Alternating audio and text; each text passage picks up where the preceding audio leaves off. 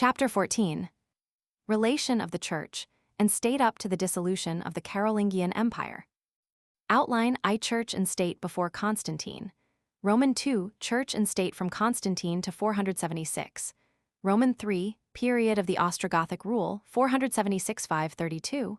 Roman IV, reunion of Italy with the Eastern Empire. V-alliance between the papacy and the Franks. Roman VI, restoration of the empire in the West in 800. Roman VII, effect of the rise of national states on the Church. Roman VIII, sources. By the theory of the Roman constitution, the emperor was not only an autocrat in all political matters, but was also the Pontifex Maximus of religions. Consequently, all foreign religions must conform to the constitution or else perish as illegal. The political philosophy of early Christianity in reference to the Roman Empire was not very clearly defined. Jesus taught charity and love, gave the Golden Rule as the law of life, but apparently was indifferent as to civil government. He took no part in political discussions, said my kingdom is not of this world, disparaged worldly power and wealth, and advised the rich young man, sell all thou hast and give it to the poor. He did recognize the duty of tribute to the state, however, saying, render unto Caesar the things that are Caesar's, but did little more. The apostles continued the teachings of Jesus, emphasized equality and brotherhood, organized the church on a communistic, democratic basis, and were likewise indifferent to wealth and property. They, too, recognized the state and its essential institutions. Slaves were told to obey their masters. Paul was very particular to explain the obligation of Christians to the state and said, let every soul be subjected unto the higher powers, for there is no power but of God. He advised the payment of taxes as a just requisition, and he himself, when arrested for disturbing the peace, appealed to Rome. Peter likewise advised Christians to obey every ordinance of man for the Lord's sake, whether it be to the king as supreme, or unto governors as unto them that are sent by him. The early church fathers made no additions to the political science of Jesus and his apostles. Apparently no questions of seriously conflicting allegiance arose during the whole of the first century. As individuals, these early Christians no doubt performed all the duties and paid all the contributions demanded by the empire. From a strictly legal standpoint, however, the church was not incorporated among the recognized cults. That is, it was not, like Judaism, a religio licita. Nevertheless, it was not disturbed for some years. Things must have gone along, for the most part, in a customary manner. Pliny's letter to Trajan, about 111, describes the Christians in Bithynia as law-abiding. With the rapid territorial and numerical increase of Christianity, the state was forced to take cognizance of it, and the inevitable conflict occurred. The Christians refused to conform to Roman worship, and persecution resulted. Persecution in time produced, on the part of many Christians, a refusal to perform the duties of civil and military service, but it cannot be proved that such hostility was universal. Indeed, there is much evidence to show a general disposition to compromise with imperial demands. With respect to the general duty of obeying the law of the empire, the fathers of the anti-Constantine period were quite unanimous in their approval. In fact, they boasted of their political loyalty and denied all accusations to the contrary. Justin Martyr said that, wherever we are we pay the taxes and the tribute imposed, as we were instructed to do by him. And, while we worship God alone in all other matters, we cheerfully submit ourselves to you, confessing you to be the kings and rulers of men. Irenaeus asserted, we ought to obey powers and earthly authorities, inasmuch as they are constituted not by the devil, but God. These passages, and many others, which are undoubtedly typical, show that it was the persuasion of the church that conformity was a general obligation. That this fealty was appreciated is seen in the fact that the church, at least in the time of Emperor Alexander Severus, 222, was permitted to own lands, to erect churches, to elect officers openly, and to send officials to court. It was not, however, until 312 that these rights were legalized. One must never lose sight of the fact that it was both very easy and very natural for the clergy and the people to accommodate themselves to the new order of things, and to recognize in these new relationships a reproduction of the theocratic constitution of God's subjects under the Old Covenant. Indeed, it was practically impossible for the masses who came to march under the cross in those days to conceive of a church without some relation to the state. Today, to a modern man's eyes, appears only the antagonism between the church and state. There was a most striking contrast, from the standpoint of political science, between the Roman and Christian religions. The Roman emperor identified religion with the state. Christianity separated God from Caesar. The Roman religion was restricted to earth. Christianity made the world to come the most important part of life. The Roman religion was only for Romans. Christianity was as wide as the world.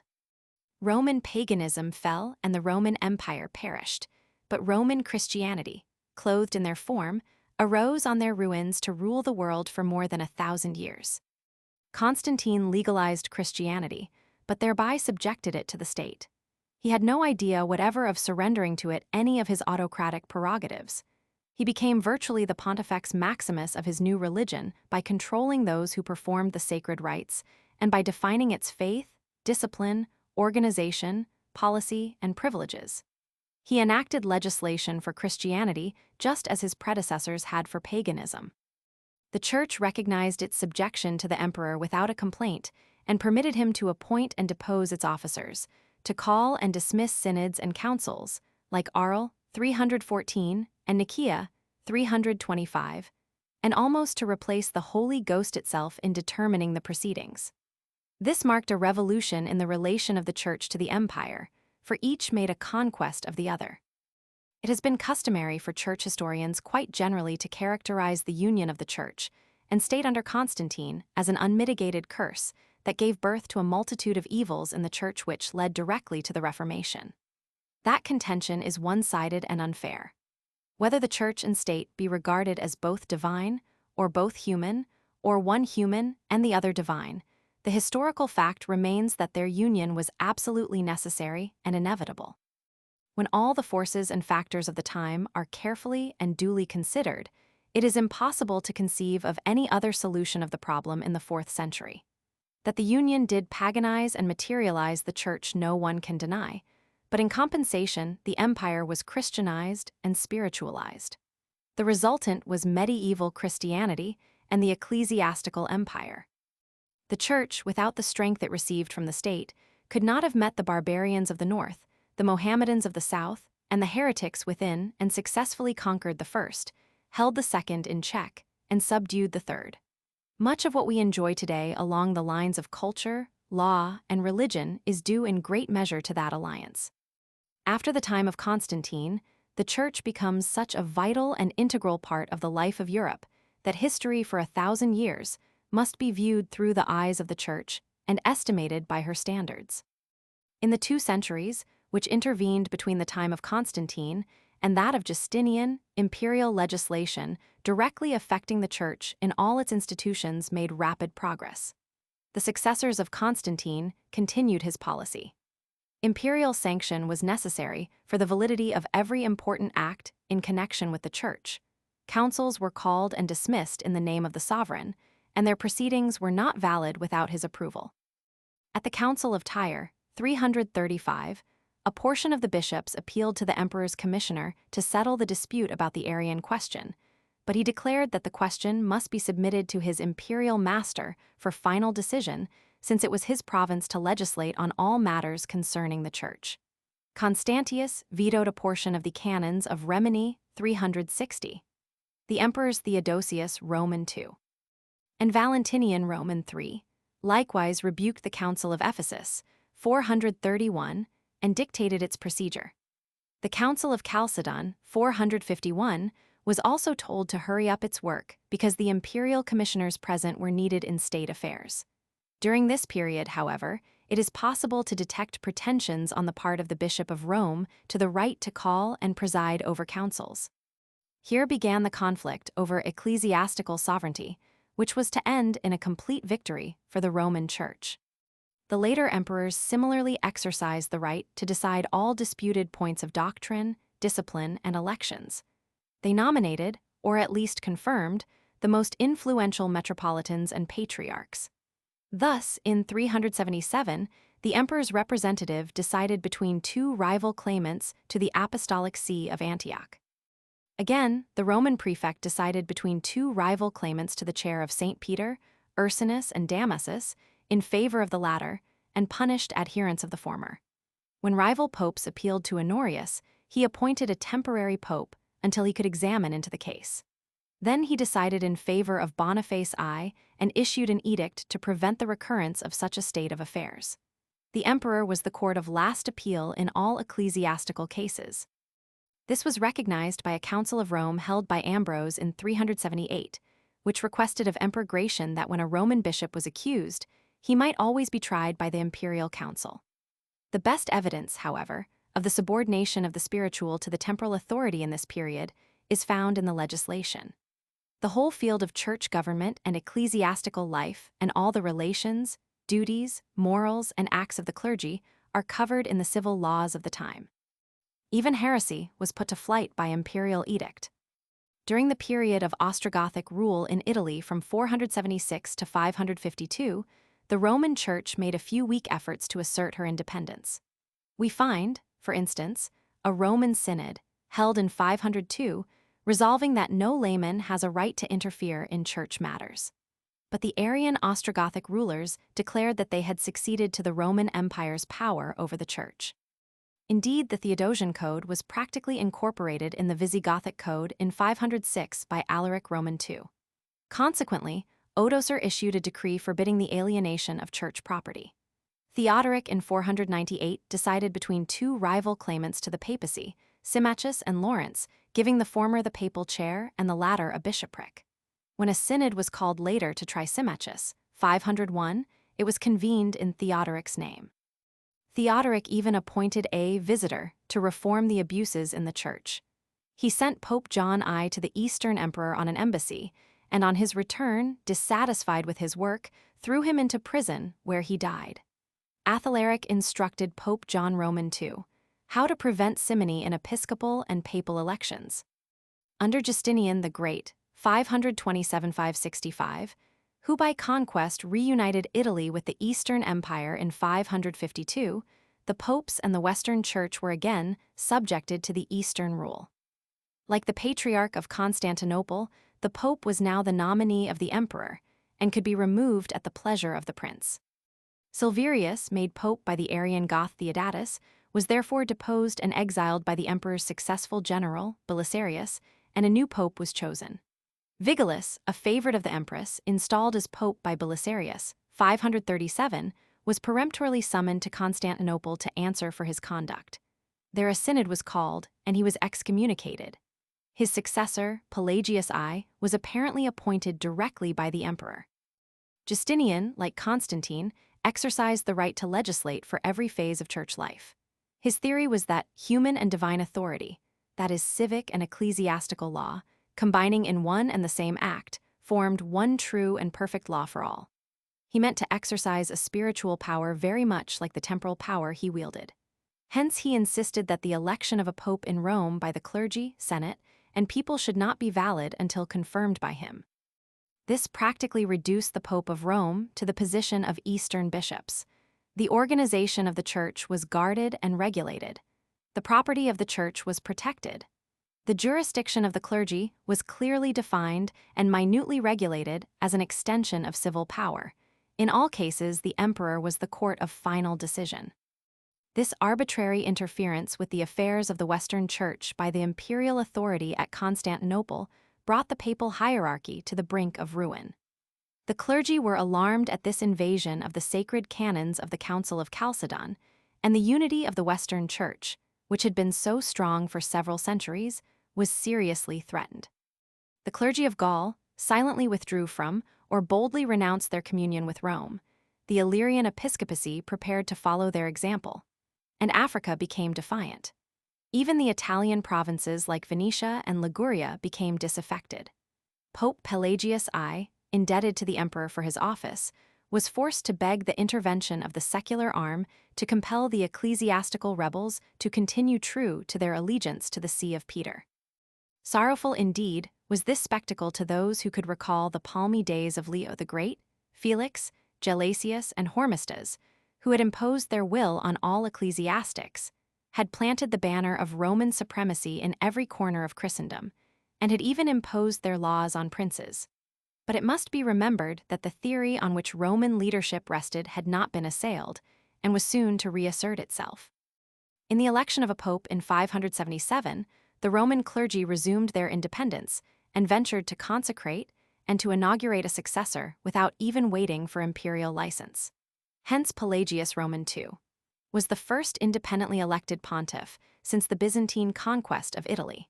He reasserted the universal primacy of the Bishop of Rome in a bold tone and declared that anything done without papal authority was null and void.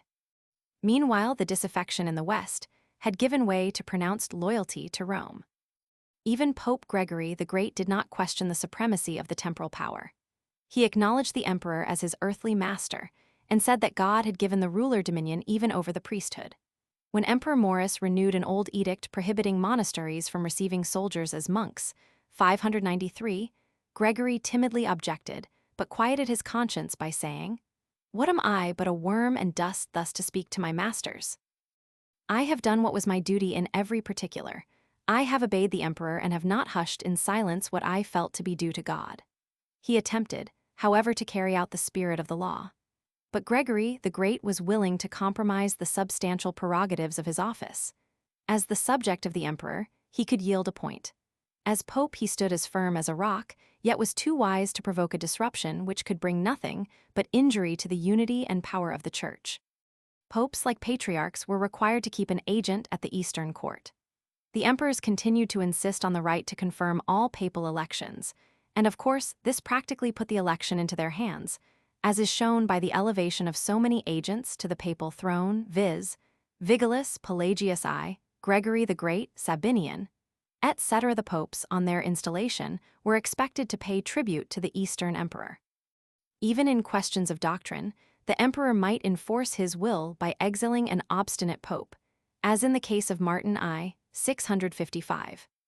During the period from 552 to 800, the papal power was growing stronger all the time, and only awaited a favorable opportunity to issue a declaration of independence. The Italians hated both the Greeks and Lombards as foreign masters.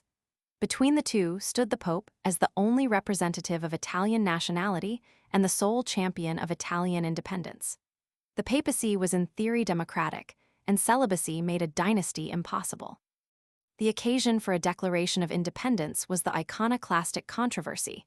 The leaders were Gregory Roman II and Gregory Roman III, who formally excommunicated Emperor Leo and his hierarchy, and the new ally to make the independence good was the family of Pepin in Gaul and Germany. After 772, the papal documents do not bear the name of the Eastern emperor. The 7th and 8th centuries in European history reveal the elements of religious and political life in a state of incessant and violent fermentation. Sudden changes took place in the relative position of nations. The old empire was disintegrating, and new kingdoms were appearing. During this period of political transformation, the Church was the only system that persisted in the old channel that it had created for itself. The papacy, though not yet an acknowledged kingdom in the world, still stood among the political powers as a self-existent organization, exercising an influence over princes and subjects. The governments were isolated, divided, anarchical. In the Church alone was there unity, order, method, organization, and supreme purpose. There alone was found facility of communication and cordial interchange of views. The popes of Rome kept up a constant intercourse with all nations from Asia to the Atlantic, and constituted the one recognized unifying force in Europe, standing for the highest ideals of the age along all lines. Up to this period, the See of Rome had gone far toward establishing an ecclesiastical monarchy. Every principle of an unlimited religious autocracy had been asserted and to a considerable extent established. The outward machinery for this spiritual absolutism had been created and partially put in motion. But many obstacles to the smooth working of the system were still encountered. Chief among these impediments was the strong arm of the Eastern Empire. Until the fetters of political dependence were broken, the papacy could never accomplish its great mission. Hitherto, the Church of Rome had assumed a political headship on many occasions, but it was the result of some accidental emergency and soon disappeared. Nevertheless, the experience gained in this exercise of secular authority created an ambition on the part of the Roman pontiffs for political independence, furnished precedents for future claims, and led the Italians to believe that the head of the church could give them efficient government in temporal affairs as well as spiritual. The great problem before the successors of St. Peter at this time was how to manage the ecclesiastical ascendancy already gained over the Western Church, so as to render it serviceable in securing that political self-existence so essential not only to maintain the ground already won, but also to realize their high hopes in other directions. At this juncture, a combination of external causes, unparalleled in the world's history, came in to favor the emancipation of the papacy from the last feeble bonds of a nominal dependency, and to permit of the assumption of temporal sovereignty virtually, if not in recognized title. This meant the realization of the medieval church. Emperor Leo's attempt to abolish the worship of images in Christendom provoked a rebellion in Italy headed by the Pope.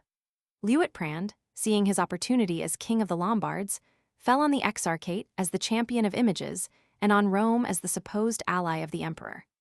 The Pope, perilously placed between a heretic and an invader, appealed for help to a Catholic chief across the Alps who had just saved Christendom by defeating the Mohammedans on the field of Poitiers. Gregory Roman III excommunicated the Eastern emperor and begged Charles Martel to hasten to the succor of the Holy Church. Here the Roman pontiff leads a political revolt against his legitimate sovereign and appeals to a foreign power to make the revolt successful. The Bishop of Rome has stepped into the position of a temporal prince with the political future of Italy in his hands. The alliance of the papacy with the Franks marks a new epoch not only in church history, but in the history of Western Europe. These Franks settled in northern France about 250 and began to Germanize the Celtic and Romanic races and institutions found there. But the current of Roman civilization was so strong that the Franks were swept into it before they realized it. Under Clovis, they were converted directly to Roman Christianity. With the aid of the Roman Christians, he was able to conquer the Arian princes of the Western Goths, Burgundians, and Bavarians. He and his successors gave the church much property, acquiesced in the papal claims, and helped to extend the papal power throughout the West, though they ruled the bishops and clergy as their vassals. Clovis, himself, convoked synods and enacted church laws. Later rulers followed these precedents. Thus the way was prepared for a successful alliance between the Frankish ruler and the papacy. The House of Pepin was to play an important part in this new arrangement. In 622, Pepin of Laudon, a zealous champion of Christianity, was made mayor of the palace in Austrasia.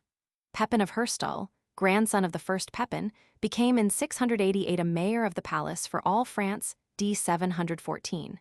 He succeeded in making the office hereditary in his family. A series of infant kings made the mayor virtually king. Pepin viewed the church as a powerful ally and fostered missionaries. Under him, 20 bishoprics were founded, and the church secured large territorial possessions. Charles Martel, after a contest of 4 years, succeeded to his father's office in 718. He ruled France with the hand of a master, Christianized the Frisians on the north by force, aided Boniface, the apostle of the Germans, defeated the Saracens at the Battle of Tours, 732, and drove them back into Spain. On the death of Theodoric Roman IV, 737, Charles ruled the Franks directly without setting up another puppet king. Pope Gregory Roman III, in 739, sent him the keys of St. Peter's grave with the offer of the sovereignty of Rome and Italy in return for aid against the Lombards. This proffered alliance was refused, but Charles offered to mediate between the Pope and the Lombards. He dealt with church endowments as with any other part of the royal domain. He gave to his liege Milo the archbishoprics of Reims and Treves, and to his nephew Hugh the archbishoprics of Rouen, Paris, and Bayeux with several abbeys. When he died in 741, he divided his kingdom between his sons, a proof that not only the office of mayor of the palace, but also that of king, had become practically hereditary in his family. Yet Charles Martel had never assumed the title of king. The actual alliance of the Pope with the Franks was consummated with Pepin the Short. The occasion for the compact was the iconoclastic controversy in the East and the change of dynasty in the West. Pepin the Short accepted what Charles Martel had refused. He ruled Neustria, while Carloman, his brother, ruled Austrasia, 747. When Carloman became a monk, 747, Pepin was left as the sole ruler of all France, but still under a phantom Merovingian king. In 751, with the consent of the Franks in their annual assembly, 2 churchmen were sent to Rome to ask Pope Zacharias, acting in the capacity of an international arbiter, whether the real king ought not to take the name of king. The Pope answered in the affirmative, and thus authorized the usurpation. Thus a new prerogative of the Holy See came into active existence. The next year the Assembly of Soissons elected Pepin and his wife king and queen of France. Childeric Roman III, the Merovingian weakling, was shorn of both his royal hair and his royal crown and shut up in a monastery. Boniface, in all probability, then anointed the head appointed by the Pope to wear the French crown.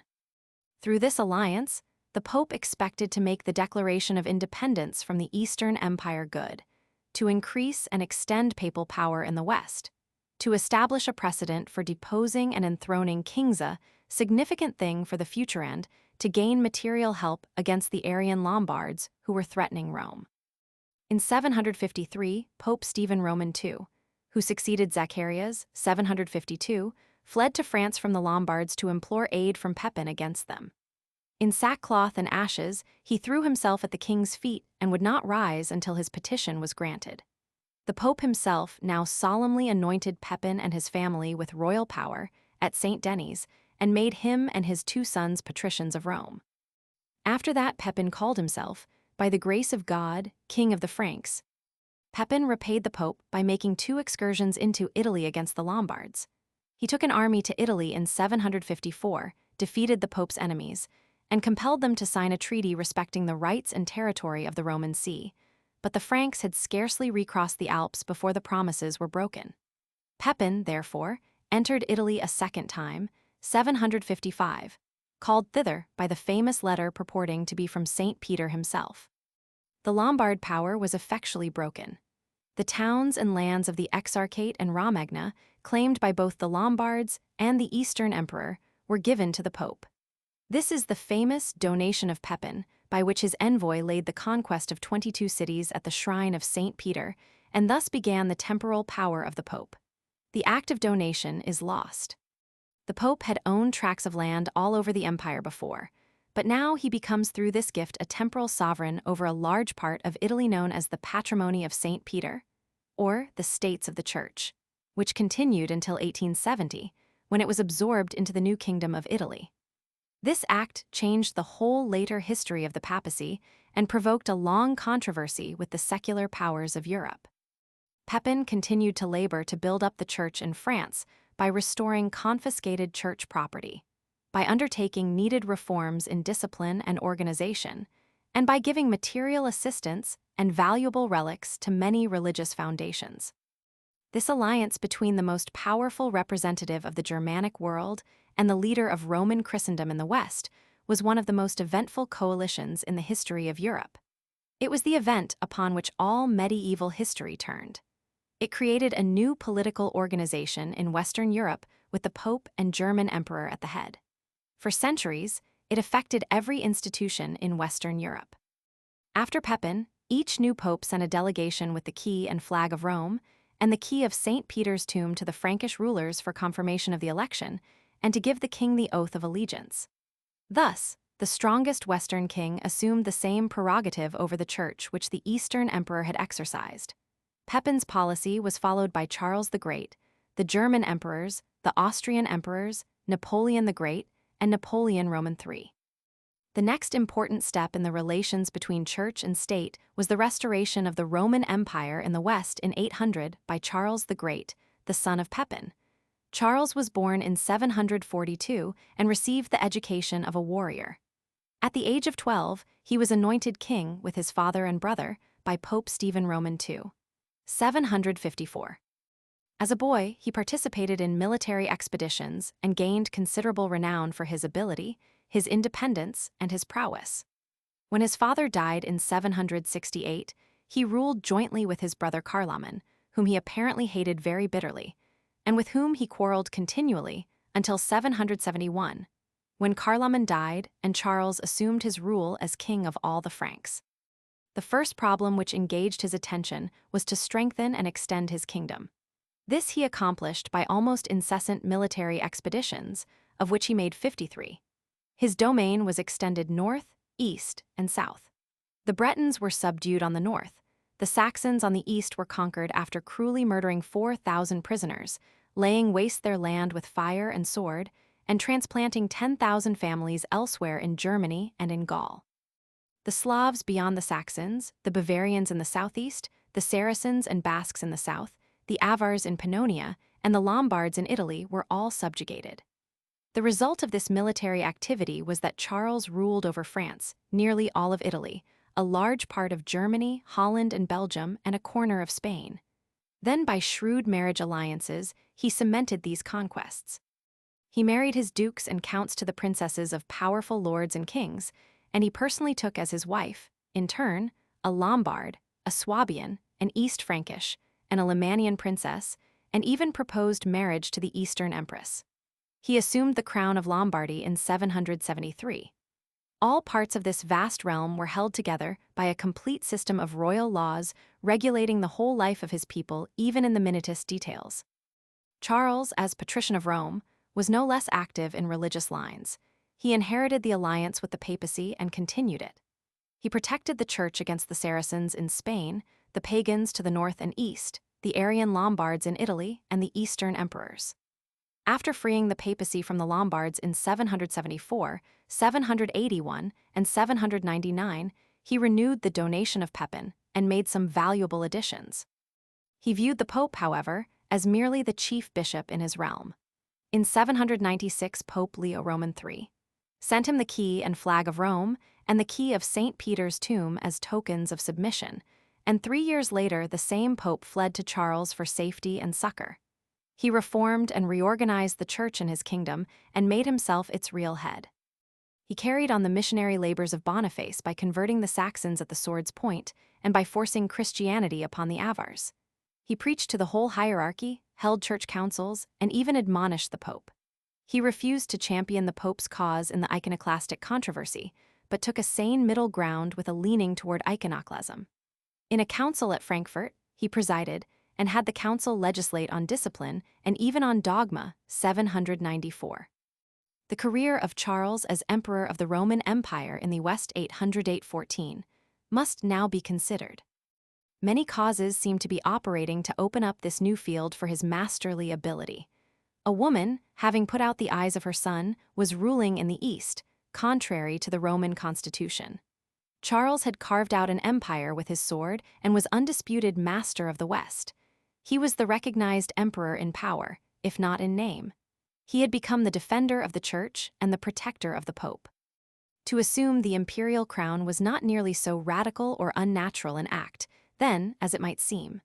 In 799, when Pope Leo Roman III fled from the Roman mob to Charles at Paderborn, Charles gave him royal entertainment, promised aid, notified his Frankish diet of his intentions. 800, crossed the Alps with an army, and entered Rome in joyous triumph. 800. There he held a solemn synod in St. Peter's to investigate the causes of the riot which had driven the pope out, and also the charges made against him. The pontiff was freed of all guilt. The reward for Charles's friendly protection soon came. On Christmas Eve, 800, while he was kneeling in prayer before the altar of St. Peter, the church being crowded with the clergy, soldiers, and common people, the pope suddenly put a golden crown upon the king's head, while the Romans shouted, "To Charles Augustus, crowned by God, great and pacific emperor of the Romans, life and victory." The pope then adored him as Emperor Augustus by bowing the knee as his first subject. The drama was concluded by anointing Charles and his son Pepin with the sacred oil. Whether or not this was a surprise to Charles is a disputed question. He pretended to be greatly surprised, even angered, at the pope's trick, and declared that he would not have gone to church had he known of it. There seems to be little doubt about its being premeditated by the pope. The probability is that no surprise was ever more carefully prearranged on both sides. It is easy to imagine the possibility of its being planned out at Paderborn over the wine cups and venison stews.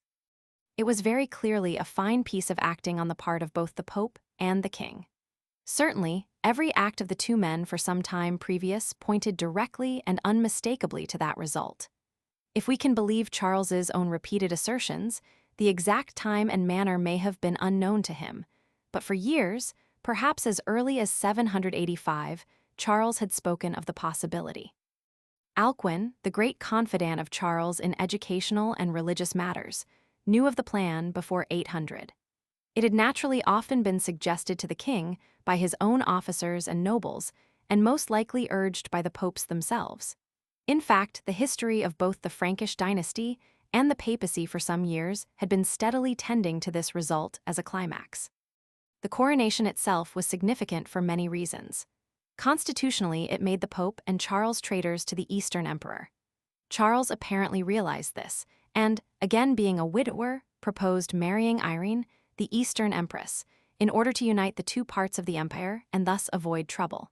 But so frequently had the Pope and the Romans broken their allegiance to the East that this act was not generally viewed as a rebellion. Furthermore, they assumed that they stood upon the lofty ground of right in making the transfer. Henceforth, in the Western lists of emperors, Charles was made to follow Constantine Roman VI, as the 68th successor of the first Roman Caesar. In 812, the Eastern emperor was induced to recognize his Western brother's imperial title. The old Roman Empire was now restored in the West on a Germanic rather than a Roman basis, a fact which revealed the new and decisive Germanic element in the West. Both the emperor and the pope were benefited beyond measurement by the change, and it is difficult to say which the more. A Frankish ruler and his family had become the successors of the Caesars. The pope assumed that he had created the emperor and henceforth insisted upon the necessity of papal consecration to the validity of imperial power. The pope had received a powerful defender and a master who labored unceasingly to build up the church. The foundation was laid for the two rival theories of the relation of church and state, viz., the papal theory and the imperial theory. Henceforth, both pope and emperor have a new meaning and a different career. A new chapter in medieval history and in European civilization was introduced. Christmas 800 was the most important day for the next 1,000 years of the world's history. The results of the rule of Charles as emperor, 800–814, will now be considered. 1. Religious. As emperor, Charles regarded himself, like the early Caesars, as the head of the church. Hence he spent the winter of 800–801 in settling religious affairs in Italy. He insisted on rigid obedience in the hierarchy and the subjection of all ecclesiastical authority to the imperial will. The church had to obey him, not he the church. The pope was his chief bishop in his capital city, but always treated with filial respect and consideration. The bishops were his sworn vassals, like counts. The appellate power of Rome was never once used during his rule. He held the appointment of the higher clergy in his own hands, though after 803, he permitted the appearance of a popular election. He issued edicts on church matters with as much authority as in purely secular affairs. In fact, in his laws, the political and religious are so blended that they can hardly be separated. His conception of the relation of the church and state has played a vital part in the history of Europe down to the present time. That relationship was stated by Charles in these words: "It is my bounden duty, by the help of the divine compassion, everywhere to defend outwardly by arms the holy Church of Christ against every attack of the heathen and every devastation caused by unbelievers, and inwardly to defend it by the recognition of the general faith. But it is your duty, Holy Father, to raise your hands to God, as Moses did, and to support my military services by your prayers." It is very evident that in his mind the old Roman idea of the relation of church and empire was dominant. The connection of church and state, which Constantine founded, he established on a firmer basis. The initiative and decision of all ecclesiastical cases were in his hands. He called church councils and presided over them just as he summoned his privy council. The Council of Arles 813 sent him its canons to be changed and ratified at will. Discipline, faith, and doctrine all came within his jurisdiction. He even put filioque into the Nicene Creed against the Pope's remonstrances, 809. In short, he organized, systematized, and controlled the church in all its branches as a necessary part of his theocracy. He ruled as a David or a Josiah rather than an Augustus or a Constantine. Churchmen of ability held seats in the civil assemblies and were given important political positions. The church was forced to contribute soldiers and money to maintain the empire, although the clergy themselves in 801 were forbidden to participate in military life. At the same time, he gave the church for the first time the legal right to collect tithes, bestowed rich gifts, and endowed monasteries, splendid churches, and cathedrals. No wonder a satirical priest complained that the power of Peter was confined to heaven, while the church militant was the property of the king of the Franks. The pope and clergy gladly acquiesced in the usurpation of Charles, as they did in that of Constantine, and even gave him the papal title of Bishop of Bishops and David. The grateful Pope Adrian, in a council of 53 bishops, gave him the right to name successors for the Holy See. This was little more, however, than the transference to Charles of a right exercised by all the Eastern emperors. Stephen Roman IV decreed that no pope could be elected save in the presence of imperial delegates, 815. Pope Paschal Roman III had the great patron of the church canonized. Even the Patriarch of Jerusalem recognized him as the head of Christendom and sent him the keys of the Holy Sepulchre on Mount Calvary and the flag of the city. Too political, Charles clearly differentiated between his office as king and as emperor. In recognition of his new dignity, he laid aside his German royal costume and donned the Roman imperial tunic, chlamys, and sandals. He ordered that every man in his whole realm, be he clergyman or be he layman, shall renew to him as emperor the vow of fidelity previously taken to him as king, and that those who have not yet taken the former vow shall now do likewise, even down to boys 12 years of age. 802. Rome was the capital of his empire, Aachen, of his German kingdom. He divided his empire among his 3 sons as kings, but the death of 2 of them left Louis both king and emperor. The empire which he carved out with the sword was now unified and ruled by imperial law instead of tradition and custom. His empire embraced all western continental Europe except central and southern Spain and southern Italy. It included Germans as well as Romans, Slavs, Celts, and Greeks, and was held together by an imperial army. It united the Teutonic civilization with the Romanic on a Christian basis. It was divided into 22 archbishoprics. Charles, as the new Constantine of the West, was the absolute sovereign of this realm. His laws covered every detail in the whole life of his people. Bishops were forbidden to keep falcons, nuns must not write love letters, the kind of altar pieces used in churches was specified, priests were not to wear shoes in divine services. A pure life was ordered for monks. Instructions were given to farmers for feeding hens and roosters. The kind of apples to be grown was prescribed. Wine presses and not feet presses were to be used. Even the prices of food and of clothes were regulated by law. A fur coat, it was decreed, should sell for 30 shillings, a cloth coat for 10 shillings. The empire was divided into districts and marks, ruled over by imperial, missi, and counts, who executed their master's will. Yet notwithstanding these magnificent and successful efforts to thwart the Teutonic tendencies to localization, each tribe was permitted to retain its own laws, its hereditary chiefs, and its free popular assemblies of freemen. Charles never recognized the validity of the papal theory of the right of the pope to crown and depose kings by virtue of his own coronation in 800. When he associated his son Louis with him in Rule 813, Louis entered the church with the king's crown already upon his head. Charles then ordered him to take the royal crown off and put on an imperial crown which lay on the church altar. Neither the pope's presence nor his sanction was asked. After Charles's death, however, the pope carried the crown of Constantine to Germany and coronated Louis with it, 816. And before that time, his biographer does not call him emperor. 3. Educational. The reign of Charles the Great stands out as the sun between the intellectual night that preceded and the daylight that followed his rule. He employed the church as the best means for furthering the education of his empire. The clergy and monks became the teachers and writers. The monasteries and churches were used as the seats of learning, the schoolrooms and schoolhouses. He issued important educational laws which practically created a very crude public school system and required all boys to have a general elementary education. His purpose was to make good Christians and good subjects. The center of his whole educational system was his famous court school, the very heart of Christian culture in Europe. In it, called from every section, were the leading scholars, divines, poets, and historians of Europe. In addition to helping to educate the young princes of the country, they engaged in important literary activities. They compiled a German grammar, collected old German songs and minstrels, corrected the Latin Bible, wrote the Caroline books, collected manuscripts, revived the classics, and studied the Church Fathers. A careful analysis of the character of Charles the Great shows that he was a sincere Christian and faithful churchgoer, a great almsgiver and very kind to the poor, and a man who devoted his life to the upbuilding of a Christian civilization. Yet he was guilty of deeds which a higher conception of Christian morals condemns as unchristian.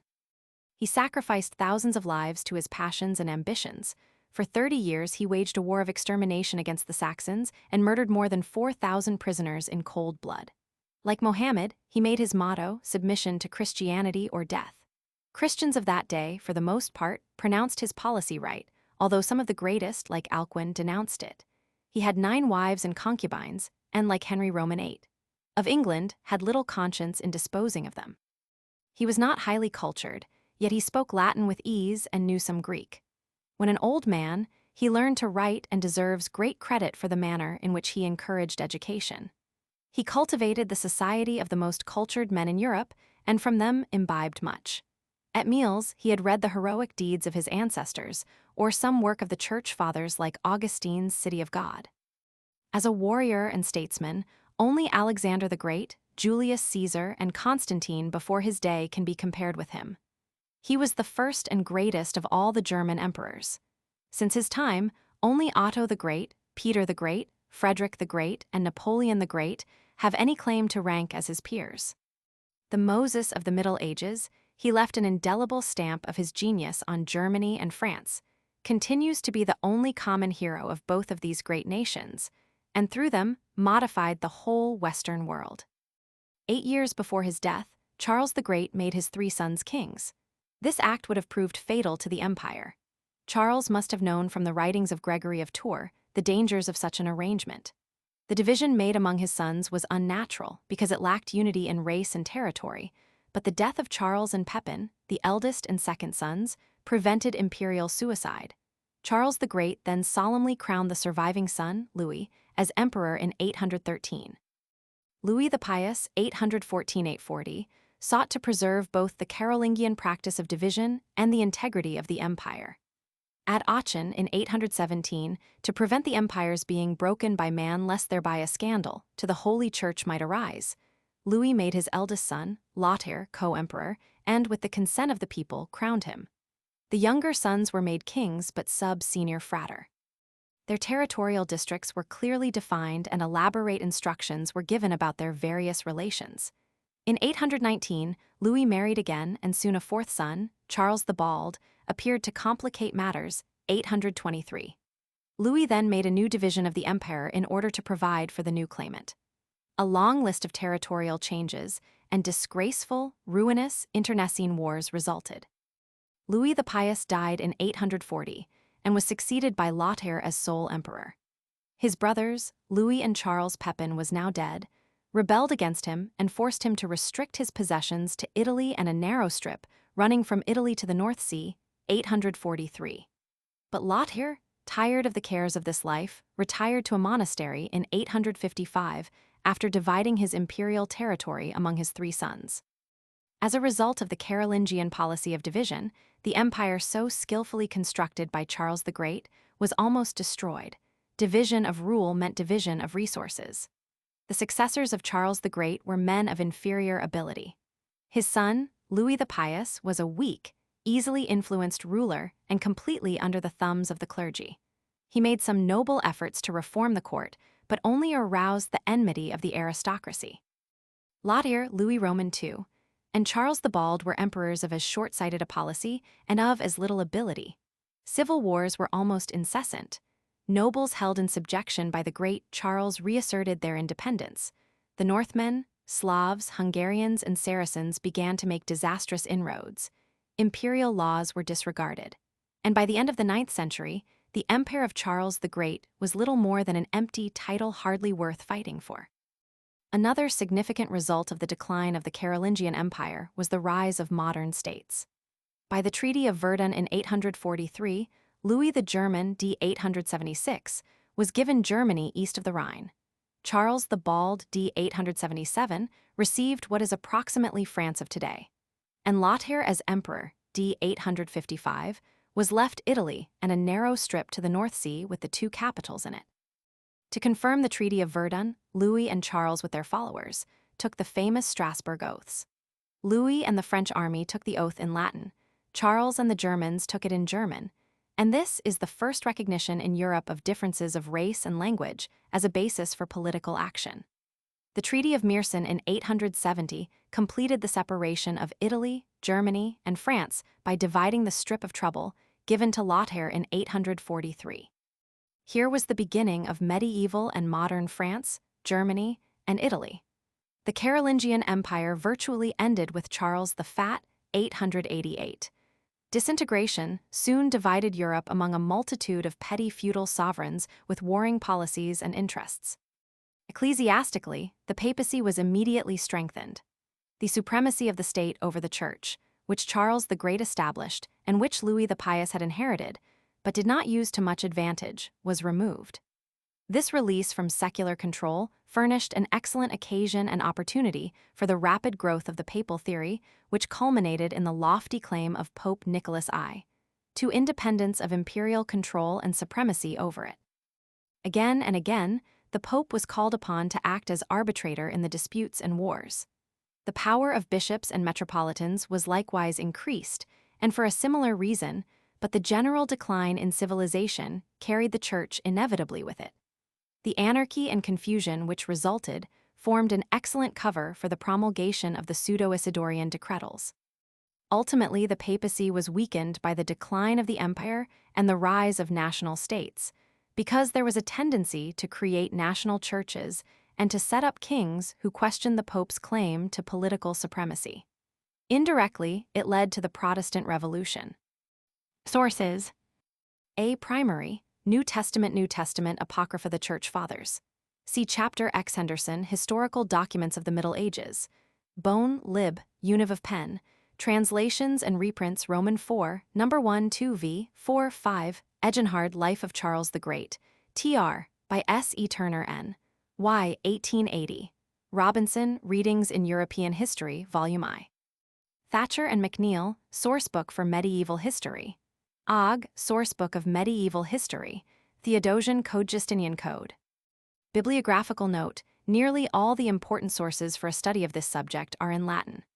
Among them are Mansi, Sacrorum Conciliarum, Jaffe Regesta Pontificum, Corpus Juris Canonici, Corpus Juris Civilis, Pertz, Monumenta Historica Germania, Niebuhr Corpus Byzantini, Mean, Patrologia, Potthast, Bibliotheca Historica Mediaevi. B. Secondary. I. Special, Allies T.W. Church and State as Seen in the Formation of Christendom. Lond, 1882, Armitage W. Sketches of the Church and State in the First 8 Centuries. Lond, 1888, Bryce The Holy Roman Empire. Var. eds. Barry J. B. The Later Roman Empire. Edinb. 1889. 2 vols. Car A. The Church and the Roman Empire. Lond, 1887. Church R. W. Relations between Church and State. Lond, 1881. Beginnings of the Middle Ages. Lond, Croke A.D. History of the Church under the Roman Empire to 476. Lond, 1873. Cutts E.L. Charlemagne and His Times. Lond, 1878. Union of Church and State. Lond, 1881. Emerton E. Introduction to the Middle Ages. Bost, Medieval Europe. Bost, 1894. Fisher H.A.L. The Medieval Empire. Jeffkin H. Church and State. Lond, 1877. 2 vols. Gibbon E. Decline and Fall of the Roman Empire. Var. eds. Gierk O. Political Theories of the Middle Ages. Lond, 1900. Greenwood A.D. Empire and Papacy in the Middle Ages. Lond, 1896. Greenwood T. Cathedra Petri. Lond, 1859-72. 5 vols. Gregorovius F.A. Rome in the Middle Ages. Lond, Gosselin J.E.A. Power of the Pope during the Middle Ages. Lond, 1853. Hardy E.G. Christianity and the Roman Government. Lond, 1893. Hodgkin T. Italy and her invaders. Oxf. 1892-9 Charles the Great. Lond. 1896. Theodosius. Oxf. Theodoric Ny 1891. Hussey R. Rise of the Papal Power. Lond. 1863. Hergenrother J.A.G. The Catholic Church and the Christian State. Lond. 1876. 2 vols. James, G.P.R. History of Charlemagne. Lond. 1832. Lee H.C. Studies in Church History. Phil, 1869. Mann H.K. The Lives of the Popes in the Early Middle Ages. Lond. 1905 Manning H.E. The Temporal Power of the Vicar of Jesus Christ. Lond. 1862. Maumert J.I. History of Charles the Great. N.Y. Amon C.W.C. The Dark Ages 476-918. Lond. 1893. Pressensey, Ida. History of Church and State. Lond. Tozer H.F. The Church and the Eastern Empire. Lond. Wells C.L. The Age of Charlemagne. N.Y. 1897. Workman H.B. Church of the West in the Middle Ages. Lond. 1898. Roman II General. Alzog Roman II, 92-104 184 Butler ch. 30 31 55 56 57 Chantrel P.D. 3 ch. 1 Cheatham ch. 9 Crooks ch. 24 33 Dollinger ich. 1 Sec 910 Roman II ch. 5 Sec 1 Roman III ch. Sec 1 Dunning 131 160. Fisher 161 168 244. Gieseler I 191 204 419 Roman II 71 119 153 220 237. Gilmartin ich 30 132. Garrick I Sec 69 Gizot ich 712 Hardwick ch. 6 Sec 2 Hayes 134 146 171 173. Hurst I 180 325 341 410 427 473 495. Jennings ich 68 Kurtz I 235 247 483 488. Leavitt ch. 112 Mahan bk 4 ch. 13 Milman Roman II 4 130 429 Roman III 1109. Moeller Roman II 8493 99 108. Mosheim BK 3 PT 2 ch. 2 Sec 713 Neander Roman III 1112 174 195 V 117 132 144. Robertson I 294 297 486 517 Roman II 122 149. Robinson ch. 4678. Schaff Roman II 90 Roman III 203 264. Waits Roman III 364. Pertz Leg I 24 Mancy Roman 12. Mean XCVI 1501. Adams Medieval Civilization 127. The best account of Charles the Great in English is Maumert's. Robinson Readings I 129. Ogg Sourcebook Section 1617. See Maumert ch. 3 4. Maumert ch. 11. Ibid ch. 5. Ibid ch. 7. See Waits, Ogg Sourcebook, Section 1819. Thatcher and McNeill, No. 46, Wilch, Geog, and Statistics of the ch. I 265, Greenwood Cathedra Petri Roman II, 415. See Thatcher and McNeill, No. 47. Dollinger, Empire of Charles the Great. Cf. Thatcher and McNeill, No. 48. Ibid, No. 49. Robinson Readings, I 131. Ibid, I 134. Thatcher and McNeill, No. 48, Ogg Sourcebook, Section 20 Maumert ch. 14. Eginhard, Section 28.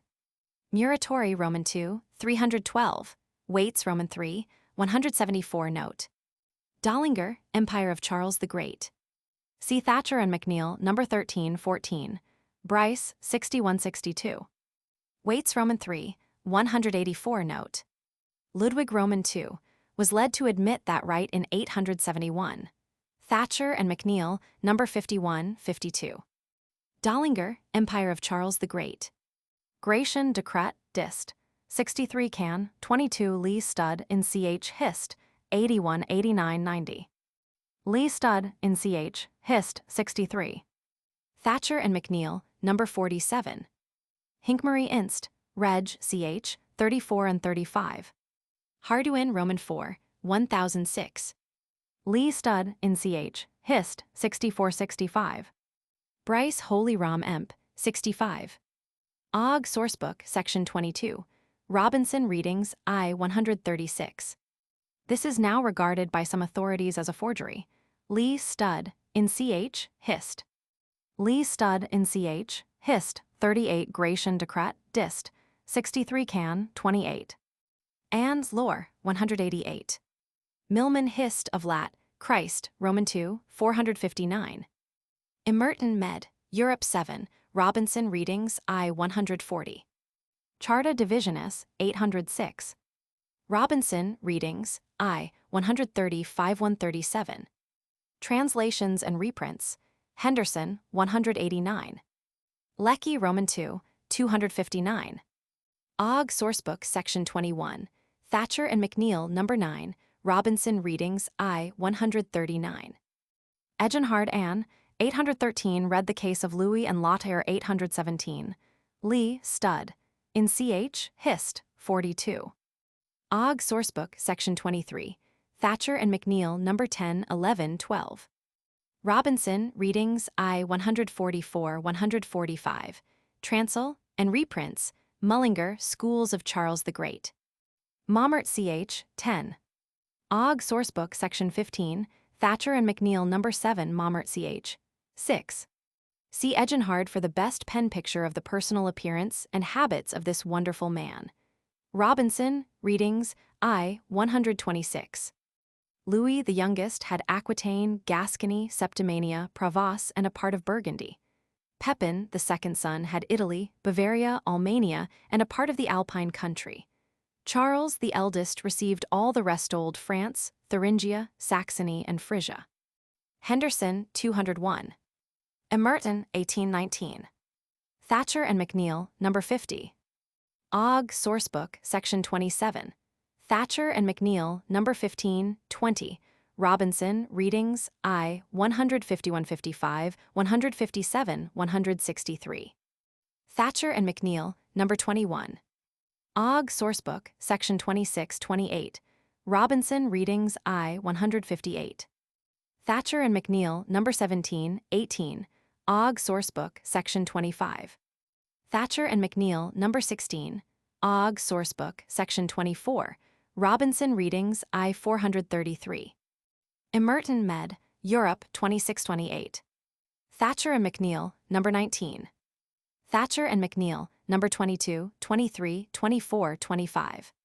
He did insist, however, upon his dominion over Rome and over the Pope as his vassal. Pope Stephen Roman IV at once caused the Romans to swear fealty to the emperor and ordained that the consecration of the Pope must take place in the presence of the imperial ambassadors. His son Lothair was crowned emperor in Rome and repeatedly repaired thither to protect the Holy See. Another son, Louis, was also anointed king by Pope Sergius in Rome. This act strengthened the papal claim to control elections to secular power. In 871, Louis Roman II acknowledged his divine right to imperial rule to be derived from papal sanction.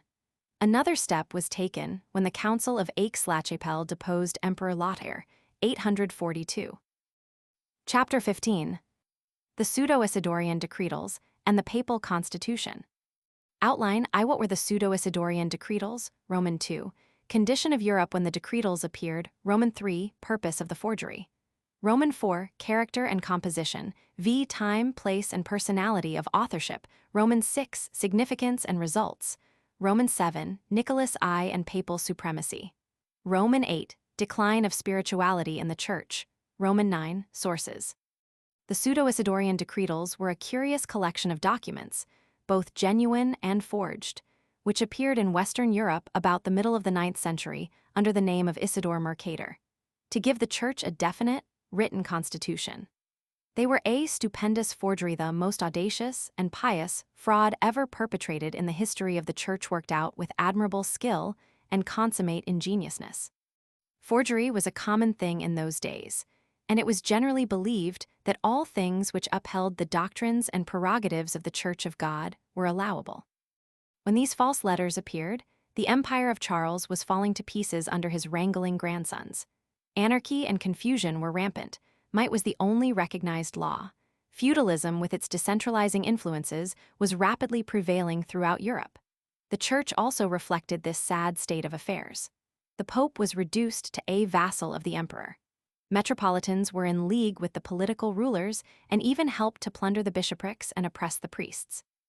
The bishops were masterly secular princes and landed nobles, hence their persons had lost their sanctity, and they were persecuted by their archbishops and robbed by their sovereigns. The Bishop of Lyons wrote, "No condition of man, whether free or unfree, is so insecure in the possession of his property as the priest. Not only the estates of the church, but even the churches themselves are sold." The lower clergy suffered from the tyranny and lawlessness of the day. The laity were similarly demoralized. The Synod of Aachen in 836 protested against the contempt into which the clergy had fallen with the ungodly laity. The age, too, was not critical. In fact, it was an impious thing to disbelieve anything connected with the Bible, the Church, or with sacred tradition. It was an era of superstitions and legends. No period, therefore, could have been better adapted than that for the promulgation of such a magnificent system of fabrications. There are divergent theories as to the purpose of these falsified epistles. 1. Some maintain that the sole object was to give the Church a constitution of a definite form and character. 2. Others hold that the intention was to present unquestionable proof of the papal theory of supremacy by filling in the fatal gap between the time of Jesus and Constantine. It was dangerous to make the origin of the Church dependent upon an emperor's fiat. Hence, it was necessary to elevate the See of Rome by clothing the Pope with antiquity, spiritual majesty, and supreme authority. Venerable Rome was made to furnish the necessary documents from St. Peter onward, to supplement the Bible and the Church Fathers with manufactured tradition. 3. Still others assert that the object was to give the Church a general code of discipline in the anarchy and confusion of the time. 4. Most scholars believe, however, that the real motive was to free the bishops from their dependence upon the state, upon the metropolitans, and upon the provincial synods which were under the control of the rulers. The motive for the publication of this code of decretals is thus stated by the authors themselves. Many good Christians are reduced to silence and compelled to bear the sins of others against their own better knowledge, because they are unprovided with documents by which they might convince ecclesiastical judges of the truth of what they know to be the law. Seeing that, though what they allege may be altogether right, yet it is not heeded by the judges unless it be confirmed by written documents, or by recorded decisions, or made to appear in the course of some known judicial proceeding. The object of the compilation may be found also in these words. We have likewise inserted the decretal epistles of certain apostolic men, that is, of Clement, Anacletus, Evaristus, and others who are their successors, indeed as many as we have been able to find, down to Pope Sylvester. After these, we have annexed the rest of the decretals of the Roman prelates down to Gregory the Great, together with certain epistles of that pontiff, in all which, by virtue of the dignity of the apostolic see, resides an authority equal to that of the councils. So that, the discipline of the ecclesiastical order being thus by our labors reduced and digested into one body of law, the holy bishops may be instructed in the entire rule of the fathers. And thus obedient ministers and people may be imbued with spiritual precedence, and be no longer deceived by the practices of the wicked. For there are many who by reason of their wickedness and cupidity bring accusations against the priests of the Lord, to their great oppression and ruin. Therefore the holy fathers did institute laws, which they called holy canons, which, however, the evil-minded have often made the instruments of unjust charges, or even possessed themselves of the goods of the innocent. The canons were insufficient to meet the evils of the day. Some remedy must be found of equal, if not greater, authority. The decretals of the Roman pontiffs were seized for this holy purpose. Many such decretals were known to the Church, but there was a fatal hiatus of 2 centuries and a half after the founding of the See of Peter. That chasm must be bridged over by documents which would prove that the divine headship of Peter was consciously exercised by all his successors. With such indisputable evidence, the supremacy of Rome would be established beyond question, and the entire hierarchy would be benefited. the ascendancy of the Church over the state would be established. Papal sovereignty would be acknowledged. Episcopal independence of secular control would be secured. The sources of the Isidorian decretals, now satisfactorily determined, were the writings of the Church Fathers, particularly Rufinus, d. 410, the works of Cassiodorus, b. 470, Jerome's Vulgate, the Liber Pontificales, the general theological literature down to the 9th century, various collections of laws like Breviarium Illyricum, the Lex Visigothorum, and the Frankish Capitularies. The genuine archives of the Church like papal letters and decretals, church canons, and minutes of church councils. The correspondence of Archbishop Boniface, d. 754, and the forgeries. Before this collection appeared, there had been several others formed in the Western Church. One Dionysius Exiguus, a Scythian who lived at Rome as a monk in the 6th century, made a collection of the 50 apostolic canons, decrees of the Eastern and African church councils from 375 to 451, and letters of popes from 314 to 498. This collection was used by Charles the Great as a basis, in part for the Frankish laws. 2 Isidore of Seville, early in the 7th century, made a second collection, very much like the first one just described. 3. Then Isidore Mercator, about the middle of the 9th century, put out a third collection which embraced those by Exiguus and Isidore of Seville and included all the forgeries. This last collection opens with a preface, then has a spurious letter from Aurelius to Damasus and a forged answer, a selection from the 4th Council of Toledo, a list of councils, and 2 spurious letters from Jerome to Damasus with replies. After these documents, the collection proper begins. It consists of 3 parts. The first includes the 50 apostolic canons, 59 spurious decretals from Clement to Melchiades 9314, a treatise on the primitive church and the Council of Nicaea, and the spurious donation of Constantine. The second part opens with a genuine quotation from the Spanish collection of the decretals of the Greek, African, Gallic, and Spanish councils down to 683. The third part also begins with a quotation from the Hispania and then gives the decretals of the popes from Sylvester, d. 335, to Gregory Roman II, d. 731, of which 35 are forged and others contain many interpolations, and finally, the Capitula Angel-Ramni. Evidences of fraud are to be found in the uniformity of language, the impurity of style, the use of words of a late origin for an earlier period, many clumsy anachronisms, the total absence of all proof of the authenticity of the early decretals, the evident effort to meet contemporary prejudice, and the fact that there is no knowledge of the existence of the forged letters until incorporated in this collection. Many absurdities also appear.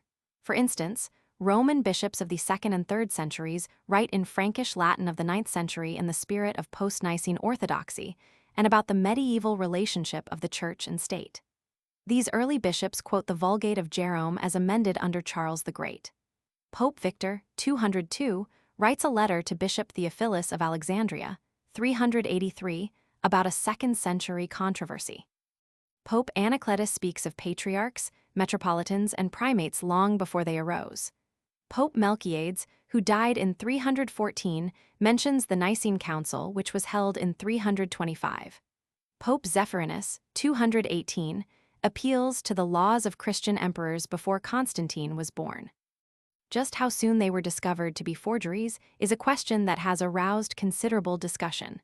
Pope Nicholas I must have known that they were false, but they suited his purpose so well that he sanctioned them. Some of the Latin bishops saw through the forgery, but for various reasons, kept silent.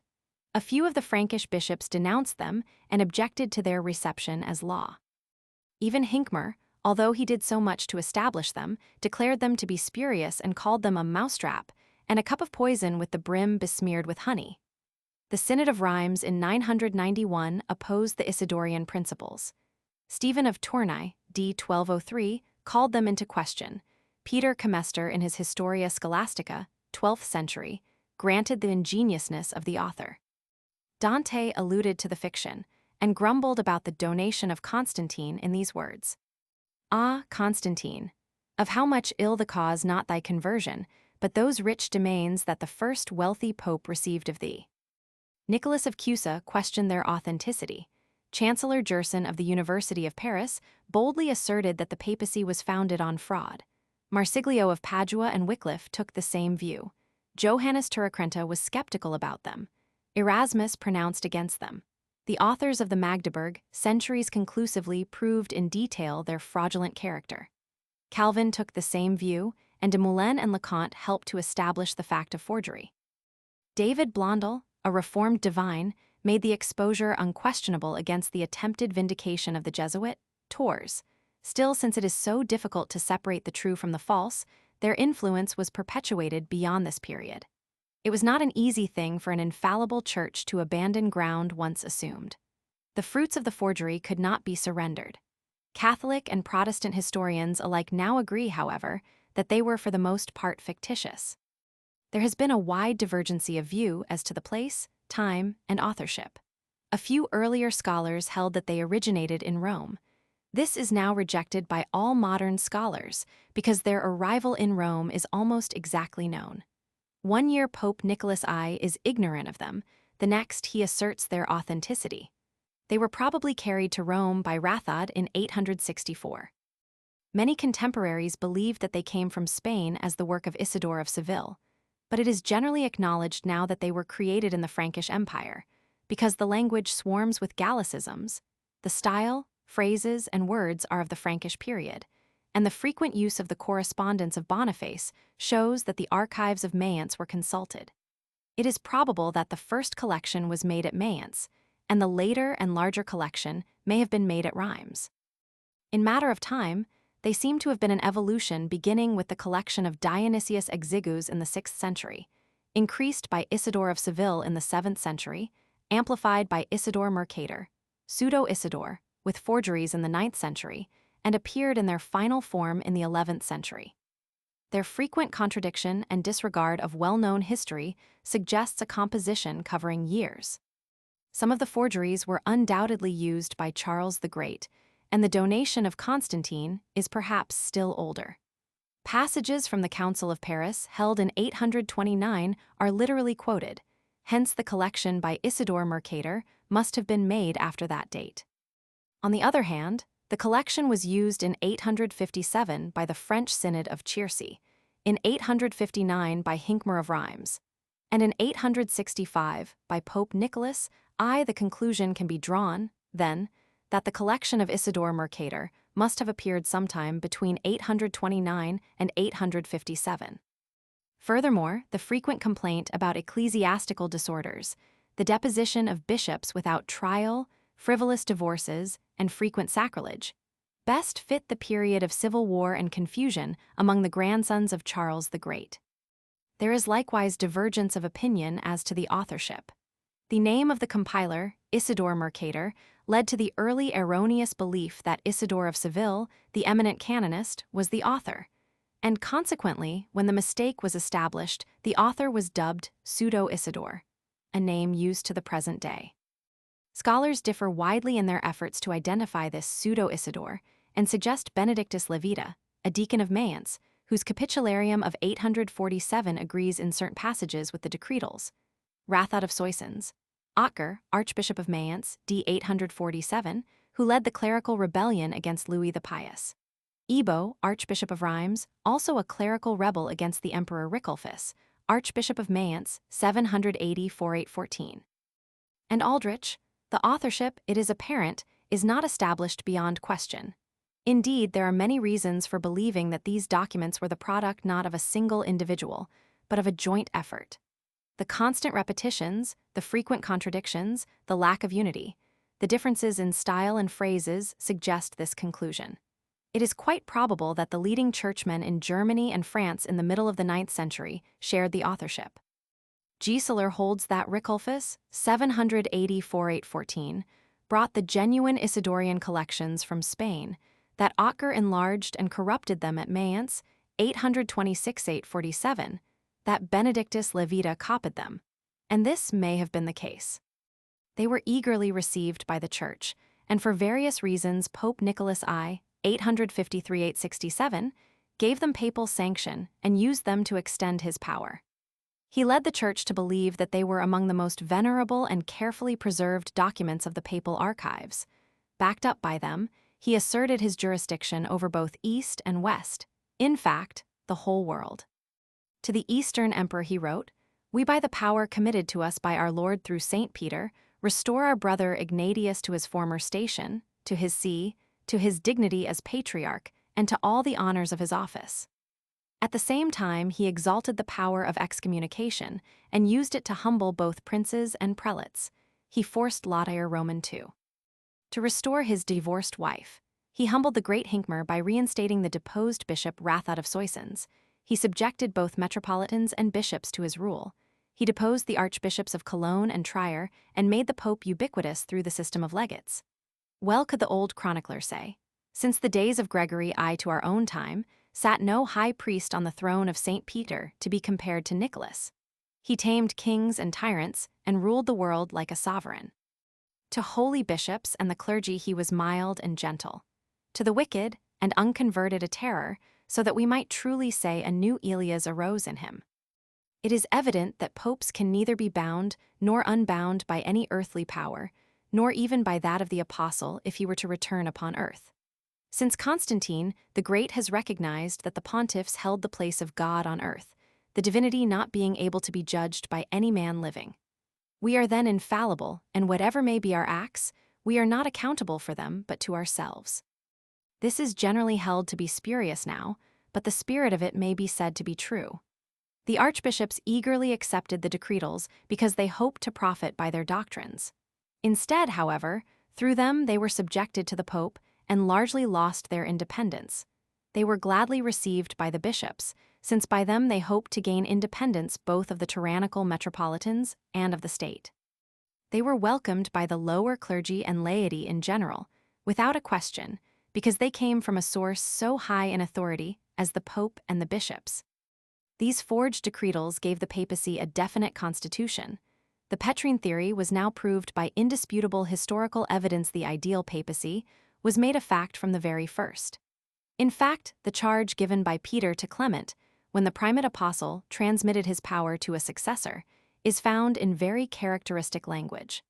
The powers and relations of the whole dogmatic hierarchy from top to bottom were defined. The popes from St. Peter on were made the parents and guardians of the faith of the world, and the legislators for it, and also the supreme judges in all cases of justice.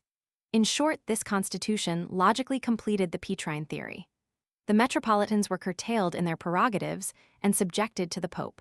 Metropolitan courts were reduced to committees of inquiry.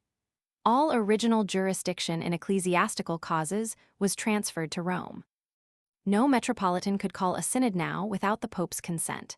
The metropolitans' power over the bishops was greatly decreased, and they were separated from the pope by newly created primates. The bishops, in their turn, as ambassadors of God, were made independent of both the state and the metropolitans, but subjected to the pope. Peter and the other apostles furnished the example for this arrangement. All episcopal cases were taken out of secular courts. All secular cases could be carried to episcopal courts. All laymen as well as lower clergy were excluded from episcopal synods. Bishops were made practically immune by the great difficulty of bringing accusations. In the trial of a bishop, the accuser had to have 72 duly qualified witnesses, and if he failed to prove his case, he, and not the bishop, was liable to punishment. At any time, the bishop could break off proceedings by appealing the case directly to the pope. The priesthood was definitely separated from the laity as the familiars' day. They were the spiritales, the laity the carnals. Priests were also freed from secular control and placed above it. They, in like manner, enjoyed certain immunities which made it no easy matter to proceed against them. At the same time, the relations of church and state were defined more clearly. Ecclesiastical power was now held to be supreme over secular power, and that change was a pronounced revolution. All the rulers of earth, it was dogmatically affirmed, are bound to obey the bishop and to bow the neck before him. Imperial control of the church, exercised for 8 centuries, was declared to be a usurpation which entailed disputes and wars. The state was represented as unholy, the church as holy. That proposition struck the sword of justice out of the hand of the temporal prince and removed the clergy from the reach of the secular law. Clergy were freed from political courts, and the laymen were excluded, in theory at least, from participation in church legislation. In short, these decretals carried the papal theocracy far beyond any claims made up to that time by the popes themselves. It was left to Gregory Roman VII and Innocent Roman III to make the claim a living reality. These decretals formed a part of the Corpus Juris Canonici for 600 years and supplied a complete set of laws concerning church lands, usurpation and spoliation, ordinations, sacraments, fasts, festivals, relics of the cross and of the apostles, schism and heresy, the use of holy water and the chrism, the consecration of churches, the blessing of the fruits of the field, sacred vessels, garments, etc. In this way society was influenced and modified in all its ramifications. Both the civil and ecclesiastical polity of Europe was affected for centuries to follow. Over and over again they were quoted to prove papal omnipotence against temporal authority. For the purpose of illustration, the decretals were replete with personal incidents and had in them many beautiful axioms of sincere and vital religious truth. The whole tone of the composition was pious and reverential. Pope, bishop, and lower clergy all gained by this shrewd and specious defense of the papacy. The priesthood actually constituted the church. In this period of ignorance and lawlessness, while the empire established by Charles the Great was disintegrating, the papacy rapidly forged to the front as the champion of united Christendom. And to this end, the pseudo-Isidorian decretals contributed powerfully. How much was contributed that was actually new may be a question. Whether the history of the Church would have been the same had they not appeared is a disputed point. Whether the Pope without them could have become the greatest ruler of Western Europe by the middle of the 9th century is not clear. Whether the papacy would have had a worldwide political interest from this time on without them is a question still unsettled. Nothing better illustrates the immediate fruits of the pseudo-Isidorian decretals than the pontificate of Nicholas I in the year 858. He was unanimously chosen pope by the emperor and the clergy and people of Rome. He had been the friend and minister of Sergius Roman II and Leo Roman IV, amid all their dangers and difficulties. His trying experiences qualified him for the responsible office. His personal qualities had won him many friends. Consequently, there was general rejoicing when, in the presence of the emperor and the Romans, he was inaugurated. 3 days after the solemnity, the Emperor Louis Roman II entertained Pope Nicholas I at a state banquet and then withdrew a short distance from the city walls to receive the return visit on the following day. As the Pope, escorted by the clergy and nobility, approached the imperial camp, Louis met him, dismounted from his horse, and conducted the Pope's palfrey the length of a bowshot, after the ordinary custom of a bridal groom. A sumptuous feast was then served in the imperial tents, and the emperor again escorted Nicholas a like distance on his return. The pontiff, on parting, descended from his horse, embraced Louis, and kissed him. And thus, says the chronicler, they lovingly took leave of each other. This imperial self-humiliation had beneath it a purpose. Louis Roman II hoped to extend his dominion beyond the borders of Italy, to which his brothers had reduced him, and desired the assistance of Rome. Nicholas I was not averse to meddling in worldly affairs. Backed up by the false decretals, with precedents created by his sainted predecessors, with political confusion and secular wrangling as his ally, with his own boldness and clear intellect as his guides, he plunged into mundane affairs without hesitation. Ability and opportunity won for him one success after another. The first conquest he made was in humiliating the Italian primates of Milan, Aquileia, and Ravenna, and in making the Italian clergy directly dependent upon Rome. Emperor Louis Roman II was forced to bow to papal authority in this matter, although hitherto the creation of new bishoprics had rested with the temporal lord. Again, when the bishopric of Hamburg was destroyed by the Normans, King Louis of Germany translated the dispossessed Bishop Anchar to Bremen. Now the Archbishop of Cologne claimed jurisdiction over Bremen and declared that the temporal power could not dismember an ecclesiastical jurisdiction. Both parties agreed to refer the case to Rome. Nicholas I confirmed the separation and ratified the transference of Anchar. Charles the Great would have settled the case himself. Another victory was thus won in the name of Pseudo-Isidore. The policy of breaking down all interposition between the successor of Peter and the episcopacy had been clearly set forth. A test of this principle came in the case of Hincmar, the able and powerful Archbishop of Reims. In 861, he summarily suspended Rathod, Bishop of Soissons, for disobeying the sentence of a provincial synod in reinstating a priest whom he had unjustly expelled. Rathod at once appealed to the Pope and asked permission of Hincmar to go to Rome to present his suit. Hincmar refused the request and called Rathod before a second synod for contempt, when he was degraded from his office and imprisoned in a monastery. Once more, Rathod made a touching appeal to Nicholas I, who forthwith rebuked Hincmar and ordered him to restore Rathod to his see and to send him to Rome. King Charles the Bald was ordered, by his love to God and his duty to the Holy See, to see that the order was enforced. Both Hincmar and Charles refused, and Rathod remained a prisoner for 2 years. Papal power was on trial, but Nicholas I was equal to the situation. At last, Charles was persuaded to intervene. Rathod was released and sent to Rome, but was not reinstated in his bishopric. The Pope reinstated him to office. To prove his authority, he quoted the pseudo-Isidorian decretals, which the Frankish clergy had framed to ensure their own independence. Hincmar remonstrated, but in the end was forced to apologize and obey.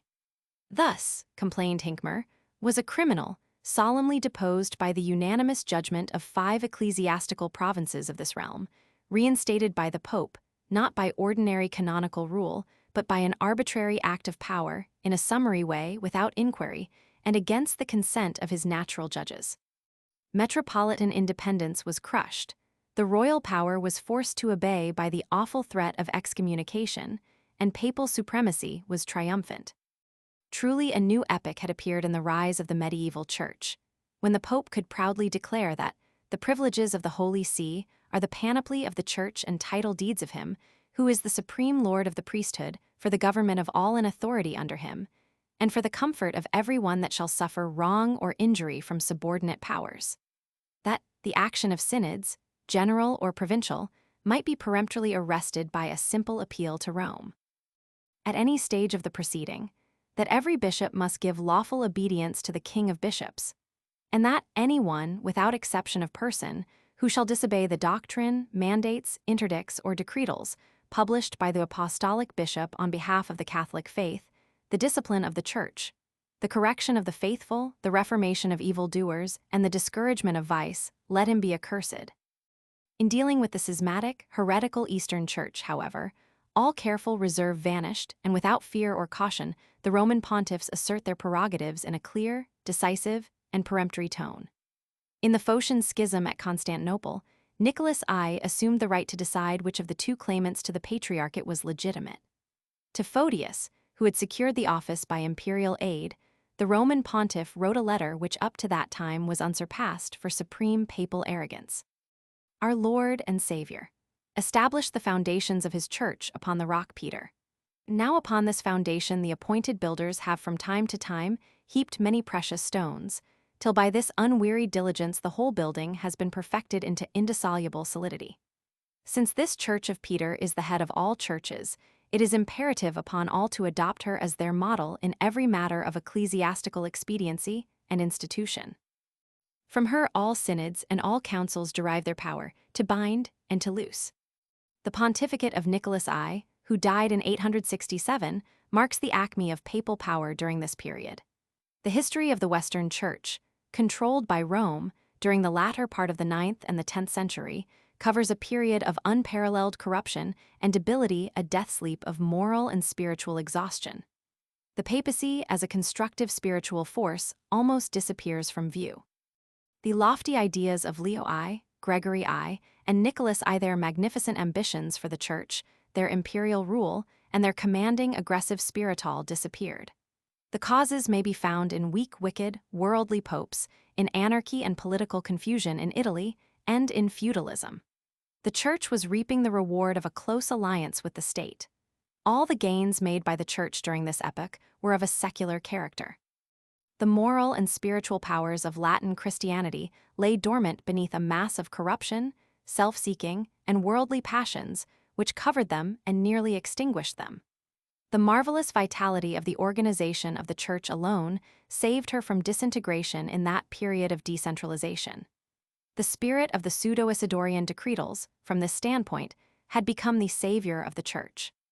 The next force that appeared in Western Europe to rescue the Church from the low state of spiritual degeneration to which she had fallen was, strange to say, the Holy Roman Empire under the guidance of another mighty German ruler.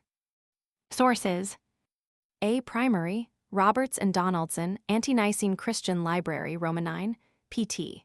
2, p. 144 ff. Has letters of 6 popes. Schaff, Ante-Nicene Fathers, Roman 8, 601. Henderson, Select Historical Documents of the Middle Ages. Contains the donation of Constantine.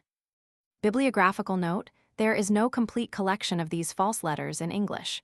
Mean, Patrologiae, CXXX, contains the first complete collection. The famous letters of Pope Nicholas I are in volume C6. The latest and best collection is by Hinskius, Lape, 1863. B. Secondary. I. Special, Dollinger J.J.I. Fables Respecting the Popes in the Middle Ages. NY 1872. Greenwood T. Cathedra Petri. Lond, 1859. B.K. Roman 7, Roman 8. Janus Dollinger, The Pope and the Council, 1869. Lee H.C. Studies in Church History. Phil, 1883. pp. -102. Lee G.C. Hinkmer, Balt, 1897. A.M. Soch of C.H. Hist. Roman 8. Newman, J.H. Essays Critical and Historical. Lond, Roman 2, 271-5, 320-35. Oman C. The Dark Ages. Lond, 1893. Pritchard, J.C. Life and Times of Hinkmer. Lond, 1849. Bibliographical note: the best special discussions are not in English. Among them are Blondel Pseudo-Isidorus et Turianus Vapulantes, Geneva, 1628, Thaner de Pseudo-Isidore, Canonum Collection, Brez, 1826, Kunst de Fontibus et Concilio Sud, Collect, Gott, 1832, Wasserschleben, Beiträge zur Geschichte der falschen Dekretalen, Brez, 1844, Weizsäcker, Hinkmer und Pseudo-Isidor, 1858, Schroers, Hinkmer Erzbischof von Reims, sein Leben und sein Schriften, Frabe, 1884, Phillips Kirchenrecht, Reg, 1845. Roman 2, General. Adams, 234. Allen, 50. Ulzog, Roman 2, 194-11. Butler, C.H., 6162, Cox, Lect, 5 sec 46. Creighton, I-12, Crooks, 331, Darras, Roman 3, 18. Dollinger, Roman 3, ch. 4 sec 7, Emerton, 76, Fisher, 24, 169. Fitzgerald, Roman 2, 2854. Fawkes, ch. 7. Gieseler, Roman 2, 324. Gilmartin, ich. 37. Greenwood, Roman 3, ch. 6, 7, Hayes, 184. Hurst, I. 494. Jennings, ich. 8, Kurtz, I. 511. Milman, Roman 3, 58, 190. Milner, Roman 2, 190. Moeller, Roman 2, 160-164. Mosheim, I. 187, 414, 420. Neander, Roman 6, 101, 110, 117, 122, 128. Robertson, B.K., 4, ch. 1 Schaff, Roman 4, 260-673. Sheldon, Roman 2, 122. Chapter 16. Organization, Life and Institutions of the Church, 6th to 9th century. Outline: Organization of the Papal Hierarchy. Roman 2, Moral Condition of the Clergy and Laity. Roman 3, Great Activity and Wide Influence of the Church. Roman 4, The Ordeals and the Church v. Church Discipline, Excommunication and Interdict and Penance. Roman 6, Worship the Mass-Preaching Hymns. Roman 7, The Sacraments. Roman 8, Relics and Saints. Roman 9, Sources. The Roman Catholic Church, based on the Bible and tradition, satisfying the religious needs of the age and molded by the historical forces of the period, changed from the democratic apostolic church to the powerful monarchical hierarchy of the Middle Ages by a natural historical process. The Pope, the Bishop of Bishops, stood at the head of the well-organized hierarchy as the source of faith, the supreme lawgiver, the distributor of justice, the resort of last appeal, and the grantor of offices, honor, and favors. He came to hold the balance of power in the world politics and claimed supremacy in secular affairs. To enforce his will, he had an army of priests and monks, the sanctity and prestige of Peter's chair, and the formidable weapons of excommunication and interdict. To assist him in his multitudinous duties, an extensive papal court had been gradually built up. Just below the pope in the hierarchy came the archbishops, or primates, or metropolitans. After the 3rd century, the term metropolitan in the East meant the bishop who lived in the capital of a province. The Council of Nicaea recognized the office and gave the metropolitan the right to ordain bishops.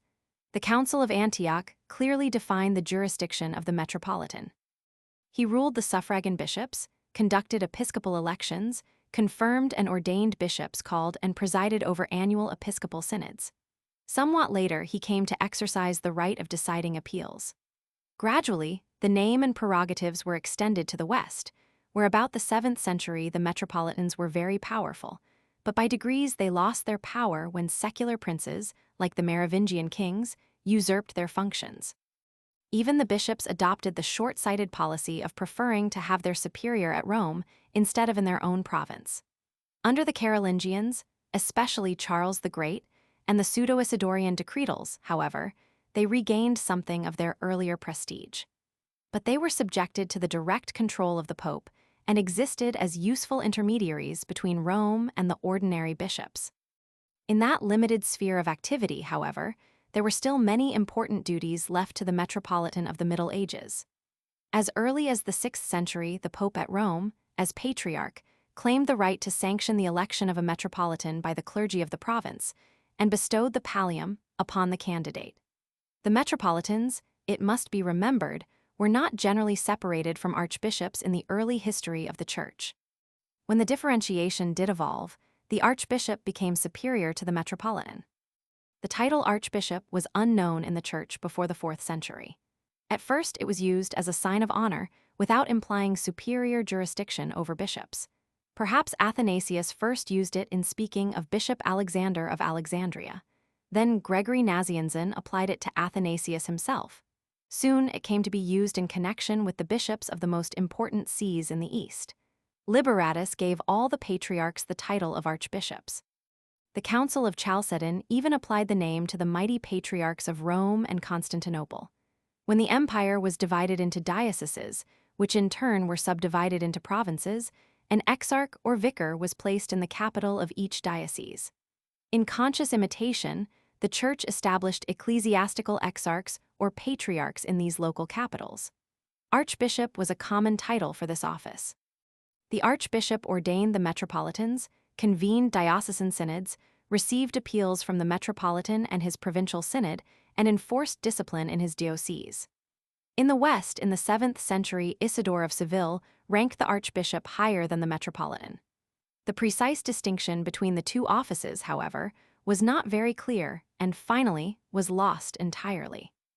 These officers usually sided with the secular authorities against the Pope and tended to favor the organization of national churches with patriarchs at their head. They attempted likewise to subject the bishops and priests to their rule and thus curtail the power of the Pope. The popes, however, saw the danger and sought to avert it by appointing several archbishops in each country and bestowing upon one of them the title of primate with the delegated powers of the Holy See. Thus England had the archbishops of Canterbury, the oldest, 7th century, and most important, and of York, 8th century. Germany was ruled by the archbishops of Mayence, who was primus and who served as imperial chancellor until the time of Otto the Great, Trier, 8th century, Cologne, 8th century, Salzburg, 8th century, Hamburg-Bremen, 9th century, and Magdeburg, 10th century. France possessed the archbishops of Reims, who was recognized as primate, Aix,Aux, Bordeaux, Bourges, and Rouen. In Italy, the Pope had a continual struggle with the archbishops of Milan, who claimed as their founder the apostle Barnabas, Aquileia, and Ravenna.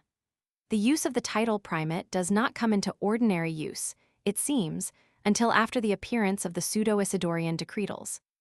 Next in the hierarchy came the bishops. They resented, as a general rule, the pretensions of both the metropolitans and the archbishops, and recognized the Pope as their friend and superior. Since all Western Europe was divided up into episcopal dioceses, with one bishop in each diocese, they were both very numerous and very powerful, particularly in local affairs. For the first 5 centuries of the Christian era, the election of bishops in the Church followed one general pattern. The neighboring bishops nominated, while the local clergy and laity approved the election and gave the requisite testimony of character. But with the evolution in the organization of the church, and as a result of the close alliance with the state, a series of important changes occurred. 1. With the rise of the metropolitans, there appeared a new factor in the selection of a bishop. The metropolitan usually conducted the election and confirmed and ordained the candidate. This came to be regulated by church canons. 2. With the ascendancy of the state over the church, the selection of bishops was practically transferred to the laity. At times, emperors alone nominated. After the 6th century, the right of royal assent was generally acknowledged. It was but a short step to convert that secular assumption into a right of nomination. Thus, the ruling power had come to control the election of bishops quite generally throughout the medieval church. Among the chief qualifications for the office were, in addition to a good character, an age limit of 50 years, ordination as priest, or at least as deacon, and membership in the local clergy. But these requirements were often broken and waived. The bishop occupied an office of arduous duties and grave responsibilities. It might be said that he was the powerful ruler of his province. He administered all the Christian sacraments. He enforced discipline. He received all income and offerings and managed all the ecclesiastical business of his diocese. He exercised the power of ordination and confirmation, and thus perpetuated the Christian ministry. He did all the formal preaching and by visitation kept an oversight of the whole church under his care. He was the natural medium of communication to and from his people and clergy. He was also an important factor in the local synod and served as the ecclesiastical judge of his district. All such matters as liturgy, worship, alms, dedication of churches, patronage and protection of minors, widows, and the unfortunate came under his jurisdiction. Nor did his cares end here. Through the synod, he helped to rule the province, and through the general council, he participated in the government of the church at large. The bishops controlled the priests, who were found in every section of Christendom in the 6th century, and who came into vital touch with the masses of the laity. As early as the 3rd century, indeed, all churches began to conform to a single type. The independence of the presbyter of the early church disappeared with the rise of the episcopal system. The subordination of the priest became, by the 6th century, complete. This result was inevitable because of the rise of the synodal system, the assimilation of the organization of the empire, and the development of the parochial system, which subdivided the diocese into smaller sections in the hands of priests. The priests administered the sacraments to the people to whom they were the very bread of life and the means of salvation, heard them in their confessions, inflicted penances and gave them counsel, baptized their children, confirmed them, watched over all their deeds on earth, closed their eyes in death, and prepared them for the world to come, and even through prayers and masses interceded for their forgiveness in purgatory. Working side by side with the priests were the countless monks and nuns fairly swarming over Western Europe, who also came into intimate touch with the masses. They were the teachers and preachers of the common people. In the hands of these priests and monks rested almost entirely the humane and charitable institutions of the Middle Ages. The true religion of Jesus was likewise in their hands rather than in the hands of the higher clergy. At the bottom of the hierarchical pyramid were the laity, who by the 12th century included all the people of Western Europe, except a portion of Spain.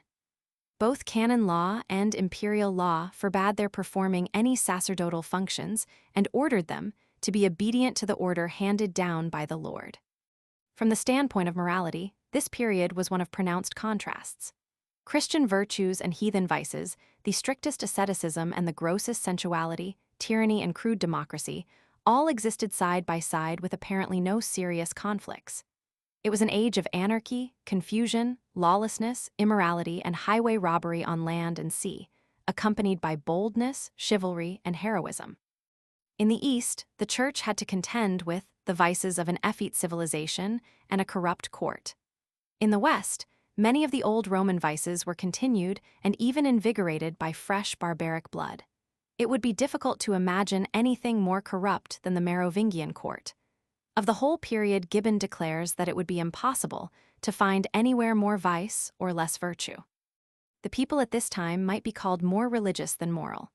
A little piety would cover a multitude of sins in the eyes of even the best.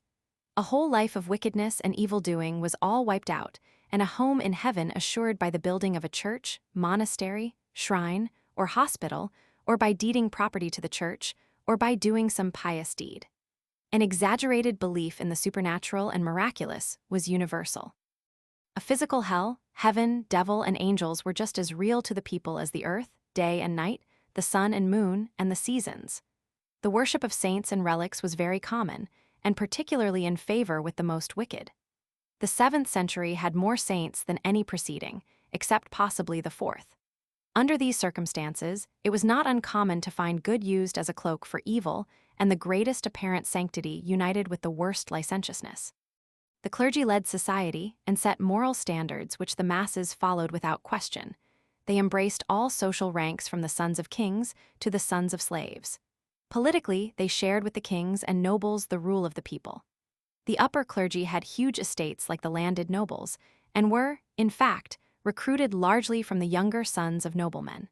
The clergy were everywhere immune from taxation and military service. Charles the Great and his successors gave them all the privileges granted by the Eastern emperors from Constantine on. They could not be tried or sued before civil courts, but had their own tribunals. They were supported by the income from landed estates, gifts from the pious, and legally established tithes. Morally, they were as a rule superior to their flocks, although there are many disgraceful exceptions. Europe was cursed at this time, with tramp priests without churches who swarmed over Europe demanding a livelihood because of the sanctity of their office. Contrary to law, bishops wore swords and lost their lives on battlefields. Even popes engaged in warfare. Drunkenness was not infrequent among the clergy, and licentiousness was a common complaint against them. The minutes of church synods are full of censures and punishments for clerical sins and vices like fornication, intemperance, avarice, hunting and hawking, gambling, betting, attending horse races, going to theaters, keeping houses of prostitution, and others. Celibacy was the prescribed rule of the West, but many of the clergy were either married or lived with mistresses.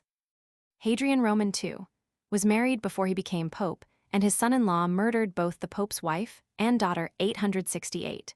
But there were of course many noteworthy examples of purity in all ranks of the clergy. Married laymen upon entering the priesthood or a convent gave up their wives. The lowest depths, perhaps, were reached in the 10th and 11th centuries, when even the popes themselves, who should have stood for all that was best, set the example for the greatest evil. Reform did not appear until the coming of the monastic order of Clugny, the German emperors, and the Hildebrandine popes. The Church, however, during this trying, formative period was the moral ark of safety for Europe. It fought vice and encouraged virtue. It was the only promoter of education and culture. It taught the Apostles' Creed, the Lord's Prayer, and the 10 Commandments, and along with them were learned lessons of faith and duty. It emphasized both the need and importance of prayer, fasts, charity, pity, hospitality, and other virtues.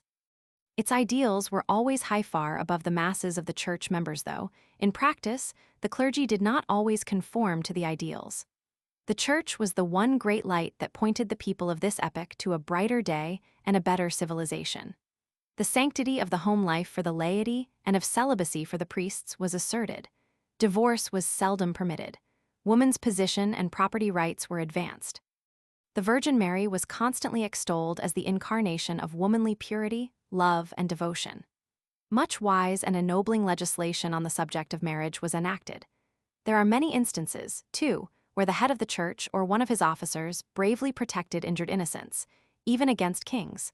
Polygamy, concubinage, secret marriage, the marriage of relatives, and marriage with Jews, heathen, or heretics were forbidden. The church inherited the patristic conception of Rome in regard to slavery. Jesus had made no direct reference to the social organization. St. Paul, however, spoke of the relations of slave and master.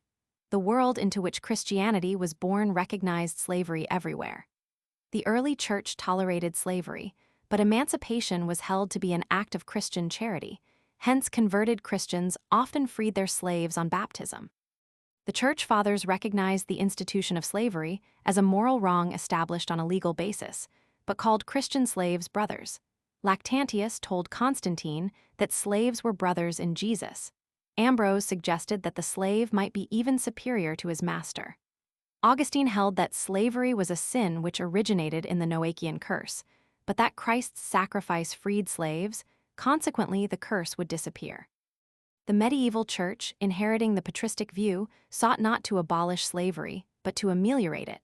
Masters were requested, therefore, to provide spouses for their slaves.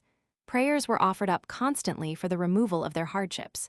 They were granted all the church feast and fast days. Among the Christians, there were many acts of manumission. Constantine and his successors enacted many laws favorable to slaves. The barbarian invasion, however, postponed for 1,000 years the general emancipation of slaves. The church itself was a slave owner, and slaves were found on the lands of convents, bishops, and popes. Even one of the popes, Callistus, had been a slave. But at the same time, the church was always an asylum for slaves and sought to protect them from cruel masters. Gregory the Great declared that all slaves held by Jews were free and also emancipated heathen slaves upon turning Christian. Thus, both by precept and example, the church was the one great force paving the way for the gradual abolition of slavery. The church, as the great advocate of peace and order, strove to abolish family feuds, blood revenge, and private wars by substituting legal action and legal penalty against the author of crime. The Synod of Toledo in 693 forbade duels and private feuds. The Synod of Truro in 989 and the Bishop of Pi in 990 proclaimed the peace of God. The Synod of Poitiers in 1004, in proclaiming the peace of God, decided that law should replace force in determining questions of justice. The Synod of Limoges in 1031 issued an interdict against bloody feuds. The Church everywhere sought to have disputes settled by fines rather than fighting, by arbitration rather than litigation, by witnesses rather than by duels. The efforts of the Church in this era of lawlessness, of wanton bloodshed, and of insecurity of property, to maintain peace and to secure justice form one of the most glorious chapters in her remarkable career. The popes wrote letters and published encyclicals to recommend vows and habits of concord to all Christian nations. Great councils were called to spread abroad ideas of amity and brotherly love. The clergy preached it, and enthusiastic monks went from village to village to proclaim it in the name of the Prince of Peace. A veritable crusade of peace swept over Europe and denounced war as anti-Christian. Brotherhoods of the peace of God were formed to curb the militant feudal barons and to protect commerce, agriculture, women, children, travelers, strangers, and holy clerks. When the whole ecclesiastical machinery of the Church, with its power to withhold salvation gained through the holy sacraments, and with its mighty weapons of excommunication and interdict, was wielded in behalf of peace, it was a force that could not easily be resisted. To the Church, therefore, must be given the credit of making the first determined effort to limit, if not to abolish, the ravages of private war. The famous Truce of God, which originated in Aquitania in 1033, marks a new era. Private war was the curse of the Middle Ages, and the Church made an effort to check the evil. According to its provisions, bishops and abbots were to see to it that all feuds should cease from Wednesday evening till Monday morning. The penalty for violating the truce was at first excommunication, but later expulsion from a bishopric, loss of a benefice or property, severance of the right hand, decapitation, scalping, and other punishments were added. Archbishop Raimbald of Arles with other bishops and abbots asked the Church in Italy in 1041 to adopt the Truce of God. Pope Nicholas Roman II, 1059, and Alexander Roman II, 1068 made public proclamation of the peace, and as a result of all these endeavors, it soon spread over France, Italy, Burgundy, Spain, and Germany. Rulers were not slow to sanction and to enforce these peace measures. Emperor Henry Roman IV issued an edict in 1085 to enforce the Truce of God under frightfully severe penalties. Pope Urban Roman II, in the Council of Clermont, held a decade later, made it the general law of the Church. The time was extended to the periods between Advent and Epiphany, Ash Wednesday and Easter, Ascension Day and Pentecost. Various festivals and vigils were also included. If strictly enforced, the Truce of God would have given Christendom peace for about 240 days out of the year. Its operation was preceded by the ringing of bells. The First Lateran Councils, 1121, 1139, 1179, confirmed it and made it a part of the Corpus Juris Canonis. The Truce of God later helped to produce the land peace in various parts of the empire. The church sanctioned and used the judgment of God or the ordeal as a better means of obtaining justice than by war. This process of justice was not new, but had prevailed in the Orient and among the Celts and Teutons. It rested on this fundamental principle that the accused is guilty until he proves himself innocent, and that God, as the source of justice, will protect the innocent. Let doubtful cases, ran a Carolingian capitulary, be determined by the judgment of God. The judges may decide that which they clearly know, but that which they cannot know shall be reserved for divine judgment. He whom God has reserved for his own judgment may not be condemned by human means. There were 4 different kinds of ordeals: by water, by fire, by battle, and by some sacred emblem. The ordeal by hot water was the oldest form in Europe. It typified the deluge and hell. Hincmar of Reims appears to have recommended it first. The accused was compelled, with naked arm, to find a stone or ring in a kettle of boiling water, or merely to thrust his arm into it. If his arm was scalded, he was guilty; if not, innocent. The ordeal by cold water was probably introduced by Pope Eugenius Roman II. 820–4827. The theory was that pure water will not receive a criminal, hence it was believed that the guilty would float and the innocent sink. The accused, therefore, was bound and thrown into the water, but held by a rope with which to pull him out. The ordeal by fire was performed either by hot iron or stones, or by a pure flame of fire. The accused was compelled to walk barefooted over 6 or 12 red-hot plowshares, or to carry a piece of red-hot iron in his bare hand 9 feet or more. The unburned, of course, were innocent, or the accused was asked to stick his hand into a flame or walk with bare feet and legs through the fire. The battle ordeals were very old and widespread in Europe, although not introduced into England until the Norman conquest. They were used for both personal and international disputes. The right to contest was usually restricted to free men, but the young, sick, old, female, and clergy could furnish substitutes. Here again God, the judge in all these cases, gave victory to the innocent. The Church regarded this form of ordeal with disfavor. Both councils and popes declared boldly against it. Innocent Roman II, Alexander Roman III, Clement Roman III, Celestine Roman III, and Innocent Roman III were outspoken in their opposition. It was expressly forbidden the clergy to engage in these combats without special license. Christian burial was even refused to those who fell in such combats. Civil law enforced the ecclesiastical opposition and thus gradually secured the elimination of the evil. This ordeal did not die out until the 16th century. The sacred ordeals had to do with religious emblems. In the ordeal of the cross, both the accused and the defendant stood before a cross with uplifted arms while special divine service was performed, or the arms were extended in the form of a cross. The arms of the guilty person dropped first. Pepin first used it for divorce cases, 752. Charles the Great extended it to territorial disputes, 806. Louis the Pious abolished it in 816 because it brought the holy symbol into disrepute. The Eucharist was likewise employed to protect the innocent and punish the guilty. The Synod of Worms in 868 enjoined it upon bishops and priests accused of murder, adultery, theft, and sorcery. In the trial, the Eucharist was swallowed with this adjuration from the priest. May this body and blood of our Lord Jesus Christ be a judgment to thee this day. In the famous encounter of Hildebrand and Henry Roman IV. At Canossa, the Pope challenged the emperor to undergo this ordeal, but the wily German refused. A use was also made of relics for similar purposes, a test that was probably of ecclesiastical origin. The accused placed his hands on the sacred relics and made an oath of his innocence. The Church played a very conspicuous part in all these ordeals. Church councils sanctioned them and the clergy favored them. Not infrequently they were used to further the interests of the Church and to punish heretics. Priests usually prepared the contestants by fasts, prayer, and special service, presided over the trial, and pronounced judgment in God's name. This method of securing justice, however, provoked considerable opposition within the Church. As early as the 6th century, Bishop Avitus of Vienne opposed the battle ordeal in the Burgundian Code. Saint Agobard of Lyon, d. 840, wrote 2 enlightened treatises against the duel and the whole system of the ordeal, occupants of St. Peter's chair like Leo Roman IV. Nicholas I, Stephen Roman VI, Sylvester Roman II, Alexander Roman II, Alexander Roman III, Celestine Roman III, Honorius Roman III, all condemned the institution. The famous Fourth Lateran Council, held under Innocent Roman III, in 1215, forbade the use of religious ceremonies in these trials and thus practically abolished the institution. Secular rulers also sought to end the practice.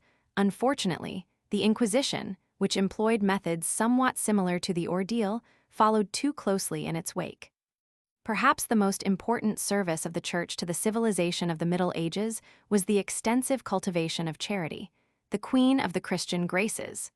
Both the example and teachings of Jesus served as a model and were supplemented by the words and work of the apostles, particularly Paul. In the early Church, charity was a cardinal principle. At first, the remnants of the Eucharistic feasts were employed as sources of relief to the poor and needy. Later, freewill offerings given to the bishop and collections taken in the churches were employed to the same end. Usually, 7 deacons distributed these contributions to the poor, sick, and needy in each congregation.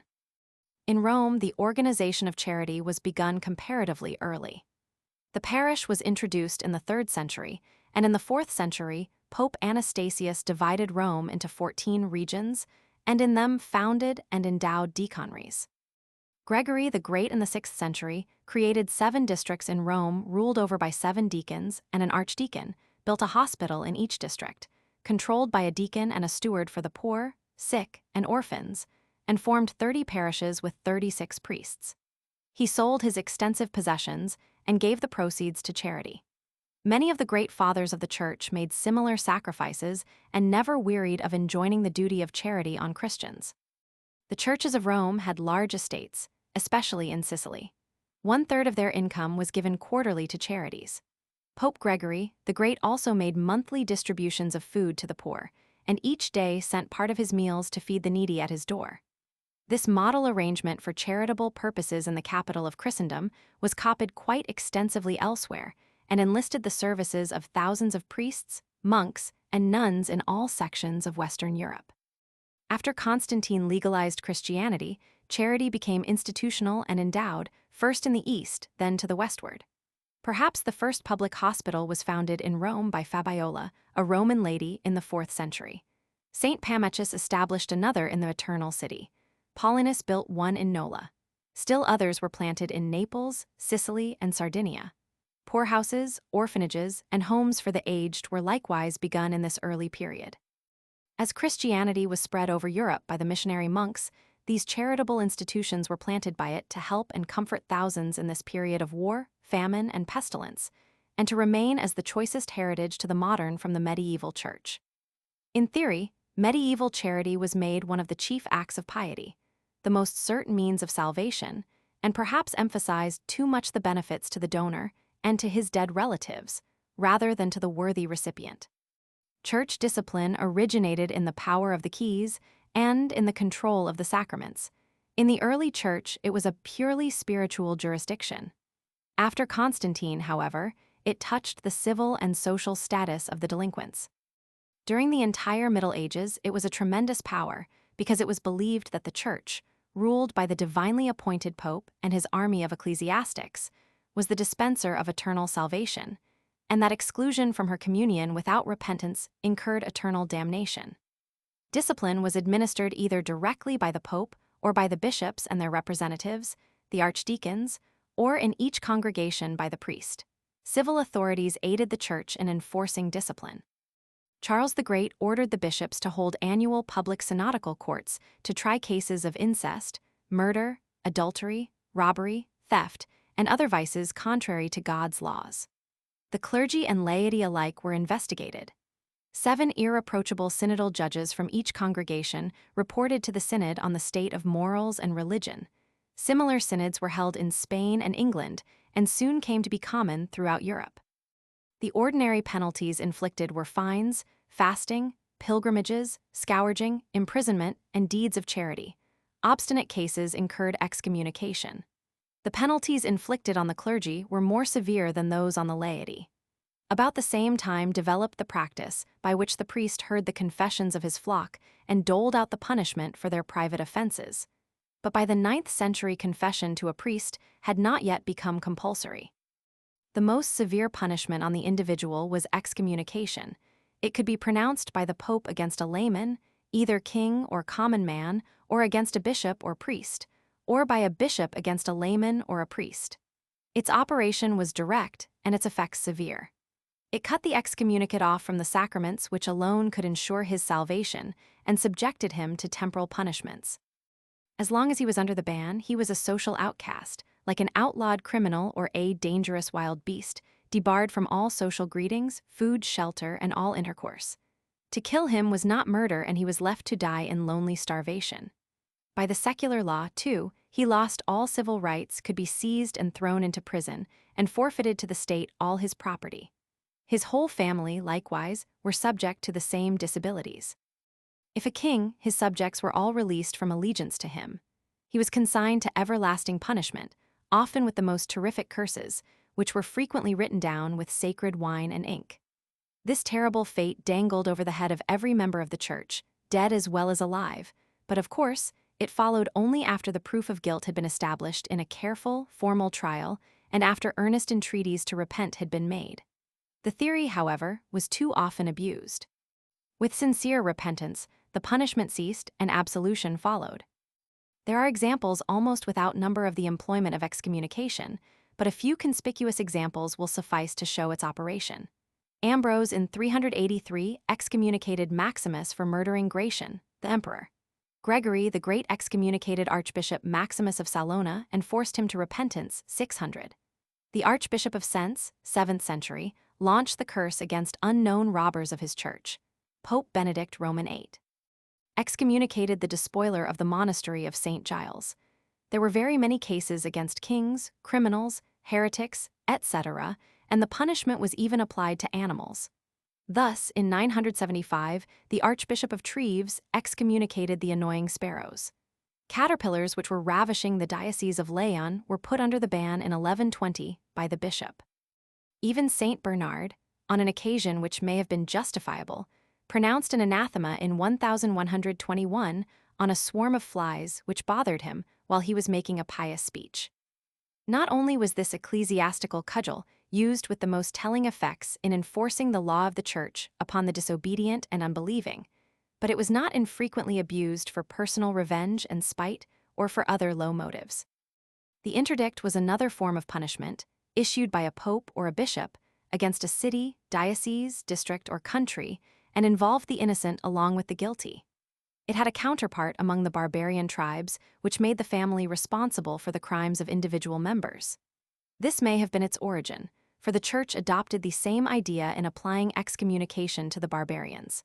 It began in a mild form as early as the 5th century, but ere long was a common punishment. The city of Rouen was put under the interdict in 586 for the murder of its bishop. The Bishop of Leon in 869 pronounced the interdict on his diocese, but Archbishop Hincmar of Reims removed it.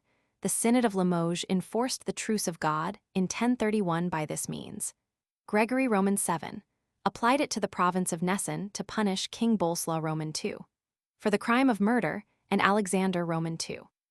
In 1180 thus afflicted all Scotland because the ruler expelled a papal bishop. Innocent Roman III. In 1200 suspended it over France because of the marital faithlessness of Philip Augustus, and for 6 years enforced it in England 1208 to humble King John. Its operation was very severe.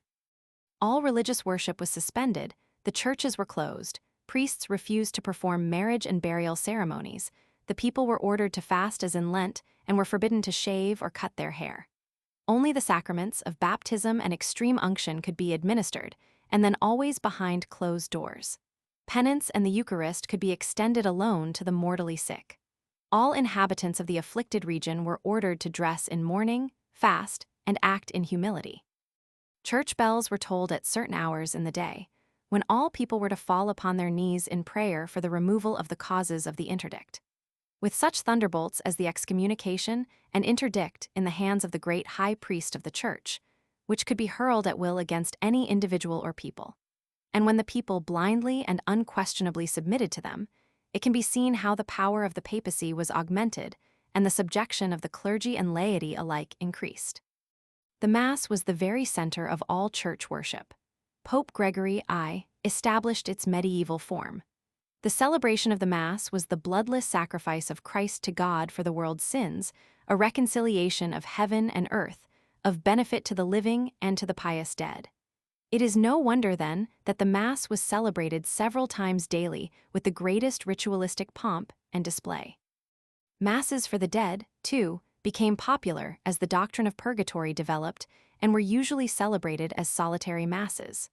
Lullus even ordered masses and fasts in order to obtain good weather. The dogma of transubstantiation, while generally held, had not yet become church law.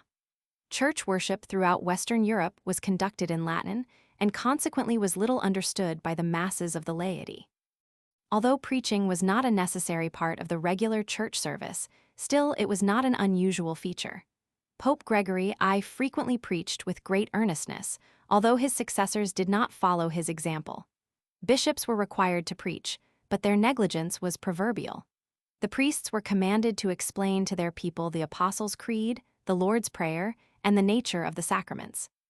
The models recommended were the homilies, and the sermons of Gregory I the vernacular was used, of course, in all preaching and cathedral instruction. The church hymns of this period reflect the Christian life and worship. In the Latin Church, the hymns are divided into three periods: the patristic epic to Gregory I d. 604, the medieval epic to Damiani d. 1073, and the classical epic to 1300. These Latin hymns possess much fervor and some genius and have a very pronounced character. Most of them were inspired by the Blessed Virgin, and next in favor came the saints. There were many beautiful products like Te Deum Laudamus.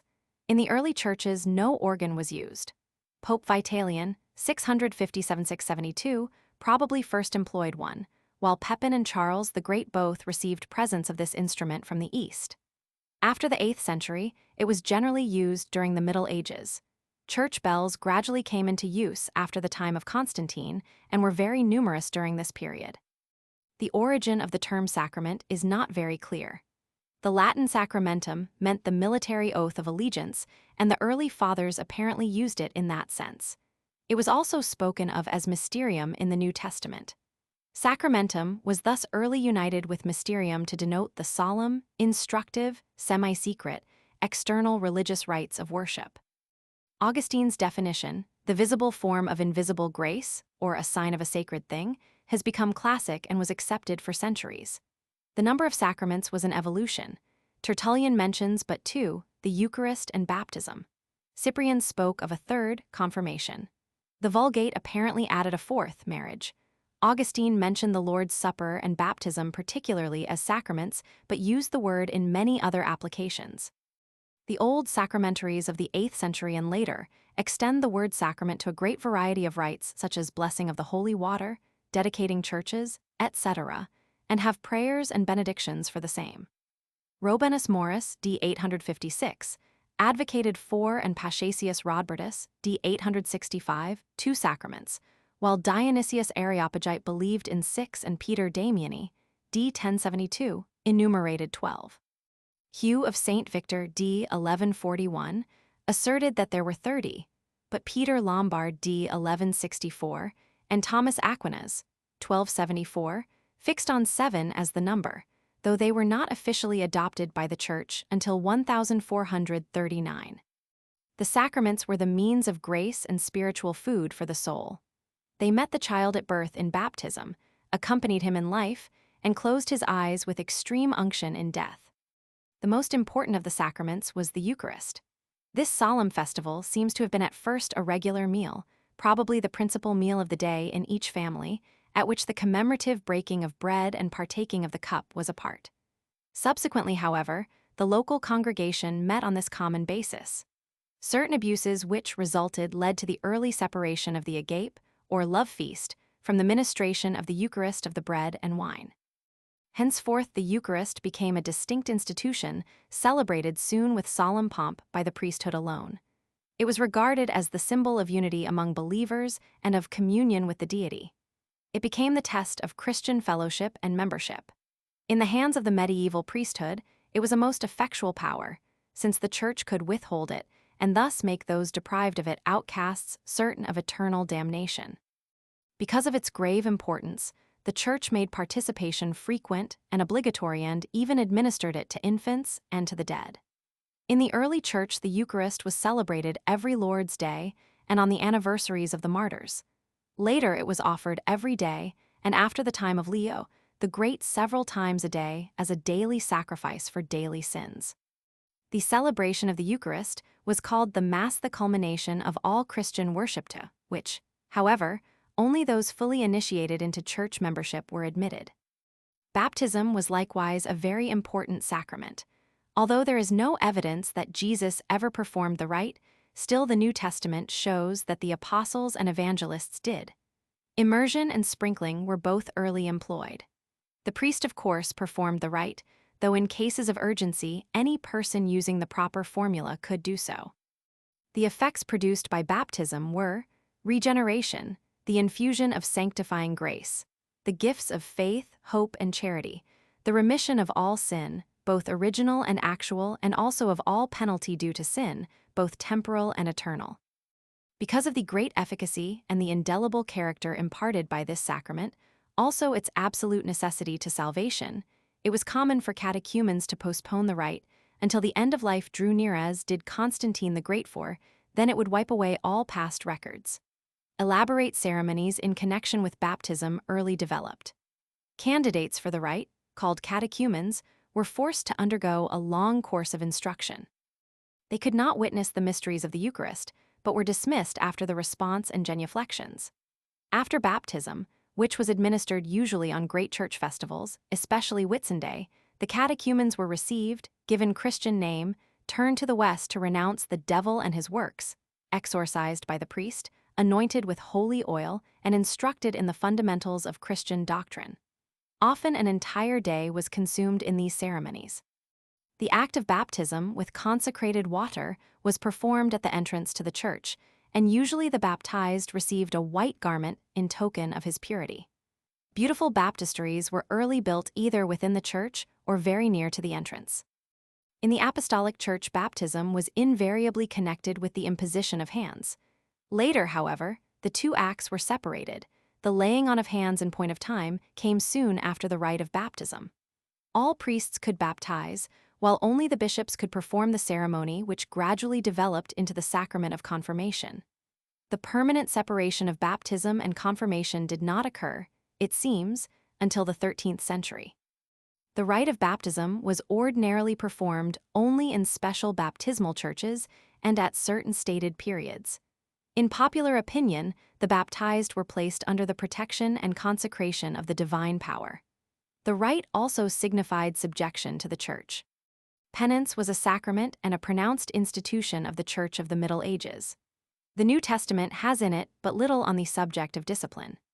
In the early Church, penance was exclusively spiritual, was not compulsory but had to be sought, occurred but once, was extended only to baptized communicants, always followed public confession before the whole congregation, and varied with the offense.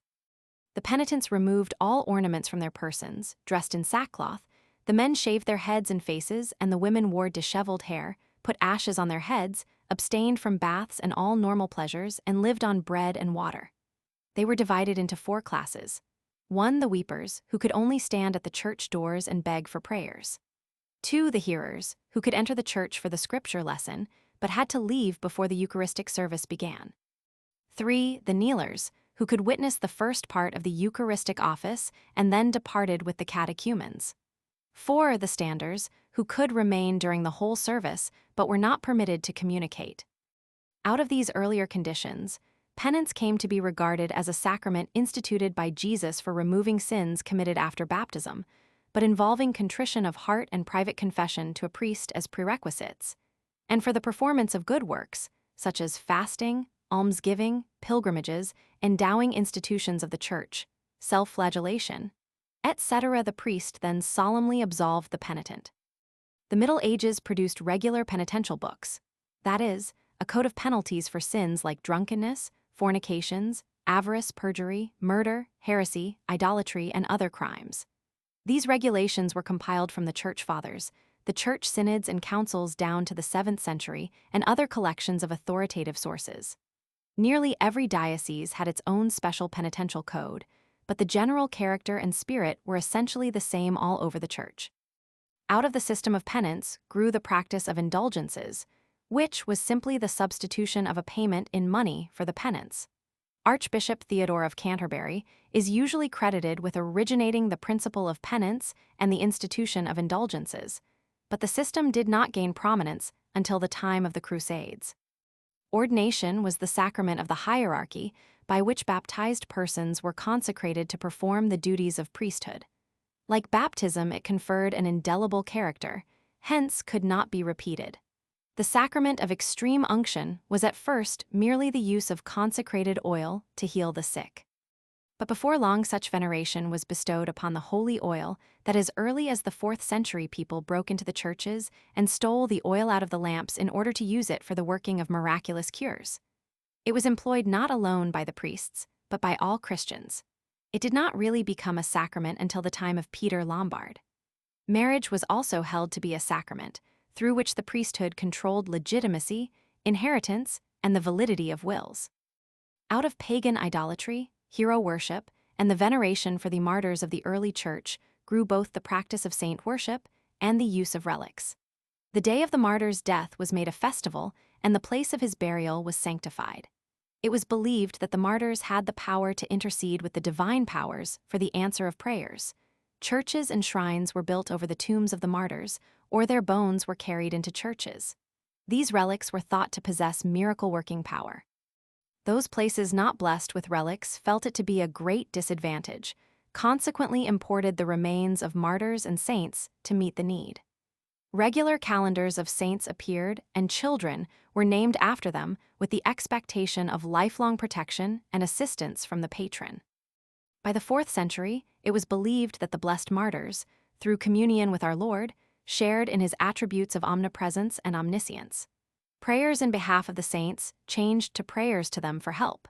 This transition was particularly easy for those who were won from paganism because they were already accustomed to similar practices.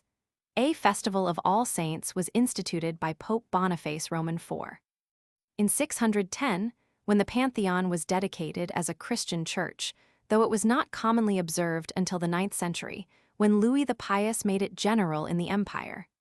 The Festival of All Souls supplemented it in the 10th century and became very popular. Every day in the calendar was dedicated to one saint or more. Down to the 10th century, individuals renowned for some pious deed or for some suffering on account of the Christian faith were exalted to sainthood by the voice of the people with the consent of the bishop. Later, however, the bishops nominated the saints and the pope conferred the honor. The first instance of papal canonization was that of Ulrich, the bishop of Augsburg, by John Roman XV. In 973, Pope Alexander Roman III. 1170, in the period when the papacy was becoming all-powerful, seized this great prerogative into his own hands.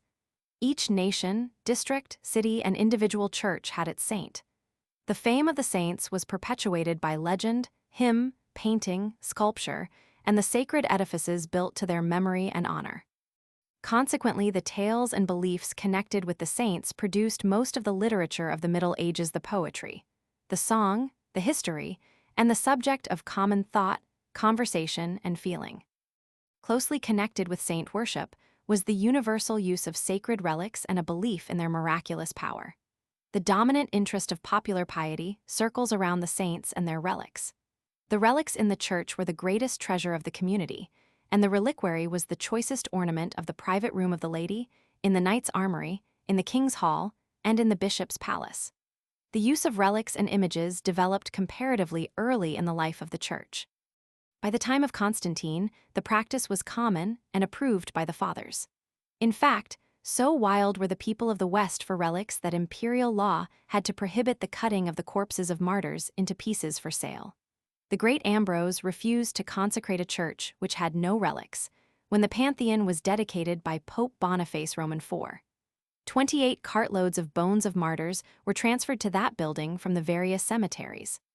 The Seventh Ecumenical Council of Nicaea, 787, forbade bishops to dedicate a church without sacred relics under penalty of excommunication. Traffic in relics became a regular business. St. Augustine reproved the wandering monks for selling bogus relics.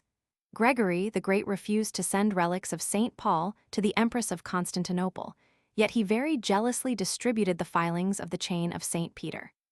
The relics increased until Western Europe was full of them, and every community had miracle-working wonders, the products of excessive piety, fraud, and credulity. All Christians believed in relics, for it was an impious thing to doubt. The wood of the true cross grew into a forest. The nails were very numerous. At Sens was found the rod of Moses, at Aachen the swaddling clothes of Jesus. At other points, a feather plucked from the wing of the angel Gabriel, the tears of Jesus, the milk of the Virgin, the emblems of the Passion, a piece of wood from the temple which St. Peter intended to build on the Mount of Olives, and the bones, hair, teeth, and garments of saints without number. These relics were employed to convert the heathen, to heal diseases, to ward off danger, to punish the wicked, to protect the innocent, and to bring good luck and general blessing. The worship of Mary, the mother of Jesus, became very pronounced after the 4th century. Tertullian put Eve and Mary alongside of Adam and Jesus. She was called the Blessed Virgin and the Mother of God. The festival of the Annunciation held in the 5th century soon led to the festival of the Purification of Mary, or the Candlemas of Mary. About the end of the 6th century developed the Feast of the Ascension of Mary, to be followed the next century by the celebration of the birthday of Mary. High above all the saints and martyrs was the rapturous adoration of the Queen of Heaven. After Gregory the Great, the Virgin played a constantly increasing part in the Church of the West. Churches were erected in her honor everywhere, and every church had at least a chapel consecrated to Our Lady. Hell, heaven, and purgatory were very real indeed to the medieval mind. Their location, form, and inhabitants were known exactly through medieval credulity. Devils and angels were in constant communication in one way or another with the inhabitants of earth. All these forces and influences formed the medieval mind and produced the medieval civilization. Sources: A. Primary, the Church Fathers. See Chapter X, the Acts of Church Councils. See Chapter Roman 9, the Early Church Historians. See Chapter Roman 13, G. H. and Hardy W. J. Documents illustrative of English Church History. Lond, 1896. I. 59 Henderson, E. F. Select Historical Documents of the Middle Ages. NY 1892. OGG Sourcebook. Robinson, J. H. Readings I. Thatcher and McNeill Sourcebook. Univ. of Penn. Translations and reprints. Bibliographical note: the original sources for this phase of the history of the Church are nearly all in Latin. 1. Mean Patrologia. 2. Mansi Sacrorum Conciliarum Collectio. 3. Pertz et al. Monumenta Germaniae Historica. 4. Muratori L.A. Rerum Italicarum Scriptors. Med. 1723-51. 28 vols. 5. Jeffe Bibliotheca Rerum Germanicarum. 6. Waterich Pontificum Romanorum. 7. Duchesni Le Liber Pontificalis. 8. Bouquet M. Rerum Gallicarum et Francicarum Scriptors. Paris, 1868 ff. 23 vols. Rerum Historica Britannica. Lond, 1858 ff. Jeffe Regesta Pontificum Romanorum. Potthest A Regesta Pontificum Romanorum 1198-1304. 12. P. Flughardung J.V. Acta Pontificum Romanorum Inedita. Tubb, 1881. Stuttgart. 13. Merbt, Quellenzer Geschichte des Papstum. B. Secondary. I. Special, Andrews W. Curiosities of the Church. Lond, 1891. Balmes J. European Civilization, Protestantism and Catholicism compared in their effects on the civilization of Europe. Lond, 1849. Baringgood S. Curious Myths of the Middle Ages. Lond, 1869. Bethune Baker, J.F. The Influence of Christianity on War. Cam, 1888. Brace, C.J. Justa Christi. Lond, 1886. Buckle, H.T. History of Civilization in England. N. Y. 1878. 3 vols. Cox, G.W. and Johns, E.H. Popular Romances of the Middle Ages. Lond, 1880. 2 vols. Cunningham, The Growth of the Church and Its Organization and Institutions. Lond, 1886. Cutts, E.L. Scenes and Characters of the Middle Ages. Lond, 1872. Dollinger, J.J.I. Fables Respecting the Popes of the Middle Ages. N.Y. 1872. Hatch, E. The Growth of Church Institutions. N.Y. Lacroix, P. Manners, Customs, and Dress of the Middle Ages. Tr. N.Y. 1874. Military and Religious Life in the Middle Ages. Lond, 1879, Lee H.C. Studies in Church History. Phil, 1869, Superstition and Force. Phil, 1871, Sacerdotal Celibacy. Bost, 1884, Auricular Concession and Indulgences. Phil, 1896, 3 vols. Lecky W.E.H. European Morals, N.Y. 1877. To 9th cent. Lewis Paganism Surviving in Christianity, N.Y. 1892, Maitland S.R. The Dark Ages. Lond, 1845, Marshall Penitential Discipline of the Primitive Church, Poole R.L. History of Medieval Thought. Lond, 1872, Trench R.C. Lectures on Medieval Church History.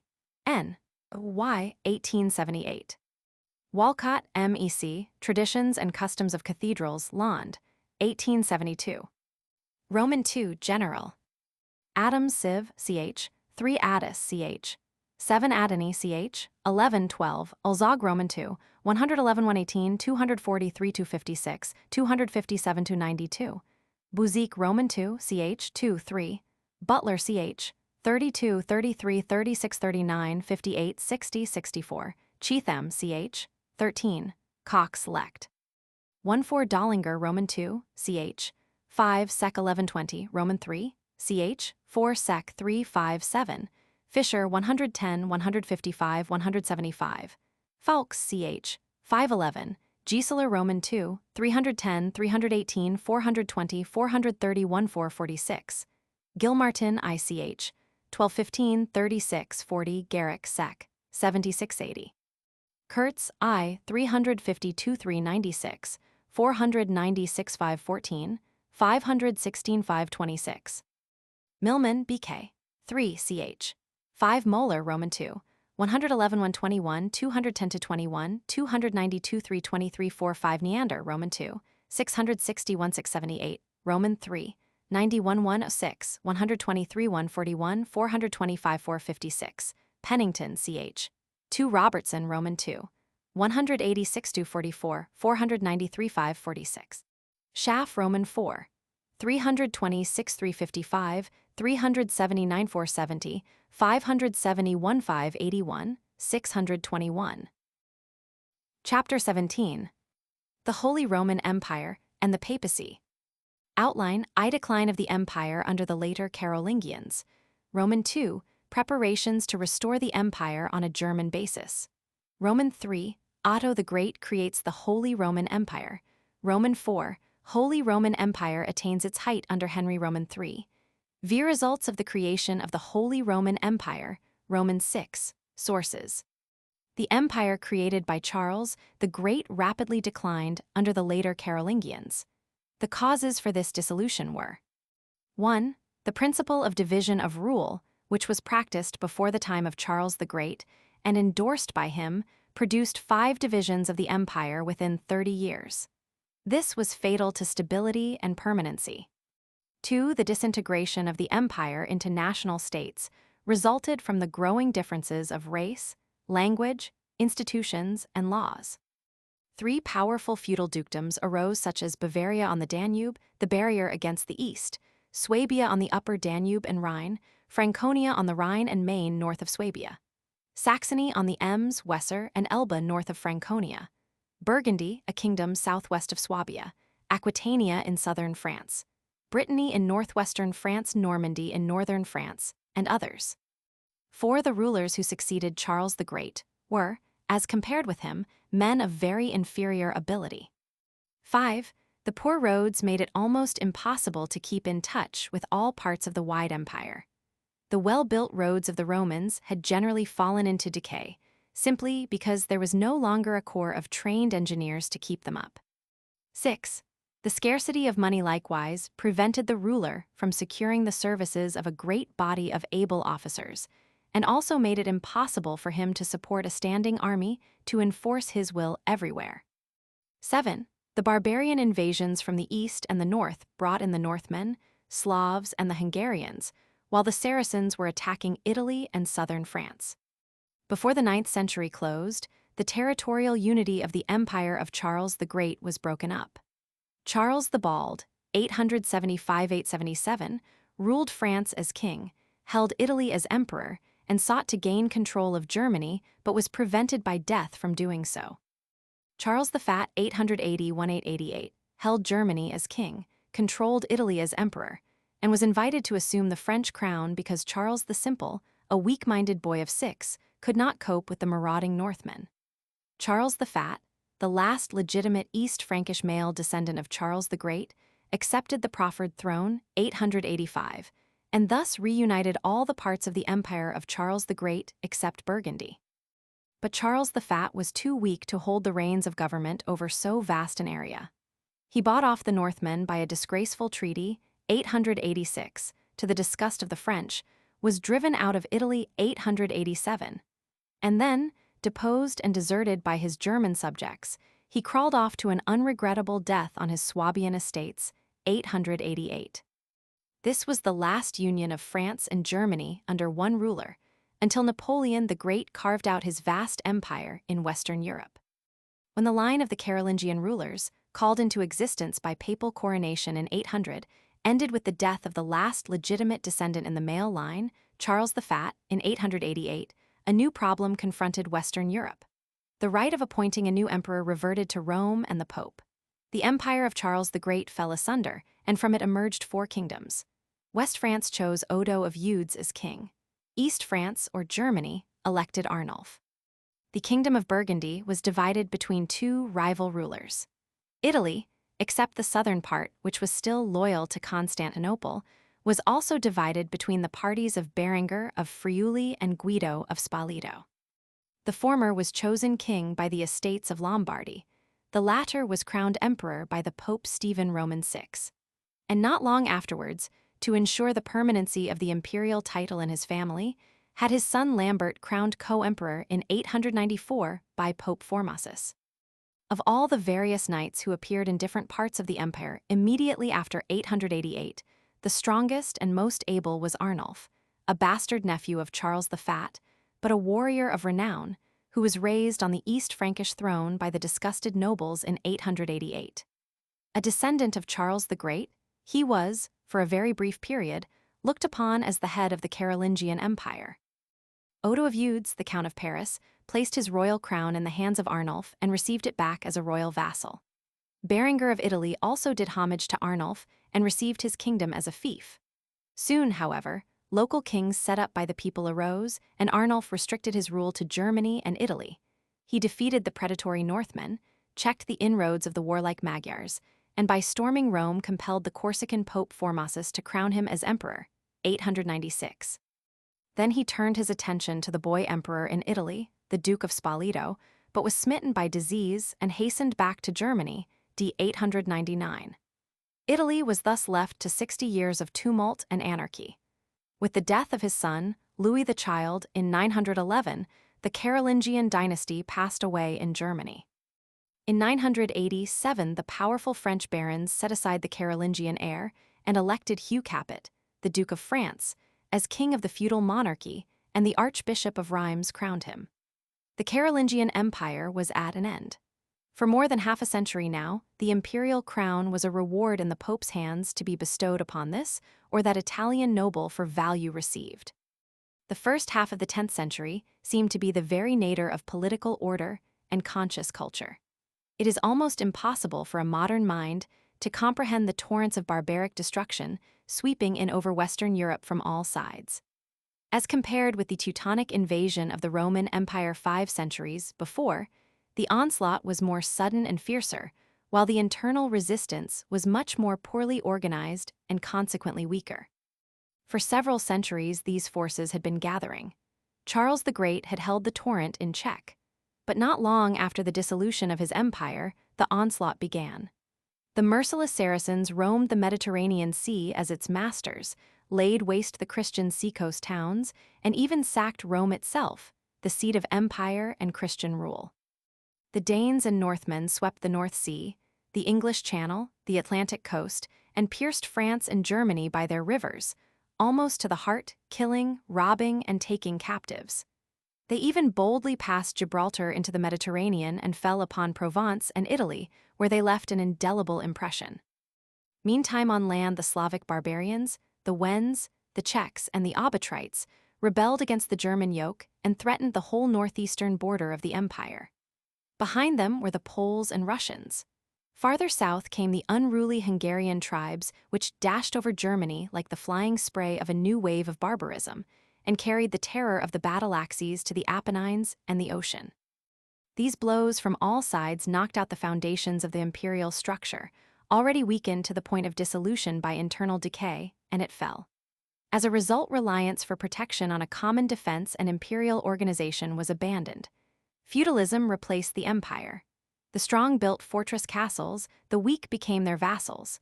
Local authorities, counts, dukes, lords, bishops, and abbots saw new duties and new opportunities. They took a firmer hold, converted a delegated into an independent power, a personal into a territorial jurisdiction. Recognition of a distant, weak imperial or royal authority was only nominal and feeble at that. The grand dream of a mighty, universal Christian empire was being rapidly lost in the decentralizing forces and in the increasing localization of all powers. During this period of weakness and confusion, the medieval church, instead of standing forth as the source of strength and intelligence, instead of making further gains of a political and ecclesiastical character for the See of St. Peter, seemed to fall into a death sleep of moral and spiritual exhaustion.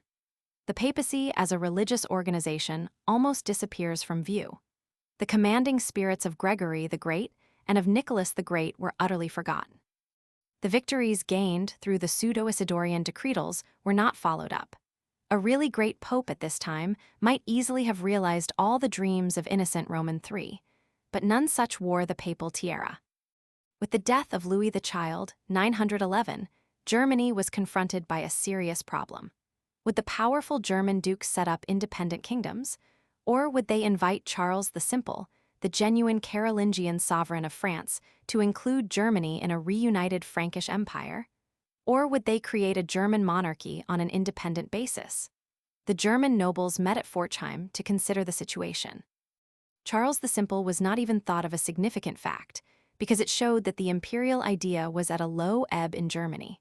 The instinct of nationality was beginning to be felt. The nobles urged the beloved and honored old Duke of Saxony, Otto, to accept the crown of a feudal monarchy, but he declined and urged the election of Conrad of Franconia. Conrad accepted the responsible honor and was crowned and anointed by the Archbishop of Mainz without reference to the papal power. His reign, 911–918, was filled with wars against the powerful dukes who objected to the rigid enforcement of his royal rights and the consequent curtailment of their prerogatives. The clergy, on the contrary, upheld the king because they clearly saw that their interests would be best cared for by a simple, strong government. When Conrad died, 918, he had made little headway toward the creation of a powerful centralized monarchy. The nobles of Saxony and Franconia met in 919 and chose Henry, the son of Conrad, Duke of Saxony, as king, 919–936. To the Archbishop of Mainz, who wanted to crown him, Henry said, "Enough for me that I am raised so far above my sires as to be chosen and called king through the grace of God and your devotion. Let the sacred unction and crown be for better men than I, had he seen too much of kings crowned and ruled by priests." At least his action pleased the whole assembly. By wise concessions, he forced Swabia and Bavaria to accept him as king and rewon Lorraine as a part of the German kingdom. He thrust back the terrible Magyars, conquered the Danes, and humbled the Bohemians. He reformed and reorganized the military system and protected the kingdom by building fortified towns along the northern and eastern frontiers. When he died, all the German people were under one rule, peace reigned throughout the kingdom, feudalism had received a check, trade was flourishing, the position of the freemen was improved, and the German kingdom had been established on a firm basis independent of the empire. But death alone, perhaps, prevented him from claiming the imperial crown. Under Otto the Great, however, the old empire was to revive and become very active, but on a German foundation. The traditions of the Carolingian house, the Italian puppet emperors, the papacy, and the law, philosophy, theology, and education of the day all helped to keep the idea of empire alive. Otto, born in 912, was the son of the Saxon King Henry I and Matilda, who traced her descent to Charles the Great. He spent his youth at the court and in the wars of his father, and was regarded as haughty, overbearing, and ambitious. He married Edith, the daughter of the king of the Anglo-Saxons, 929. When Henry I died in 936, the nobles and bishops met at Aachen in the old cathedral and formally elected Otto I as King of Germany. As Otto entered the cathedral a few weeks later to be coronated, the Archbishop of Mainz cried out, "The man chosen by God, nominated by our master Henry, and declared king by all the princes." He was then crowned, anointed, and girded with the royal sword by the Archbishop. In the coronation festival that followed, the German dukes for the first time acted as the king's servants. The coronation was very significant because it showed Otto's attitude toward the church, indicated the lofty position of the royal crown and the subjection of the dukes, revealed the possibility of a strong, united German kingdom under right management, and proved the popularity and opportunity of Otto I as king of the Germans. Otto took Charles the Great as his model and sought to transform the loose federal state of his father into a strong, compact monarchy by reducing the power of his vassals. By quelling the various rebellious dukes, Otto made them his own appointees and was recognized as the master of the German nation. The name Deutsch began to be applied to his subjects and their tongue. He manifested no less activity in foreign affairs, as is shown in his invasion of France to compel homage from Hugh the Great, his son-in-law, in his conquest of the Slavs between the Elbe and the Oder, and in his reduction of the unstable Danes to submission. Otto was ready now to give his attention to Italian affairs. Adelaide, the beautiful young widow of the son of King Hugh of Provence, had refused to marry Adalbert, the son of Berengar Roman II, King of Lombardy, hence was cast into prison and cruelly treated. She escaped with the aid of the Bishop of Reggio and appealed to the mighty German sovereign for deliverance. Otto, touched with chivalrous sympathy and seeing an opening for the realization of imperial ambitions, marched with a great force into Lombardy, 951. Berengar was forced to hold his kingdom as a vassal of the German crown. Otto, a widower at this time, then married his fair protégée. Civil war in Germany compelled him to give up his journey to Rome, however, and instead to return home. Otto's son, Ludolf, who feared that his father's recent marriage with the fair widow might deprive him of the German crown, plotted with the old Archbishop of Mainz and discontented German nobles to secure the throne. The resulting war involved the whole kingdom and shook Otto's power and ability to the roots. The approach of a common foe, however, the terrible Magyars, led the nation to rally around Otto.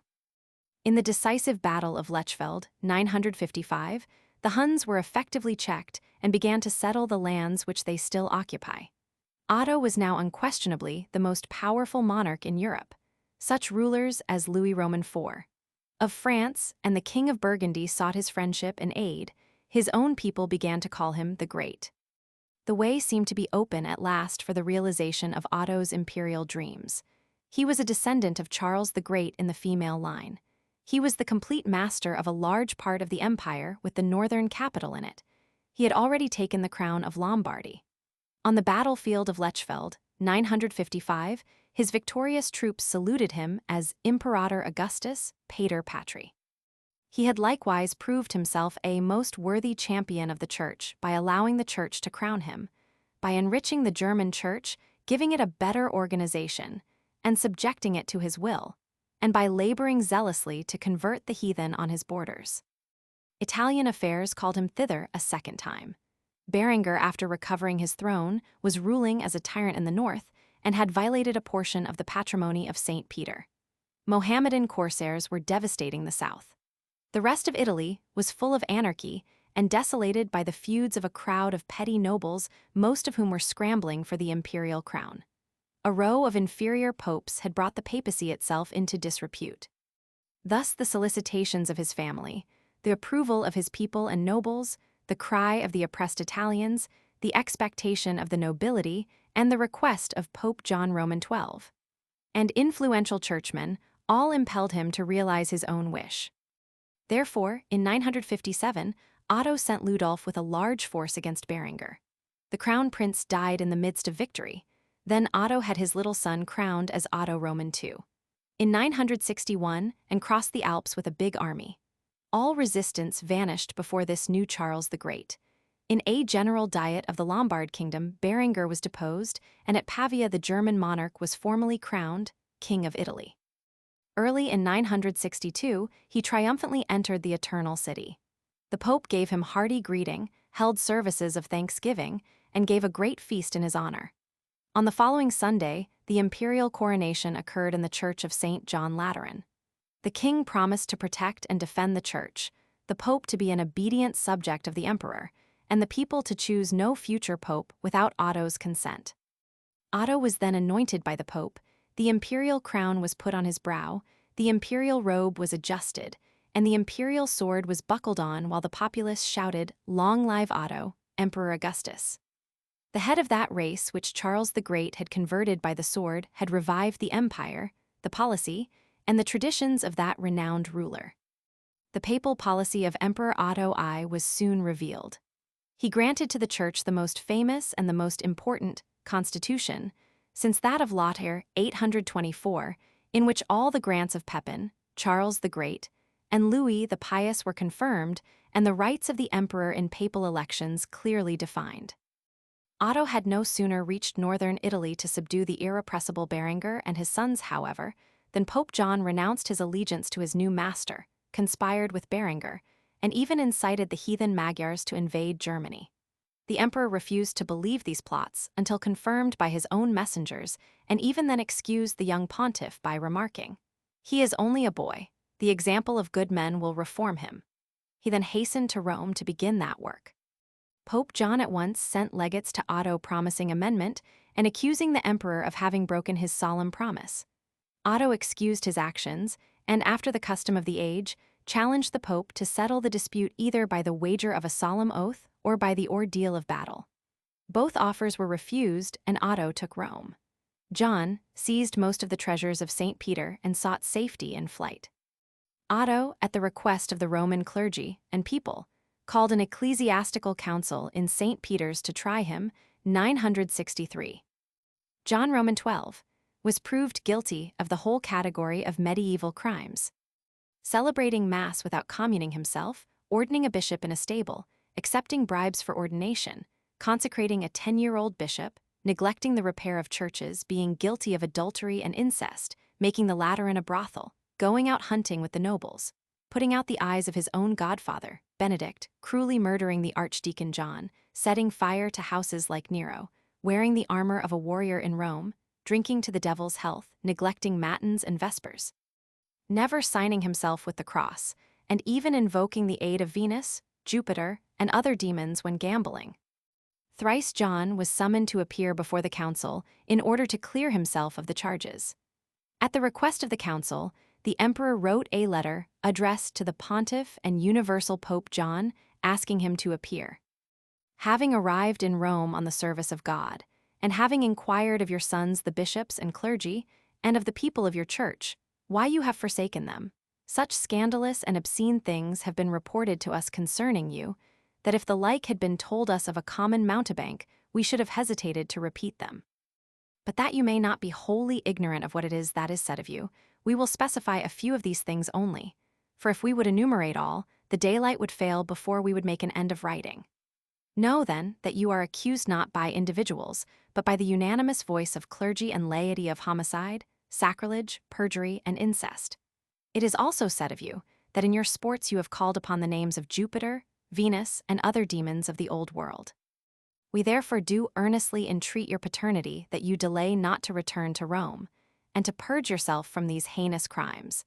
And if perchance you should stand in fear of the rude multitude, we are ready to pledge our oath that nothing contrary to canonical rule and order shall be done against you.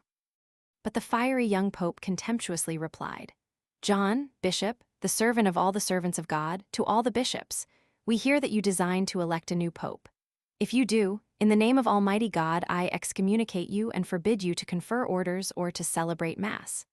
In a spicy answer, Otto asked John to mend both his Latin and his morals, and promised him a safe conduct to the council, but the pope was gone out hunting and did not receive it. The council then formally deposed John as a monster of iniquity, and unanimously chose the papal secretary, a layman, as Pope Leo Roman VIII. Thus the new emperor had deposed one pope, by what must certainly be pronounced an illegal method, and had elected another a power never claimed by Charles the Great. This, apparently, was Otto's interpretation of his oath to protect the Holy See. The ancient relation of the empire to the papacy was thus re-established. The Romans, fickle as usual, soon wearied of a German yoke, and at a favorable opportunity broke out in furious rebellion against the emperor and his pope, but were subdued with terrible revenge. When at length Otto left Rome to capture Berengar's son Adalbert, they at once attacked the defenseless pope and recalled John Roman XII, who wreaked sweet and cruel vengeance on the leaders of the imperial faction. An obsequious synod reversed all the decrees of deposition. When John Roman XII was killed in crime, the Romans, without consulting the emperor as they had promised, at once elected Pope Benedict V. Once more Otto appeared before Rome with a huge army to assert his rights and to enforce his policy. The city surrendered, the new pope begged for mercy and was banished to Germany. Leo Roman VIII was recalled. "When I drop my sword, I will drop Leo," boasted the emperor. The emperor's sword had come to be the basis of papal power. A church council was summoned and declared that the emperor had a full right to the kingdom of Italy, that he could name his successor, and that the election of a pope must accord with his will. After that great victory, Otto returned to Germany, where his approval was soon asked for the election of Leo Roman VIII. Successor, the respectable John Roman XIII. Again, the customary rebellion against the new occupant of St. Peter's chair recalled Otto to Rome. There he remained 5 years and won a distinct victory for both his papal and his imperial policy. Otto's foreign policy as emperor was not unlike that of his great predecessor, Charles the Great, and his renowned successor, Napoleon the Great, namely, to unite the East and the West. The hand of an Eastern princess was wooed for himself, but without success. His son proved a better lover and married the ambitious Theophano, 972. The empire was extended by conquests. Lotharingia was won without war. The restoration of the West Franks to the empire was attempted. Burgundy became a vassal kingdom. The Danes, Slavs, and Magyars were held in subjugation. An effort was made by Otto to extend his sway over southern Italy. Like Charles the Great, Otto gave considerable attention to education. Germany, at that time being on the frontier, was inferior in culture to Italy, Spain, France, and England. Otto, who knew the Frankish and Slavic dialects, attempted to learn Latin late in life. He attracted a number of educated men and celebrated wits to his court such as Widukind, the historian, Rathurius, the theologian, Liutprand, the humorist and diplomat, Gerbert, the omniscient scholar, Archbishop Bruno, Otto's brother and a great classical scholar, and John of Gors, the grammarian and Bible student. Learning was not appreciated, however, and these scholars were looked upon with jealousy and suspicion. The resemblances and differences between Otto the Great and Charles the Great were very striking. Both were Teutons, one a Frank, the other a Saxon. Both as kings carved out the foundations for an empire with the sword. Both were coronated as emperor at Rome by the Pope and posed as champions of the Church. Both assumed the Italian crown.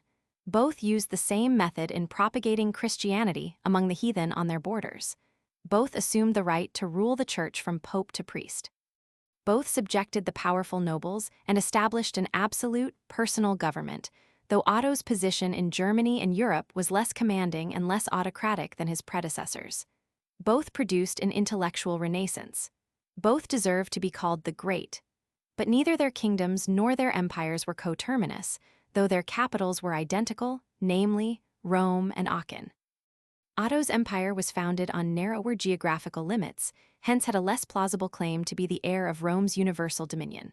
Charles tried one pope, while Otto deposed 2 and had his own candidates elected. Otto took more pains to preserve his empire than Charles.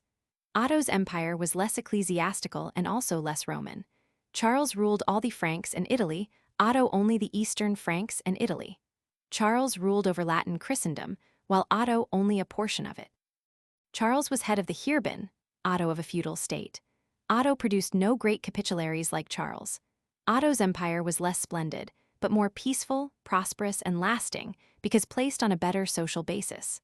Otto's own life and court were on a far loftier plane than was true of Charles, yet Charles was both the greater warrior and the greater statesman. The Roman Empire of Charles, after 150 years, was revised as the Holy Roman Empire of Otto. The latter was substantially as well as technically the continuation of the former. Otto I, before making his journey to Rome in 961, had his son Otto Roman II, crowned King of Germany at Aachen. 6 years later, 967, he was coronated at Rome as emperor. He was educated by Echihard of St. Gall, the court chaplain, in literature, history, and science, and by Count Huodo in knightly accomplishments. For the age, his moral character was exceptionally high, and he possessed refined, scholarly tastes. In 971, he married Theophano, a royal princess of the Eastern Empire. When Otto I died in 973 in the Saxon monastery at Memleben, Otto Roman II, at the age of 18, became sole king and emperor for 10 years. Otto Roman II continued his father's domestic policy of breaking down the power of the German dukes. In foreign affairs, he subdued the rebellious Danes, 974, held the Bohemians in check, invaded France and took Lorraine, 978, subjected Poland to German rule, 979, and attempted to drive the Greeks and Saracens out of southern Italy. But his early death prevented the fulfilling of his threat to reunite Sicily with the empire. His papal policy was a continuation of that of his father. When the papal usurper Boniface Roman VII imprisoned and strangled Pope John Roman XIII, and then fled with the church treasures to Constantinople, 974, young Otto set Benedict Roman VII on the chair of St. Peter and assured him a quiet reign for 9 years. Upon the Pope's death, 983, the youthful emperor elevated the Bishop of Pavia to the papal throne as John Roman XIV. When Otto Roman II died at the premature age of 28 in Verona after a short and troubled reign, Boniface Roman VII returned from the east to Rome, murdered the Pope, and reassumed the papal tiara unresisted. The usurper died in 11 months, however, and then the cowardly Romans avenged themselves on his dead body. Otto Roman II left behind him a son of 3 and a very active widow. The young heir to the honors and burdens of the German crown and to the imperial throne likewise had his mind filled with the glorious history of Greece and the Eastern Empire by his Grecian mother. John the Greek inspired within him a love for the classics. Bernard, a German monk, gave him a monastic education which showed itself during the remainder of his life. Gerbert, a Clugniac monk, the greatest scholar of his day, taught him history, literature, rhetoric, and science, and fired him with a holy, ascetic zeal to become a great, just Christian emperor. During Otto Roman III's minority, 980–996, the government was wielded by his mother Theophano, 984–991, and his grandmother Adelaide, 991–996. At the age of 16, the last of the Ottomans, half Saxon and half Greek, the plaything of women, scholars, and monks, the pious young dreamer of a world empire, started for Rome to be crowned emperor, 996. His father had had him elected king at Verona in 983 and coronated at Aachen. On his way now to the Eternal City, accompanied by a coterie of German nobles and churchmen, he stopped at Pavia to receive the homage of the Lombard princes. At Ravenna, a messenger from the Roman clergy, Senate, and people announced the death of Pope John Roman XV, and asked Otto to name a successor, a very significant fact. The young ruler appointed his cousin and court chaplain, Bruno, who became the first German pope. Bruno was only 24, but noted for his piety, austere morals, and fiery temper. He hastened to Rome and was installed with great joy as Gregory V. The news that a scion of the imperial house, a man of holiness, of wisdom and virtue, is placed upon the chair of Peter, wrote Abba of Fleury to friend, is news more precious than gold and costly stones. This was the first instance where a northerner, a German, was elevated to the see of St. Peter. A few weeks after the papal coronation, Otto entered Rome and received the imperial crown from the youthful pontiff. He held a council to settle church affairs and called a diet of civil authorities to settle the government and then returned to Germany. Within a year, however, a rebellion in Rome against Gregory V recalled Otto Roman III. 997, the Pope had fled to Pavia, called a council, and excommunicated the leader of the insurrection, Crescentius.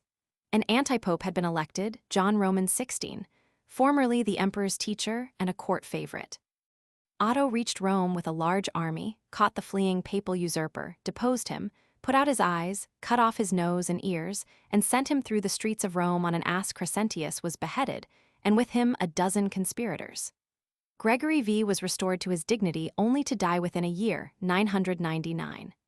As his successor, Otto chose Gerbert, his old teacher, who became Sylvester Roman II, the idealist and reformer. Otto Roman III was occupied a great deal with dreams about a world empire. He inherited from his mother the ambition to rule the East and from his father the right to rule the West.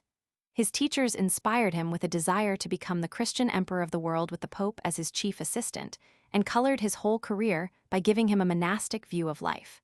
He made frequent visits to sacred shrines where he remained weeks at a time. In Rome, he built his palace purposely beside a monastery. The idea of a holy crusade to Jerusalem was in his mind. He felt called upon to reform the papacy, which he enriched by large grants and strengthened by privileges, and he selected most of his chief officials from the churchmen. He called himself the servant of Jesus Christ and the servant of the apostle. After having taken Rome and appointed 2 popes, Otto attempted to put his imperial fancies into practice. Rome was made his permanent residence and capital from which to rule the world as Emperor of the Romans. On the Aventine, a great palace was built, a thing not even thought of by Charles the Great. The ceremonies of the Byzantine court were introduced, a long retinue of servants, an imperial guard, and a very formal etiquette. The young ruler refused to eat with his nobles, and loved to sit proudly on a gaudy throne arrayed in costly purple while his servants meekly satisfied every whim. He likewise aped the Roman emperors in magnifying the office of patrician and city prefect, by calling himself consul, and by thinking of reviving the Senate. Dreaming of conquests beyond the seas, he appointed a naval prefect. Germany and Italy were united under one chancellor, and each ruled with troops from the other. Germany, Lombardy, Greece, Naples, and the rest of the world were to be reduced to subject provinces of the restored empire. To receive the sacred sanction of his most renowned predecessor, Charles the Great, for these mighty ideas, Otto Roman III opened his tomb in the cathedral at Aachen in the year 1000, and from the body of the powerful Teuton carried away holy relics. Early in 1000, the turbulent Romans broke out in a fresh rebellion, and the world empire was destroyed about as easily as a child's house of blocks. Besieged for 3 days in his palace, Otto at last addressed the discontented mob in these words: "Are you my Romans? For you I left my country and my friends. For love of you I have sacrificed my Saxons and all the Germans my blood. I have adopted you as my sons, I have preferred you to all. For you I have had stirred up against me the envy and hatred of all. And now you have rejected your father. You have destroyed my friends by a cruel death. You have excluded me whom you should not exclude, because I will never suffer those to be exiled from my affections whom I embrace with paternal love." Soon he fled from Rome never to return, and tried to raise an army in Germany but failed. The Germans refused to sacrifice their blood and wealth for a useless chimera, and even threatened to elect a new king. Then he appealed to Italy for assistance, but Venice alone promised aid, and that was small. Otto Roman III's universal rule dwindled to the little mountain of paternal-like Napoleon's St. Helena, and there he died in 1002 in the arms of the faithful Sylvester Roman II. At the age of 22, childless and deserted, and his body was carried over the Alps to rest by the side of Charles the Great. And the youthful pope survived the young emperor just a 12-month. The direct line of Otto the Great was at an end. Henry Roman II, the saint, who was in Otto Roman III's service in Rome 1001, and received the royal and imperial insignia at the young emperor's death pending a new election, claimed the German throne as the next in descent. By satisfactory promises to the lay and secular princes, he defeated his rivals and was crowned German king at Mainz, 1002. In his political policy, Henry Roman II followed in the path already formed. He subdued the strong internal foes in Germany, pacified the neighboring peoples, provided for the union of Burgundy with Germany, assumed the Iron Crown of Lombardy, and accepted the imperial crown at Rome in 1014.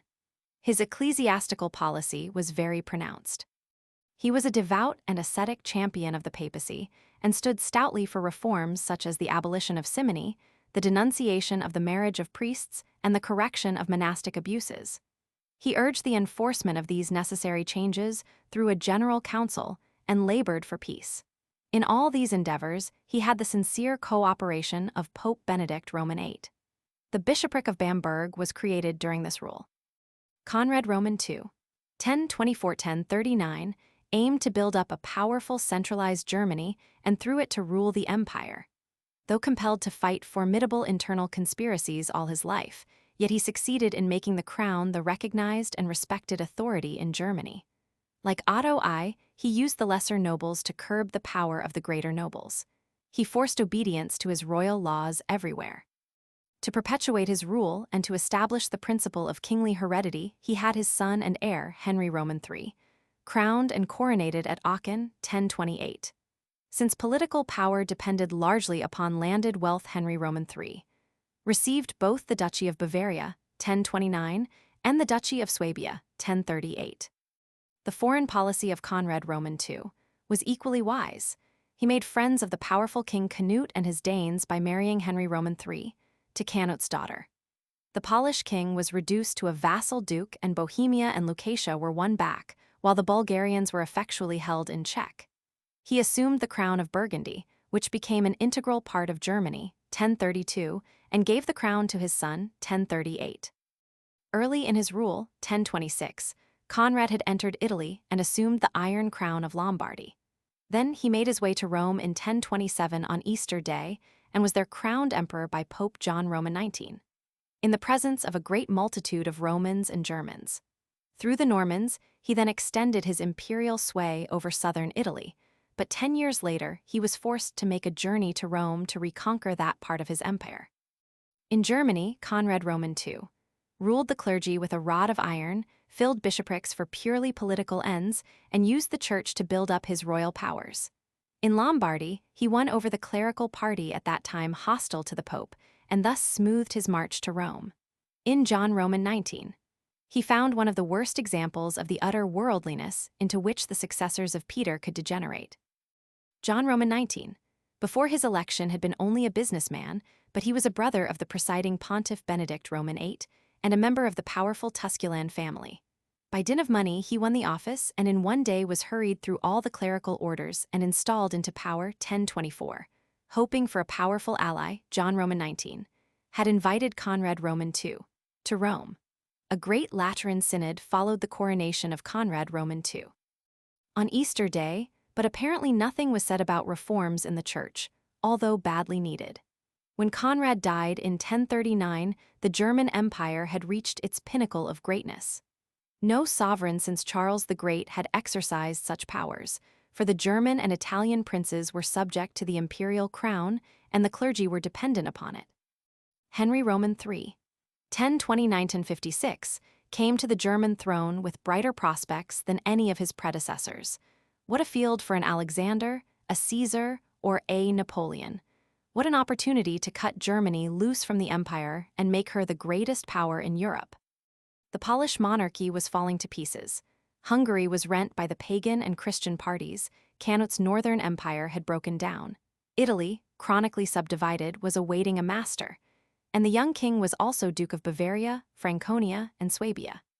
Hildesheim, a contemporary, declared that no one in the empire mourned the loss of Conrad because such better things were expected of his son, one of the most highly cultured young men of the age.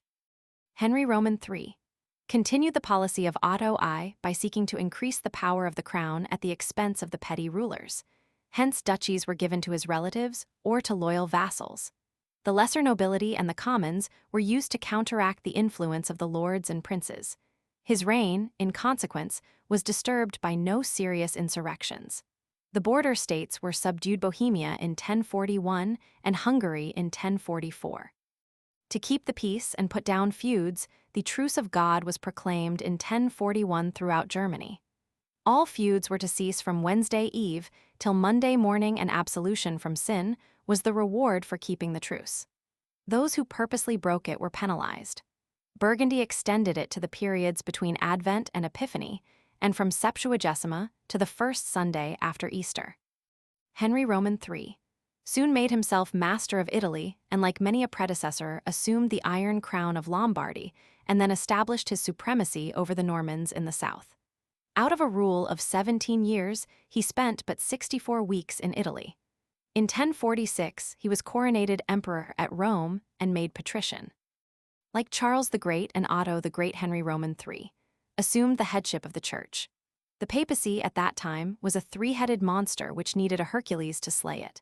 Benedict Roman IX, another member of the Tusculum family, elected pope when a boy of 18, 1033, had led a life of indescribable crime and in consequence had been driven from the city 1044, but returned and in 1046 held the Vatican.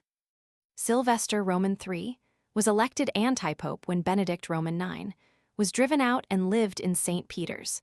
Gregory Roman VI literally bought the papal throne of Benedict Roman IX, 1045, for 1,000 pounds of silver and bribed the people into approval. He took up his residence at St. Maria Maggiore. Learning of these disorders, Henry Roman III went to Italy and in 1046 held the Council of Sutri, in which Gregory Roman VI acknowledged his guilt, divested himself of his papal insignia, and begged forgiveness. Benedict Roman IX and Sylvester Roman III were declared usurpers, simoniacs, and intruders, hence they were deposed. Benedict Roman IX hid himself for future trouble. Sylvester Roman III returned to his bishopric, and Gregory Roman VI was sent into exile in Germany. The Bishop of Bamberg, a German, was chosen pope in a council held in Rome and assumed the title of Clement Roman II, 1046, and immediately coronated Henry Roman III and his wife with the imperial honors. This is the beginning of a series of German popes who were to do much to purify and strengthen the Church. Before Henry died, 3 such popes were elected.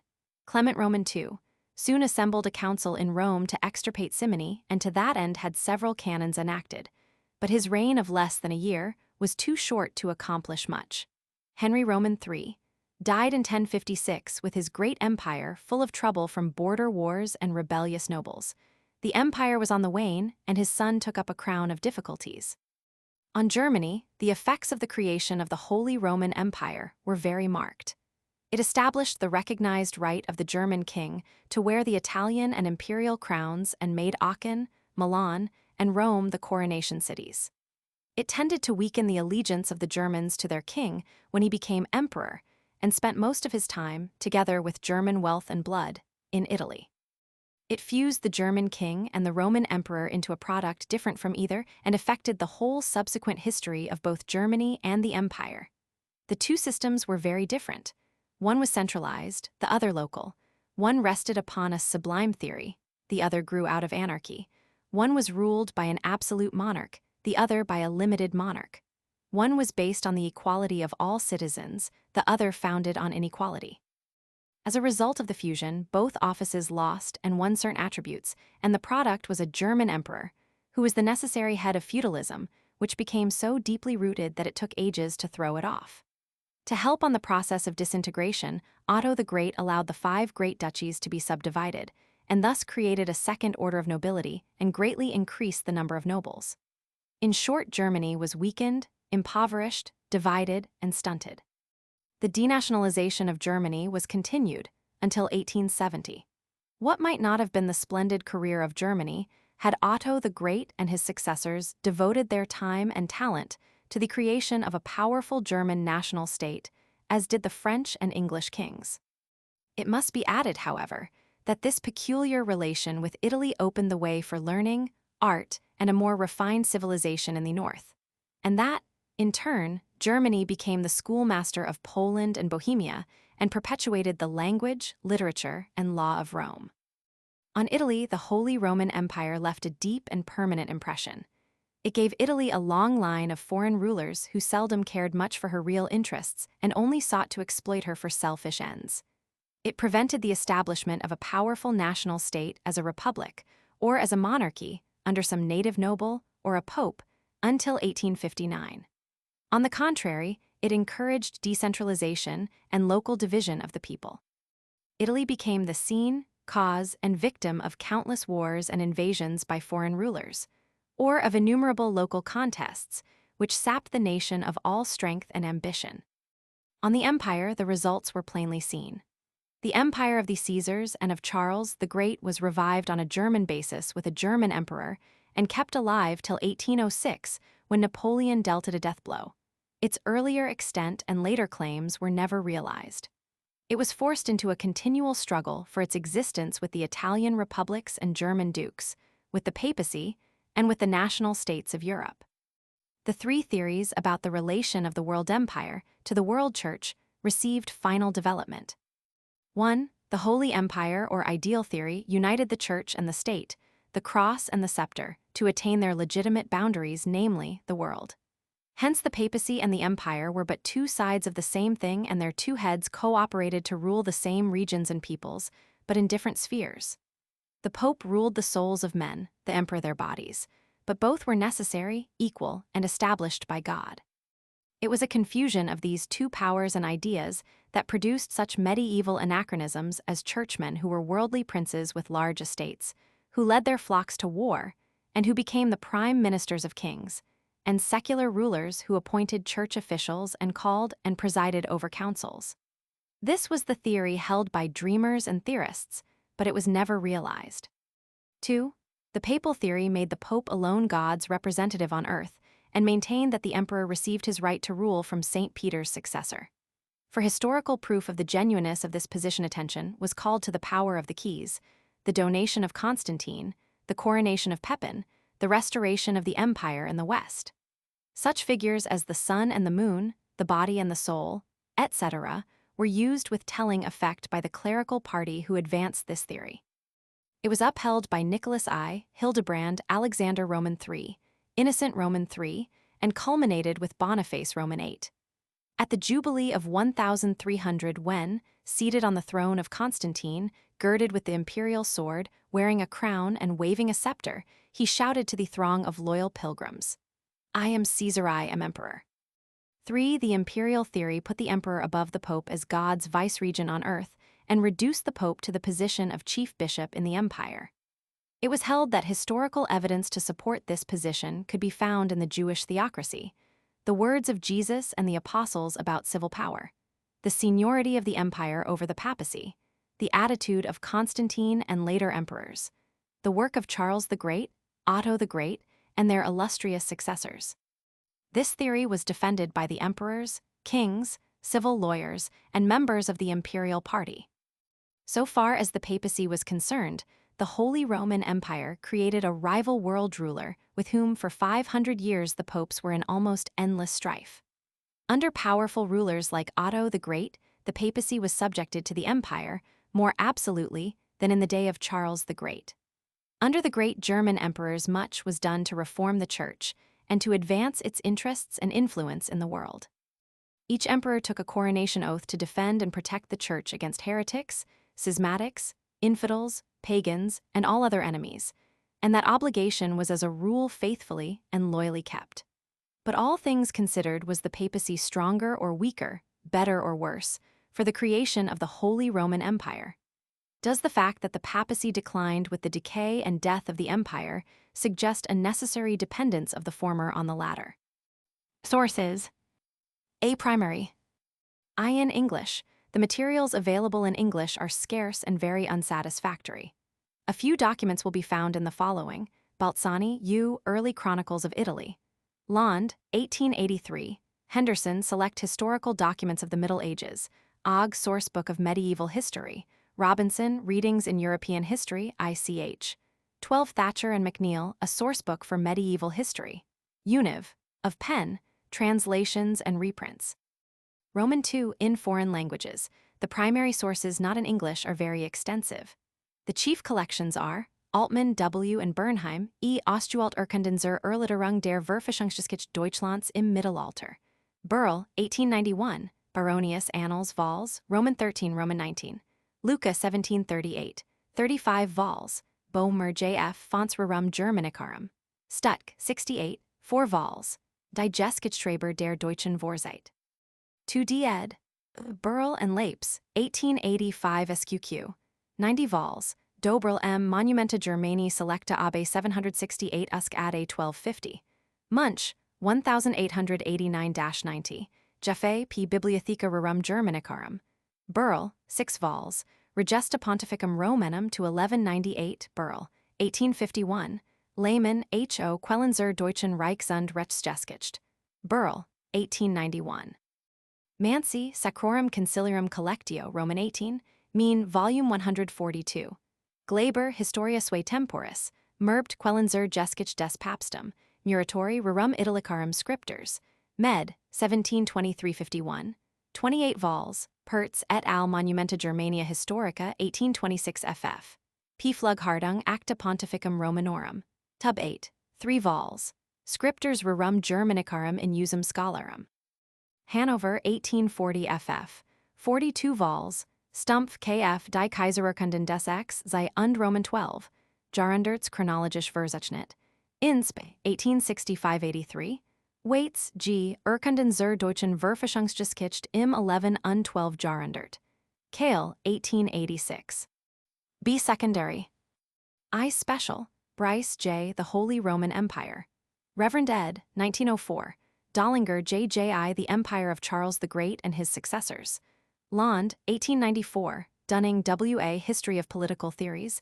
N.Y. Volume I. Emerton E. Medieval Europe. Bost, 1896. Fisher H.A.L. The Medieval Empire. Lond, 1898. 2 vols. Gierk O. Political Theories of the Middle Ages. Cam, 1900. Greenwood A.D. Empire and Papacy in the Middle Ages. Lond, 1896. Greenwood T. Cathedra Petri. Lond, 1859-72. 6 vols. Gregorovius F. History of the City of Rome in the Middle Ages. Lond, 1903. Volume Roman 3. Lee H. C. Studies in Church History. Maitland S. R. The Dark Ages. 2d ed. Lond, 1845. Oman C. The Dark Ages. Lond, 1898. Tout T. F. The Empire and the Papacy. Lond, 1898. Turner S. E. Sketch of the Germanic Constitution. N. Y. 1888. 2680. Bibliographical note: some of the best books on this subject are in German. So far no translations have appeared. Among many may be mentioned: Dresdner, Kultur und Sittengeschichte der italienischen Geistlichkeit 1890, Giesebrecht W. V. Geschichte der deutschen Kaiserzeit, Braun, 1895, I. Roman 2, 6 vols, 3, Hock A. Kirchengeschichte Deutschlands, Leip, 1887-1900, Volume Roman 3, 4, Jahrbucher der deutschen Geschichte, Berlin, ff.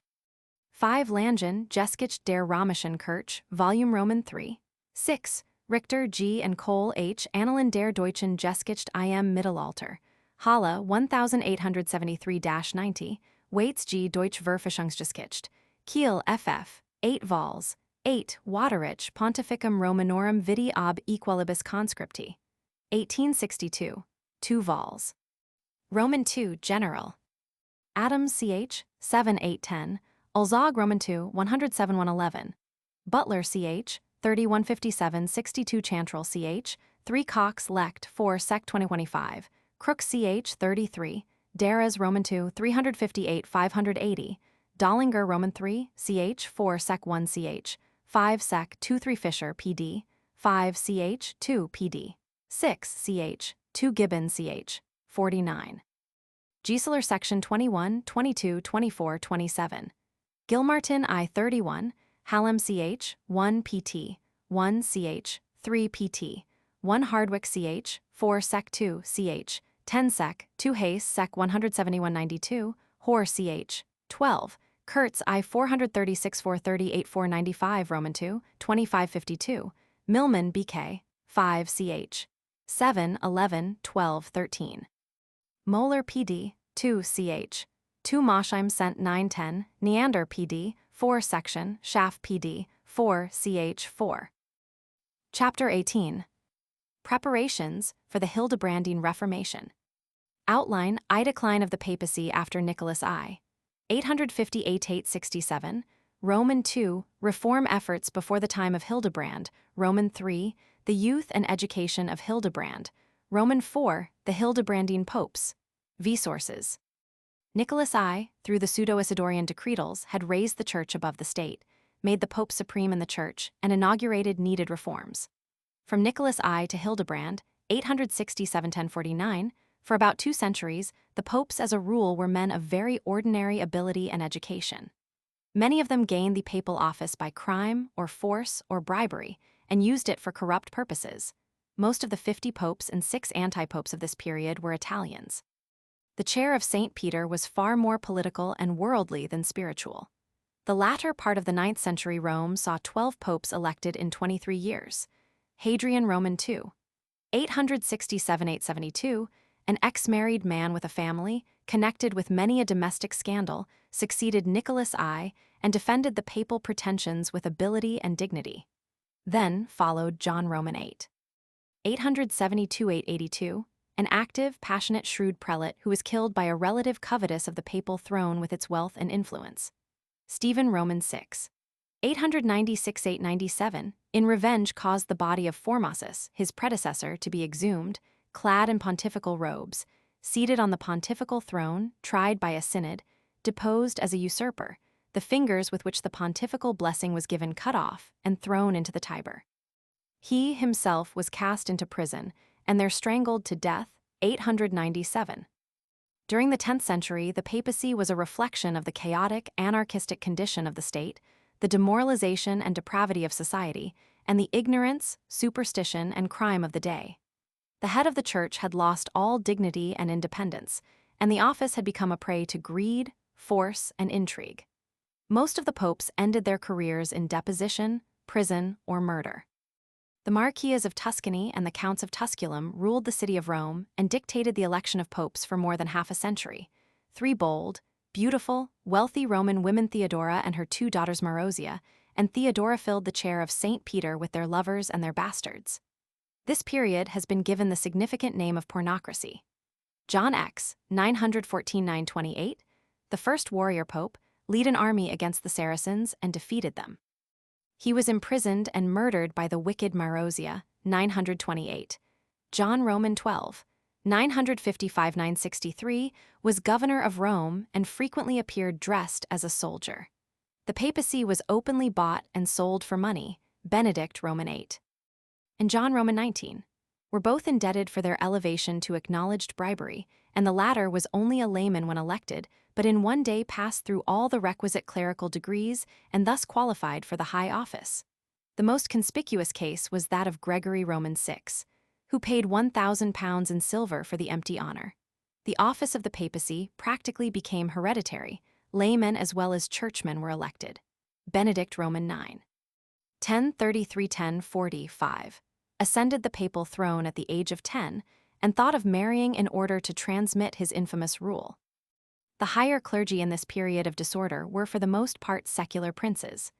They ruled large tracts of land, possessed and exercised royal prerogatives, and were granted immunities and privileges such as market rights, coinage, tolls, feudal judicature, etc. Furthermore, they assumed secular titles and offices. The leading statesmen of the day were chosen from the clergy. Louis the Infant made the abbot of Corvey a count, 900, and gave the bishop of Tours the same title, 902. Henry I made the bishop of Toulouse also the Duke of Chalais, 928. Otto I gave his own brother, the Archbishop of Calne, the Duchy of Lorraine and made him Count of Brandenburg and Magdeburg. Otto Roman III and Henry Roman III also made many such grants to churchmen. These higher clergy were married in many cases, or lived with mistresses and had families. After the time of Otto I, they began to counteract the power of the nobles. Hence they were made more and more dependent upon kings, who claimed the right to appoint them, who invested them with their power, and to whom they swore allegiance. They appeared at the court of the king like nobles, and in the event of war led their troops in person to the battlefield. Depositions for alleged disloyalty were very common. As the bishops became more involved in secular affairs, they naturally neglected their spiritual duties. Simony crept in as a consequence and was shamefully practiced. Often the worst fitted instead of the best prepared persons were given the coveted sinecures. It was but natural that the moral example set by the Pope should reveal itself in the lives of the clergy. Greedy hands were raised against the monasteries, and their rich lands were frequently given as fiefs to laymen. The abbots began to strive for worldly reputation and power. Hence the old discipline was neglected, and disorders and excesses of all kinds prevailed among the monks and nuns. The common priests and monks were probably better as a rule than either popes or bishops. Still, in too many cases, they were prone to follow the example set by their superiors. The laity were undoubtedly on a lower moral and intellectual plane than the priesthood. Consequently, few complaints were made by them against the sins and crimes of popes, bishops, abbots, and priests. The denunciation of flagrant abuses and the cry for reform, as far as there was any, came from the better clergy. Of the 80 councils held in France during the 11th century, every one denounced the lawlessness of the laity and the unchastity and simony of the clergy. The manifold corruptions of the 10th century and the first part of the 11th produced a clergy that had almost forfeited its spiritual character. Religion was a cloak for immorality, for licentious self-indulgence, and for corruption and venality, which can scarcely be equaled in the entire history of the Christian Church.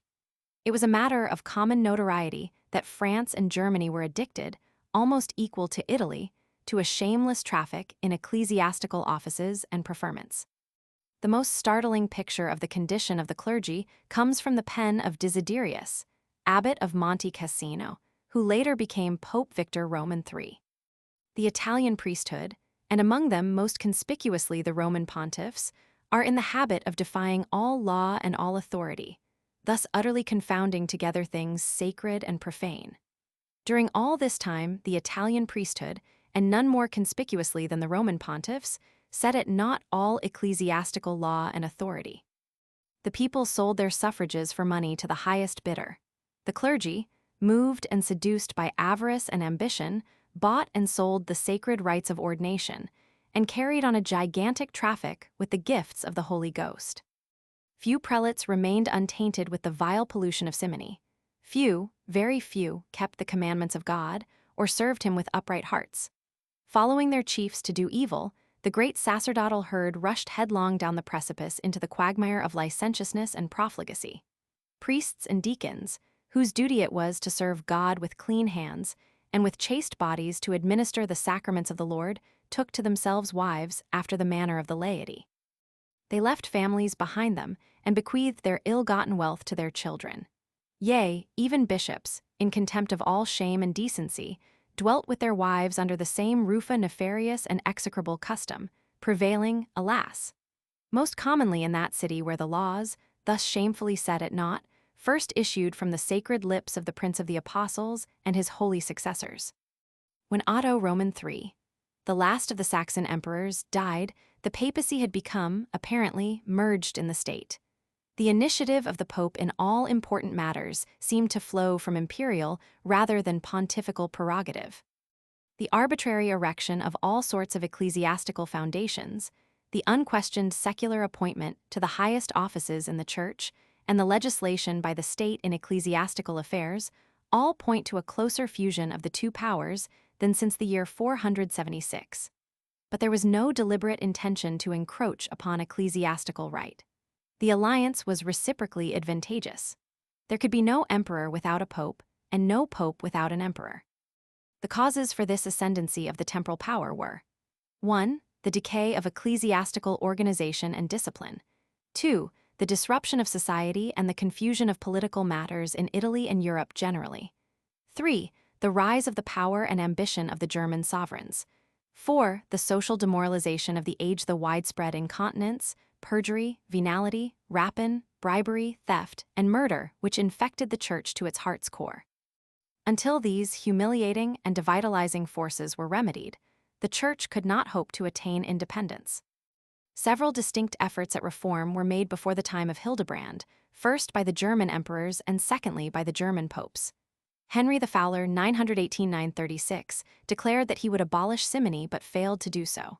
Otto the Great, 936–973, deposed the criminal Pope John Roman XII, elected Leo Roman VIII, in his place and honestly intended to improve the papacy. Otto Roman III.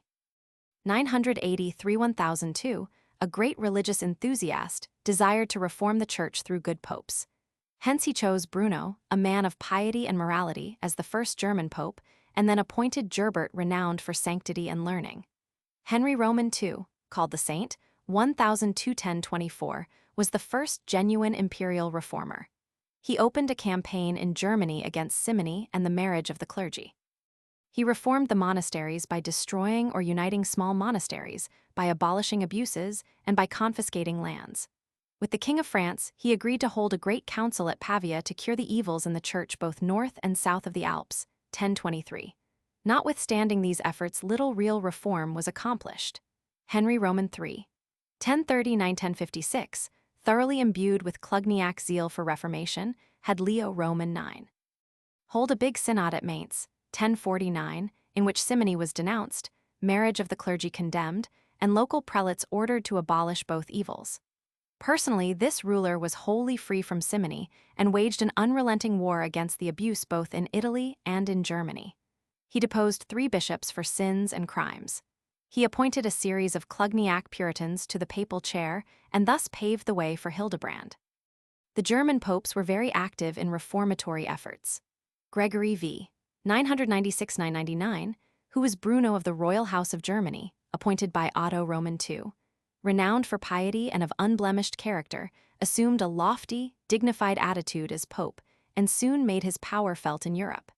He purified the papal court as far as possible and suppressed the independence of the French clergy, but died too soon to realize his hopes of reformation. Gerbert or Sylvester Roman II, 999–1003, born of poor parents, was educated as a teacher first in the Clugniac cloister of Aurillac, and then taken by Count Borel of Barcelona to Spain, where he studied mathematics and the natural sciences in the Mohammedan schools. Their Bishop Hatto took a fancy to him and invited him to go to Rome, where Pope John Roman XIII noticed him and recommended him to Otto the Great, 971. The emperor sent him to Reims to be instructed in logic, 972. The Archbishop Adelbert of Reims soon made him a teacher in the cathedral school. There he taught the writings of Aristotle, the Latin classics, and the sciences. Boethius was his favorite author, and science his darling study. He had many pupils from far and near and gained great fame for his scholarship.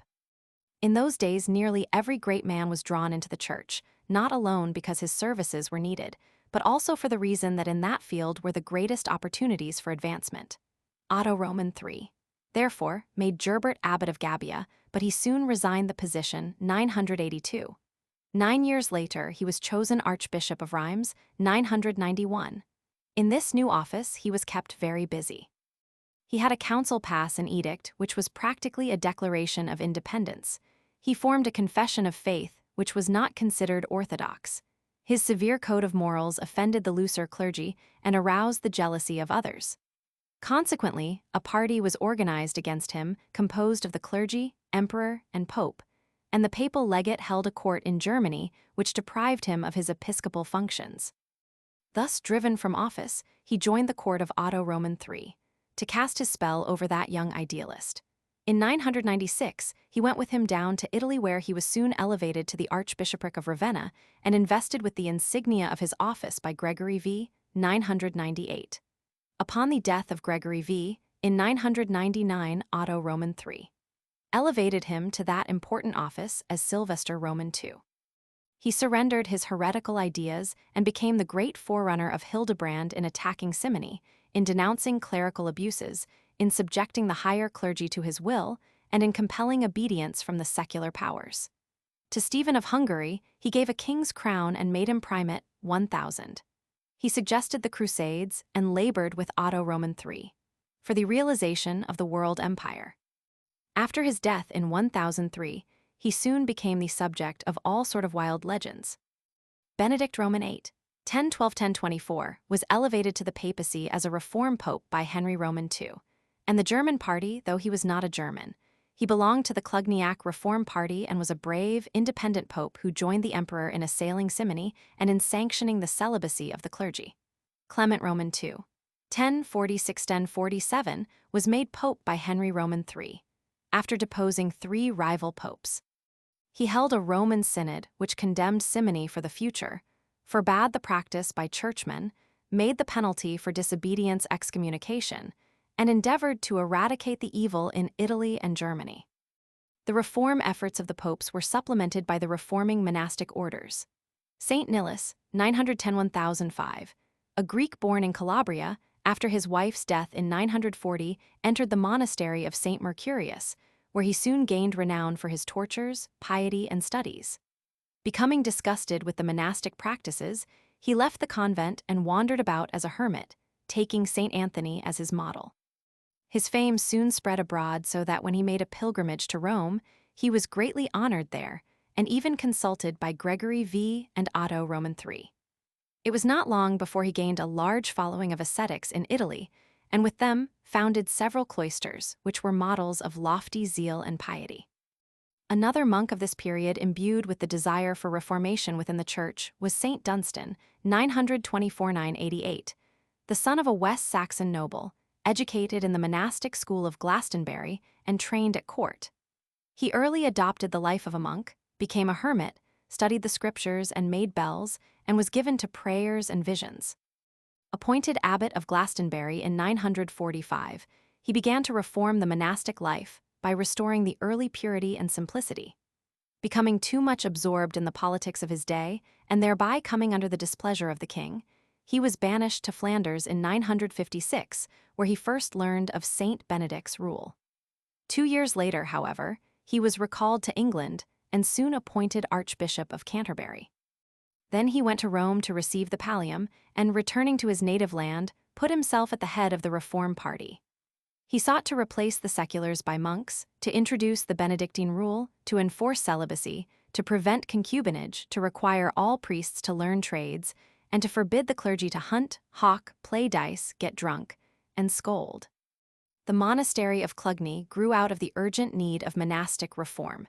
It was founded in 910 by Duke William of Aquitaine to honor Peter and Paul, and was put under the immediate control and direction of the Pope.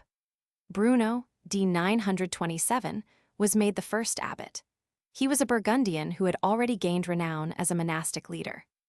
A modified Saint Benedict's rule was introduced into the new monastery, which absolutely forbade the possession of private property, prohibited the eating of quadrupeds, enforced a silence which resulted in the development of a sign language, required psalm singing and Bible reading, and demanded unquestioned obedience. Before Bruno's death, 6 cloisters had been founded. Odo, 927–941, a pupil and follower of Bruno, succeeded him. He was a man of great energy and unusual spirituality, and outlined the literary work of the order. From Pope John, he obtained the permit to unite more cloisters under his rule and to accept monks from unreformed monasteries. Before his death, he had restored the ancient cloister life in countless monasteries over France and in Italy. Under succeeding abbots, Eimer 941–948, Maggiolo 948–994, Odilo 994–1048, and Hugh 1048–1109, reforms were extended to German cloisters and to English monasteries. Social and economic reformatory results were produced. The truce of God was promulgated. And the reform spirit was spread throughout the Church, particularly in reference to simony, celibacy, and concubinage and uncanonical marriage of the laity. At its height, Clugny ruled over 2,000 monasteries and produced such popes as Hildebrand, Urban Roman II, and Paschal Roman II. After the 13th century, the order began to decline, and finally the French Revolution swept it out of existence. The Camaldolites grew out of an Italian reform movement independent of Clugny, though no doubt related to it. It came into existence at the end of the 10th century, when the Clugniac movement had already reformed many of the Italian monasteries. The fundamental idea of this order was to reform the monastic evils of Italy by reviving the strictest form of ascetic life. The hermit, Simeon, Saint Dominicus of Foligno, and Saint Nilus were worthy, inspiring examples. Traditions of the Greek monastic fathers still lingered in southern Italy, and in the Apennines land may have had some influence. Saint Romuald, born at Ravenna in 950 of a rich noble family, was the real founder. After leading a gay youth at the age of 20, he entered a Benedictine monastery to atone for his father's sin in murdering a relative, which crime he witnessed with his own eyes. He intended to remain only 40 days, but stayed 3 years, yet found no peace for his soul. Then he turned hermit, practiced the severest tortures to defeat the devil, traveled from place to place, gained great fame, had a crowd of followers wherever he went, organized them and appointed a leader, and then moved on to a new field of labor. As his life drew near its close, he retired to Camaldoli in the Apennines, and hence the name of the place was given to his order, 1018. To govern these little bands, Saint Benedict's rule, modified by Eastern asceticism, was used. The monks lived in single cells, but had a common meeting place for worship and for eating. Wine and meat were forbidden, and all days except Thursday and Sunday were fast days. The monks were barefooted and went about in silence with hair and beard uncut, performing the duties of farmers and makers of nets and baskets. Some of the more ascetic lived for years without leaving their cells. They were the first to use assistants as servants. Saint Romuald had a great influence on his age and was called a prophet and a miracle worker. He induced men like the Doge of Venice to take up the monastic life and was visited by the young Otto Roman III. 999. He sent missionaries to Russia and Poland and went himself to Hungary with 24 monks, but was compelled by illness to return to Italy. He preached with great power against the immoral, simoniacal, and wicked clergy, the monastic abuses, simony, and the marriage of churchmen. After his death in 1027, his work was carried on by his disciples, and the order has lived on through the varying vicissitudes of succeeding centuries. The Vallambrosians originated in Tuscany in 1040 as an outgrowth of the Camaldolian reform movement. Saint John Gualbert, the scion of a noble Florentine family, was the founder. Sent by his father to kill the murderer of his brother, he spared his life when he made the sign of the cross with his arms. On his return to Florence, entering the little church of San Miniato to pray before an image of Jesus, the figure nodded its head in approval of his act of mercy. As a result, in 1038, he became a monk and soon joined Saint Romuald. 2 years later, he determined to found an order of his own at Vallombrosa. Followers enough came to begin his organization, and they were put under Saint Benedict's rule modified to meet his ideas. Candidates were put on a year's probation, and members were divided into 3 classes: the religious, the serving brethren, and the laity. When he died in 1073, 7 cloisters had been established in Italy, and when the founder was made a saint in 1193, they numbered 60. The monastery of Hirschau was established in the Black Forest of Germany. William of Bavaria began the Reformation there in 1065 by freeing the monastery from secular control, drawing up a constitution for it on reform lines, patterning its policy after the Clugniac movement, and introducing lay brethren. From Hirschau, Reformation spread over a large part of Germany, and these reform cloisters strongly supported the lofty program of Gregory Roman VII. Peter Damiani was born in Ravenna of poor parents in 1006 and early left an orphan. As a boy, he had a hard life, but was educated by a brother at Ravenna, Faenza, and Parma. Then he became a teacher and gained wealth and fame as an instructor in grammar and rhetoric at Ravenna. Suddenly, at the age of 29, resolving to become a monk, he entered a monastery at Font Avellano, where he excelled the old monks in intemperate tortures, studied the scriptures and preached, and wrote a biography of Saint Romuald. At the age of 37, he was chosen abbot and then introduced Saint Romuald's Benedictine rule, which made fasting and torture a regular system. Each psalm was to be recited accompanied by 100 lashes on the bare back, and the whole psalter with 1,500 lashes. This practice soon became a regular craze and was taken up later by the Dominicans, the Franciscans, and the Flagellants. He permitted his monks to read the scriptures and the fathers, encouraged them in performing handwork, but cut them off wholly from the world. He soon became the recognized leader of the Reform Party in Europe. He denounced his age as worse than that of Sodom and Gomorrah, demanded a reformation of monasteries, of all the clergy, and of the church in general, dedicated his life to a crusade against simony and marriage of the clergy, and condemned in the clergy the practice of bearing arms as Leo Roman IX did in driving back the Normans, 1053. Damiani was too big a man to remain in obscurity, hence he became Bishop of Ostia, and in 1058 was made cardinal. In the papal court, he was a very prominent personage, serving as legate on many an important mission, and in 1061 was almost chosen pope. He was the spiritual counselor and censor of 7 Hildebrandine popes, and called himself the Lord of the Pope and Hildebrand's Holy Satan. He won the confidence of Henry Roman III, and exercised great control over Henry Roman IV. He died in 1072, just a year before Hildebrand became pope. Next to Peter Damiani, both in time and importance, comes Hildebrand. From the scanty sources concerning his youth, it is known that he was born in Tuscany at Siena, about 1020 of parents in humble circumstances. His father's name was Benizzo, but whether he was of Teutonic or Roman race, or whether his occupation was that of a carpenter, a farmer, or a goatherd, are unsettled questions. His mother is unknown, but she had a brother who was abbot of St. Mary's on the Aventine in Rome and one of the 20 churchmen who helped the Pope celebrate Mass. To that uncle's monastery in the Eternal City young Hildebrand was early sent, and there studied Latin, rhetoric, mathematics, music, dialectics, and the Church Fathers. There too he became imbued with the venerableness of Holy Rome and the sacred authority of the chair of St. Peter, so that in the stormy days of his old age he could write that St. Peter had nourished him from childhood. Under these surroundings, it was but natural that he should decide to be a monk. Soon, he was driven to ascetic severities, probably by the corruptions and abuses thrust upon him from all sides.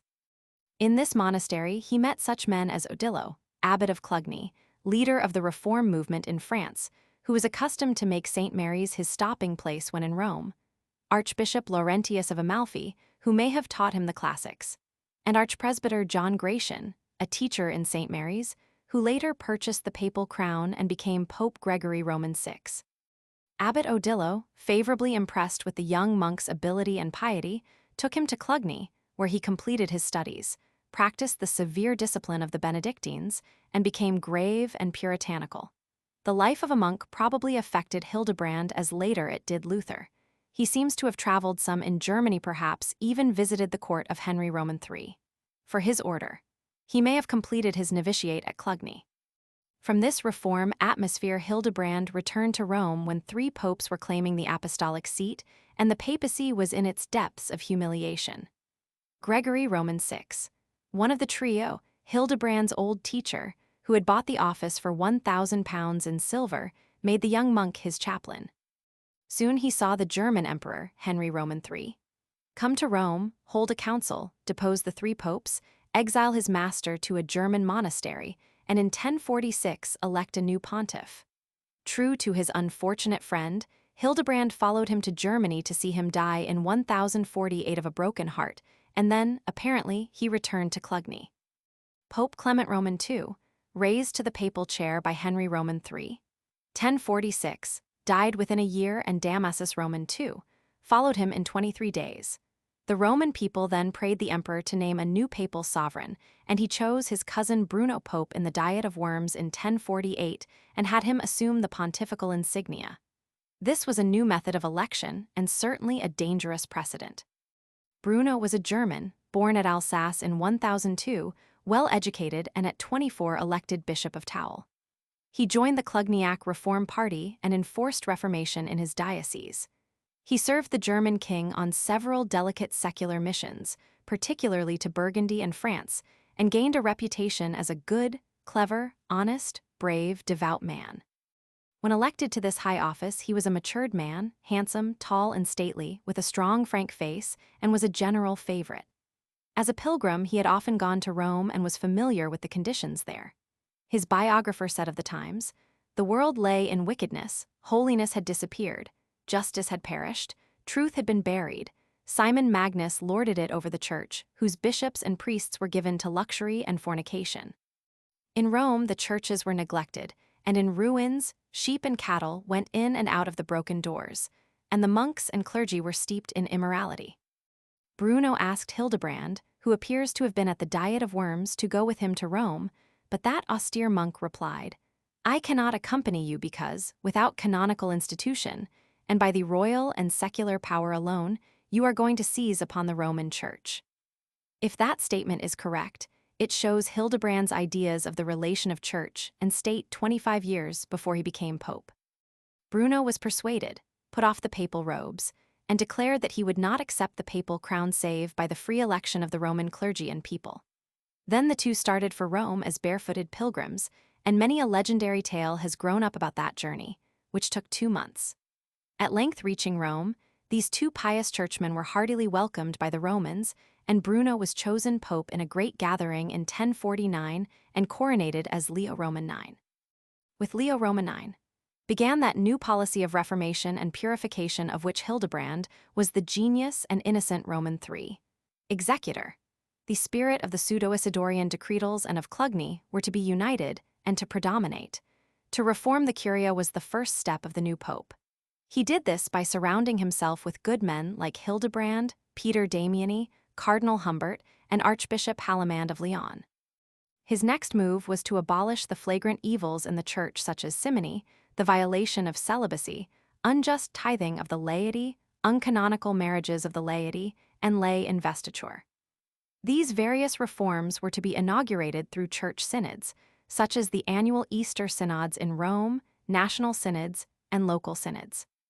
Leo Roman IX presided over 11 of these synods in person and traveled incessantly through Italy, France, and Germany to enforce the reforms, to root out heresy, to settle disputes, to make appointments, and to manage church affairs. To enforce his measures in southern Italy, he led an army of Italians and Germans against the Normans in 1053, but was defeated and taken prisoner, whereupon he put all the Normans under the ban. They begged their sacred captive to remove the dreaded curse, but he refused until they should kiss his feet and recognize the rights of the church. When he died in 1054, beloved by all Christendom, he had accomplished more in the way of reformation than any pope since Nicholas I, and he left behind him a new religious enthusiasm soon to be felt all over Europe. Leo Roman IX had entrusted papal affairs to Hildebrand until a new pope should be elected, hence all eyes were on him and his friends wanted to make him supreme pontiff. But he saw the time was not ripe for his work and refused. Hildebrand then headed a delegation to ask the Emperor Henry Roman III to confirm the nomination of Gebhard, Bishop of Eichstätt, a friend and relative. After the imperial nomination at Mainz, Gebhard went to Rome, was there elected in due canonical form as Pope Victor Roman II, 1055, and immediately took up Hildebrand's sweeping reform policy. Formerly, he had advocated a national church and was a master of Clugniac politics. Now, however, he accepted the papal theory in its entirety. With the emperor, he held a council at Florence which forbade the alienation of church property, enacted rules of discipline, and determined matters of doctrine. To cure abuses of the French clergy, he sent Hildebrand to France, who succeeded in humbling the bishops guilty of simony. Victor Roman II himself held a council at Tours to discuss the imperial claims of Ferdinand, the Great of Spain, and Henry Roman III of Germany, thus assuming that it was his prerogative to act in the capacity of arbiter. He went to Germany in 1056 to see Henry Roman III die, to hold the centrifugal forces in check in behalf of Henry Roman IV, and to thwart the ambition of Mamno of Cologne and Adelbert of Bremen to establish a northern patriarchate. The following year he returned to Italy and there soon died, 1057, beloved throughout all Christendom. 5 days after the death of Victor Roman II, the Romans, not waiting for the return of Hildebrand, who was still absent on papal business, chose Cardinal Frederick of Lorraine Pope and jubilantly inaugurated him, Aug.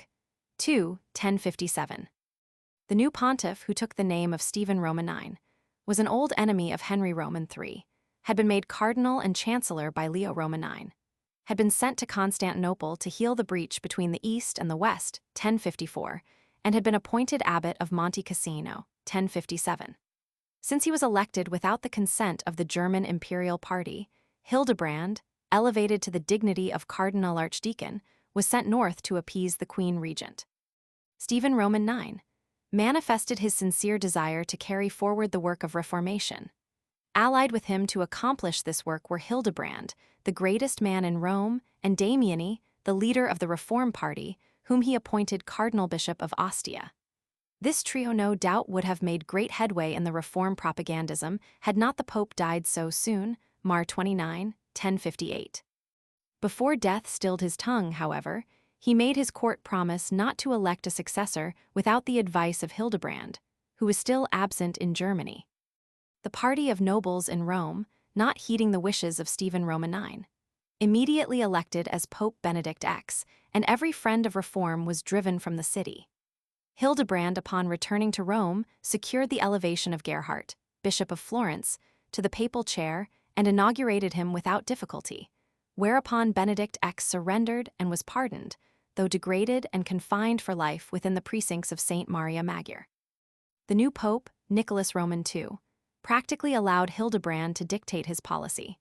First, he sought to free the church from imperial domination and to elevate it above the state.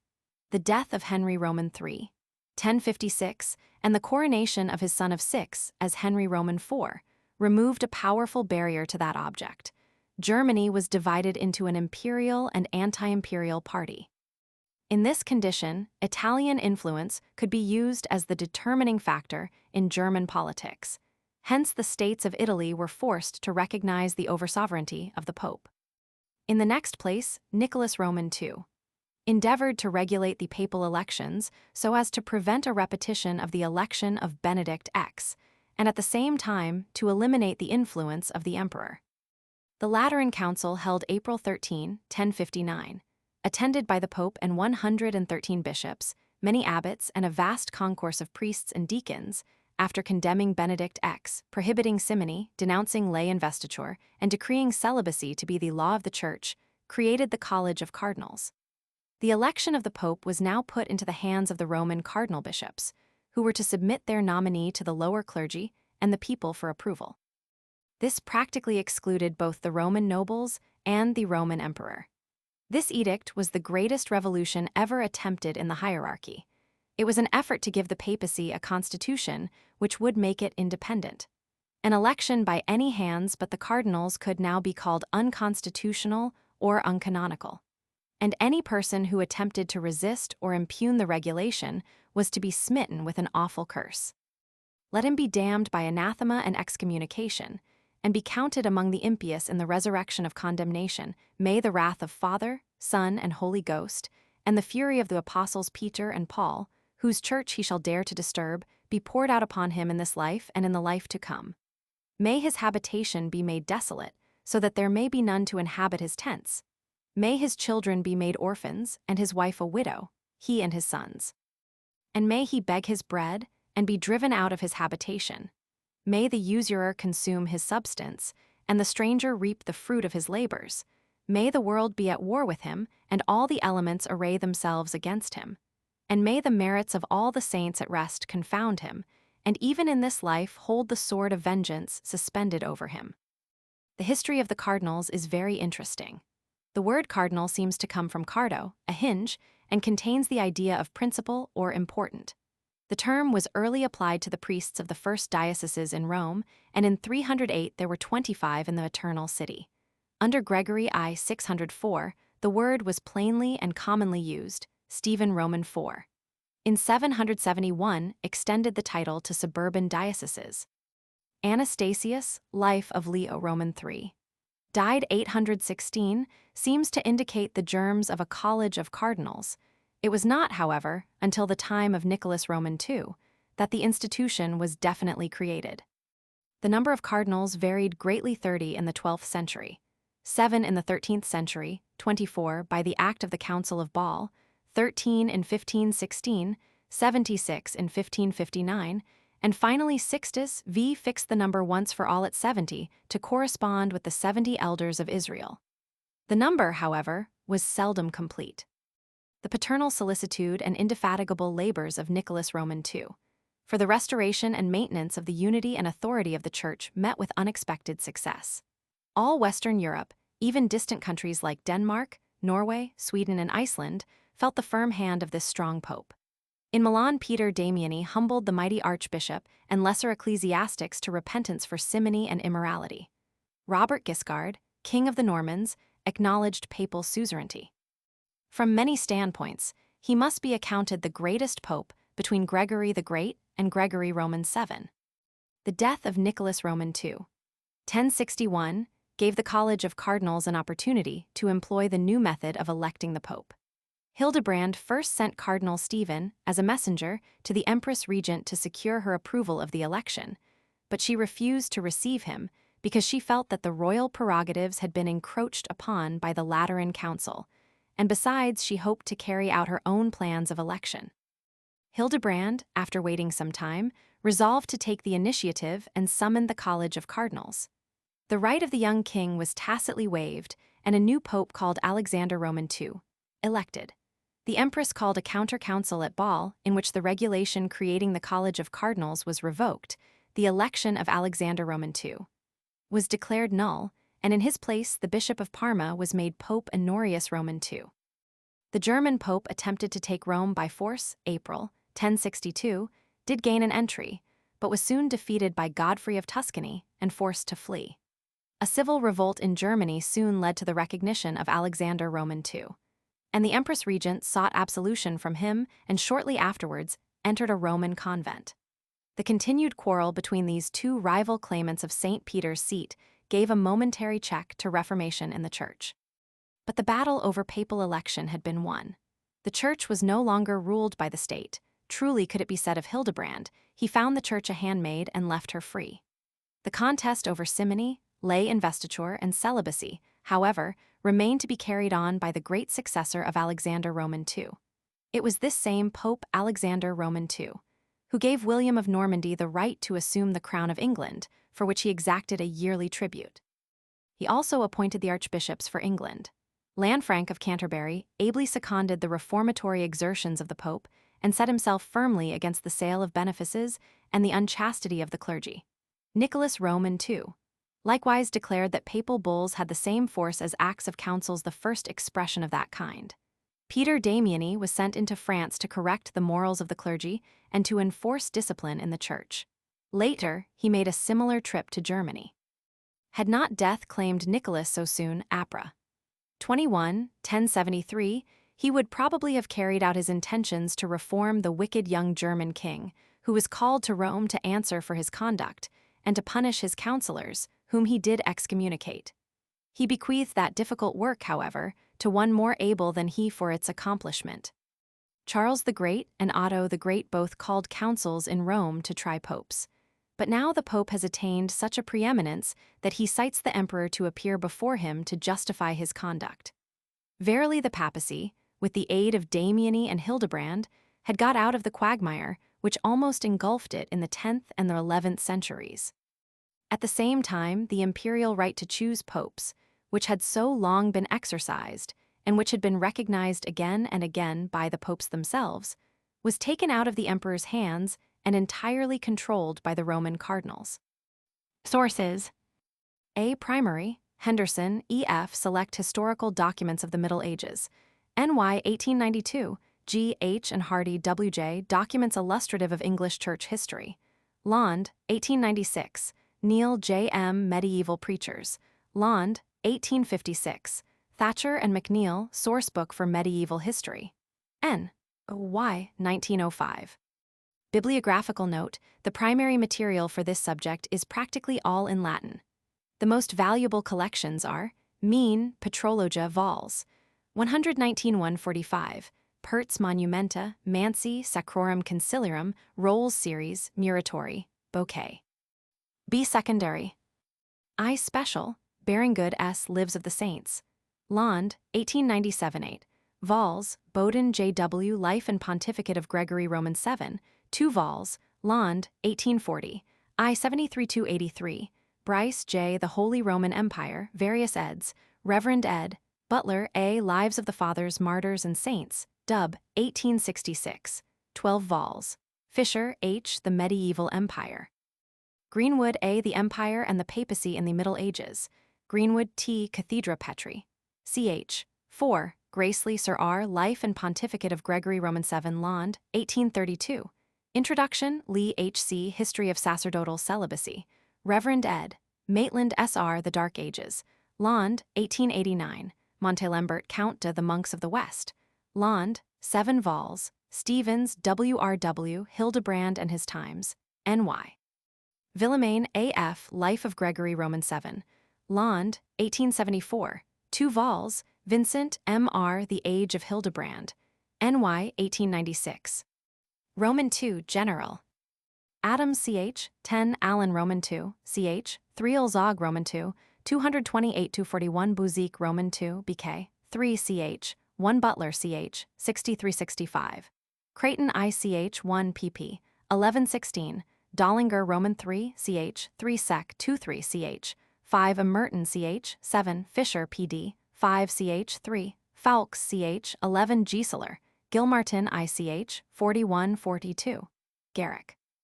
Hayes sec 180 Hurst, I 473 701 739 753. Jennings ich 10 Roman 2, ch 11 Kurtz sec 92 96 97 98, Milman Roman 2 bk 5p 409. Milner cent 9 ch 3 cent, 11 ch 2 cent 12 cent, 13 molar, Neander Roman 3, 346 456. Newman. Riddle Roman 2, ch 4 5 Robertson bk 4 ch 6 bk 5 ch 1 Schaff pd 4 ch 4 sec 6366. Tout ch 5. Chapter 19. Gregory Roman 7 and his work. Outline: condition of the Church in 1073. Roman 2, election of Hildebrand as Pope. Roman 3, Gregory Roman 7. Matured papal theory and reform ideas. Roman 4, his efforts to realize his ideals v. the investiture strife. Roman 6, conclusions. Roman 7, sources. In 1073, the Church had been raised from the lowest condition to a comparatively high moral plane by the imperial reforms, the labors of earnest German popes, the Clugniac Reformation, and the Hildebrandine popes. The papal crown was no longer the plaything of a Roman noble, nor the tool of the German emperor, but had become largely independent of both and a mighty power in Europe. This change was due to the character of the emperors and popes, to the religious enthusiasm of the age, to the political confusion in Germany, and to the labors of Hildebrand, particularly in creating the College of Cardinals. A positive reform movement had also been started in the Church, but it remained to be continued and completed. The time, therefore, seemed ripe for the work of a great pope like Hildebrand. For 25 years, Hildebrand had been the power behind the papal throne. He had largely molded the policy of 8 successive popes. He was the recognized champion of Reformation in the Church. He had developed the constitution of the papacy. He had managed the finances of Rome. He had become the greatest statesman and the shrewdest churchman in Europe, and he had formed a powerful party to champion his ideas. Alexander Roman II breathed his last April 21, 1073. Hildebrand directed that the next 3 days should be devoted to fasting, charity, and prayer, while the dead pontiff was being interred, after which the regular election of a pope would follow. The next day, the funeral rites were being celebrated in the old church of St. John Lateran. The ancient structure was crowded to overflowing, and Hildebrand, as archdeacon, was conducting the services, when suddenly a cry burst forth from the crowd, "Hildebrand, Hildebrand shall be our pope. St. Peter chooses our archdeacon Hildebrand." Rushing to the pulpit, Hildebrand implored silence, but his voice was drowned in the uproar. Then Cardinal Hugo came forward and said, "Well know ye, beloved brethren, that since the days of the blessed Leo, this tried and prudent archdeacon has exalted the Roman see and delivered this city from many perils. Wherefore, since we cannot find anyone better qualified for the government of the Church or the protection of the city, we, the bishops and archbishops, with one voice elect him as pastor and bishop of your souls." The crowd approved by shouting, "It is the will of St. Peter. Hildebrand is pope." Then the cardinals led the popular favorite, protesting still and in tears, to the throne of St. Peter, and invested him with the scarlet robe and the tiara as Gregory Roman 7. Like Charles the Great in 800, Gregory Roman 7 pretended to be greatly surprised at this election, which certainly was irregular, if not uncanonical. Because the customary 3 days had not yet elapsed, the people had nominated, and the cardinals had ratified a complete reversal of the decree of, and the emperor had not been consulted at all. Hildebrand immediately assumed all the duties of his office, but at the same time wrote to Henry Roman 4, stating all the circumstances attending his election and saying that he would refuse consecration until the emperor should approve of his elevation.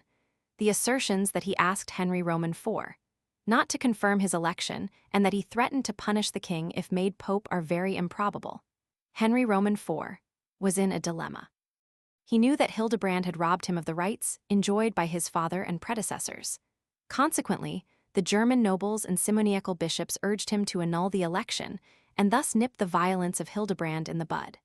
He realized the strength of the Hildebrandine party, on the other hand, and feared the results of an open rupture with it in the unsettled condition of Germany.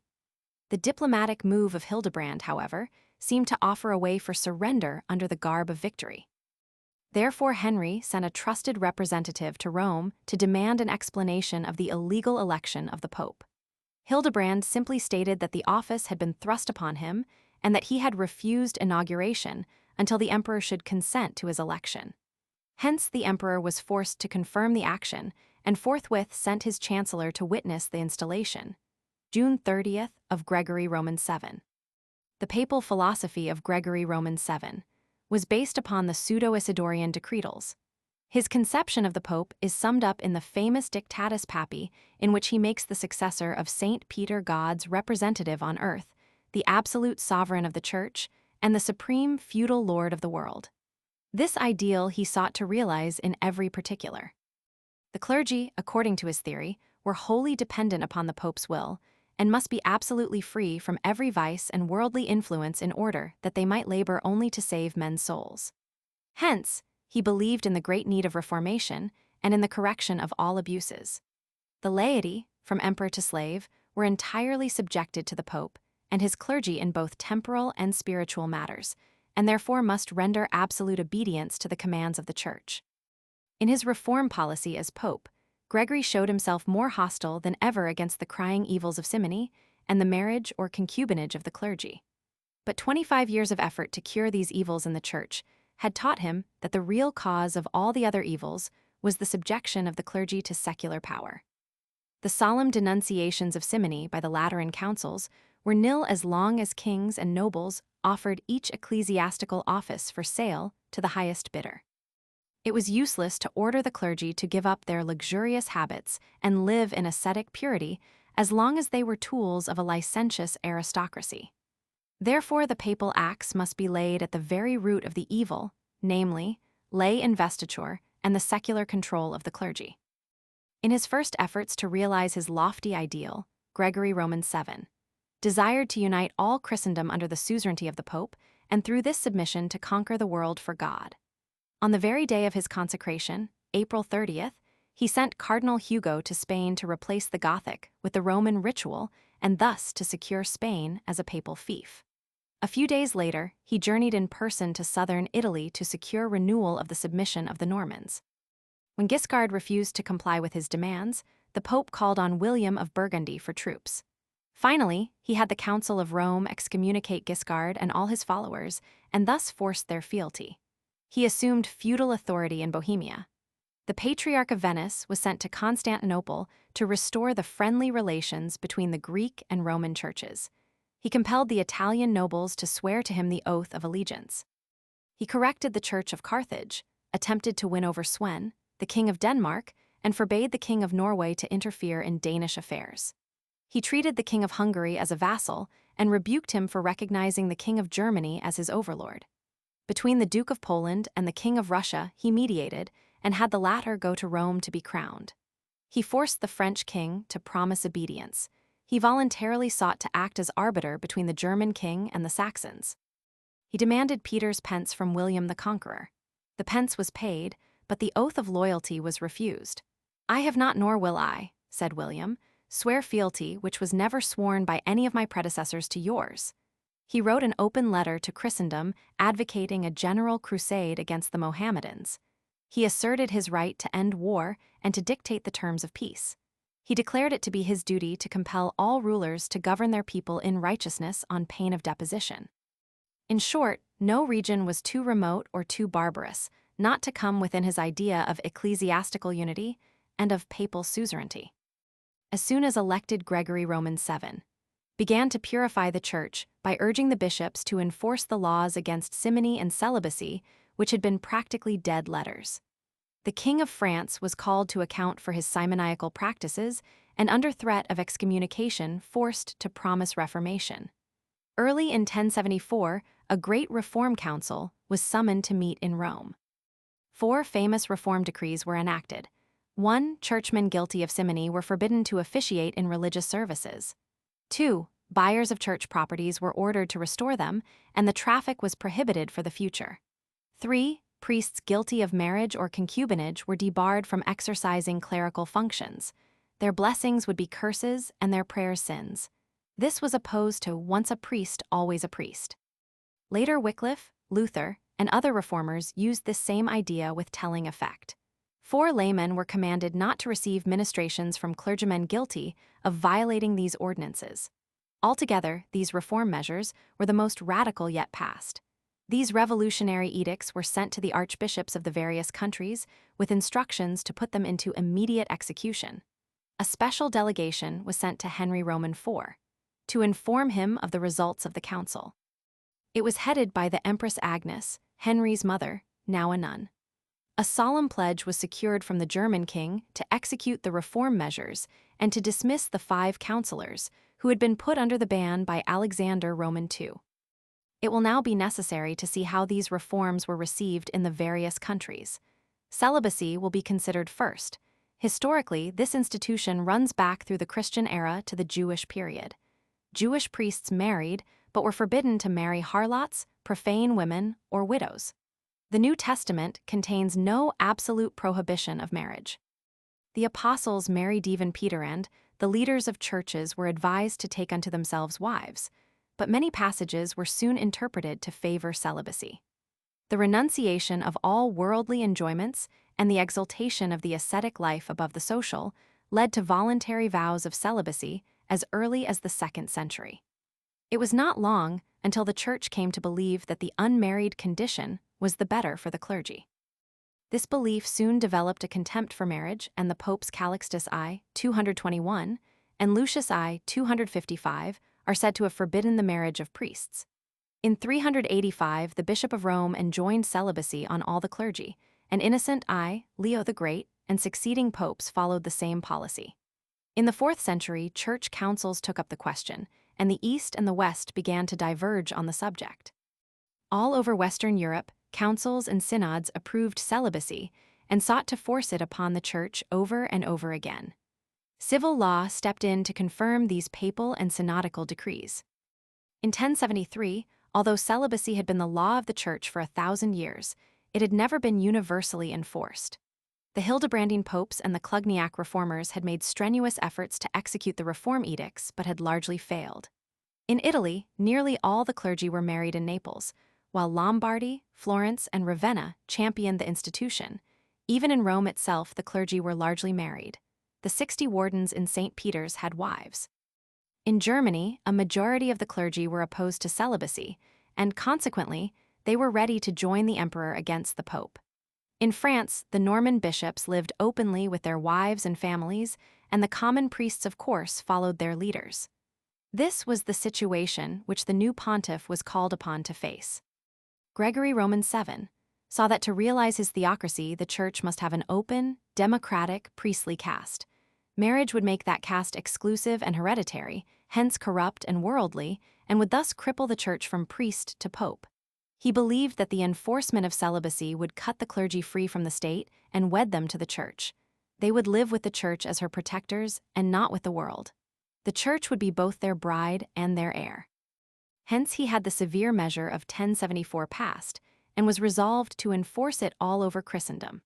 But the endeavor to execute this radical canon to destroy an institution which many justified on both moral and natural grounds to rend asunder ties of the tenderest nature on earth, to make wives prostitutes and children bastards, to break up families was strongly resisted all over Europe. In Germany, the Pope was called a heretic and a madman for setting up such an insane dogma against the teaching of St. Paul. To make men live like angels was childish, it was declared, and would plunge the clergy into worse habits.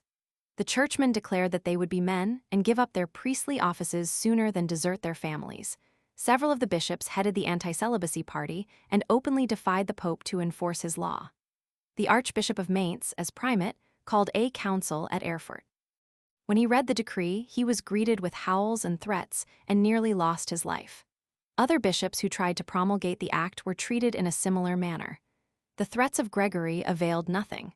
The laity, however, probably incited by the Pope, made several outbreaks against the married priests, but without any decisive results, and the evil went on. In France, the opposition exceeded that in Germany.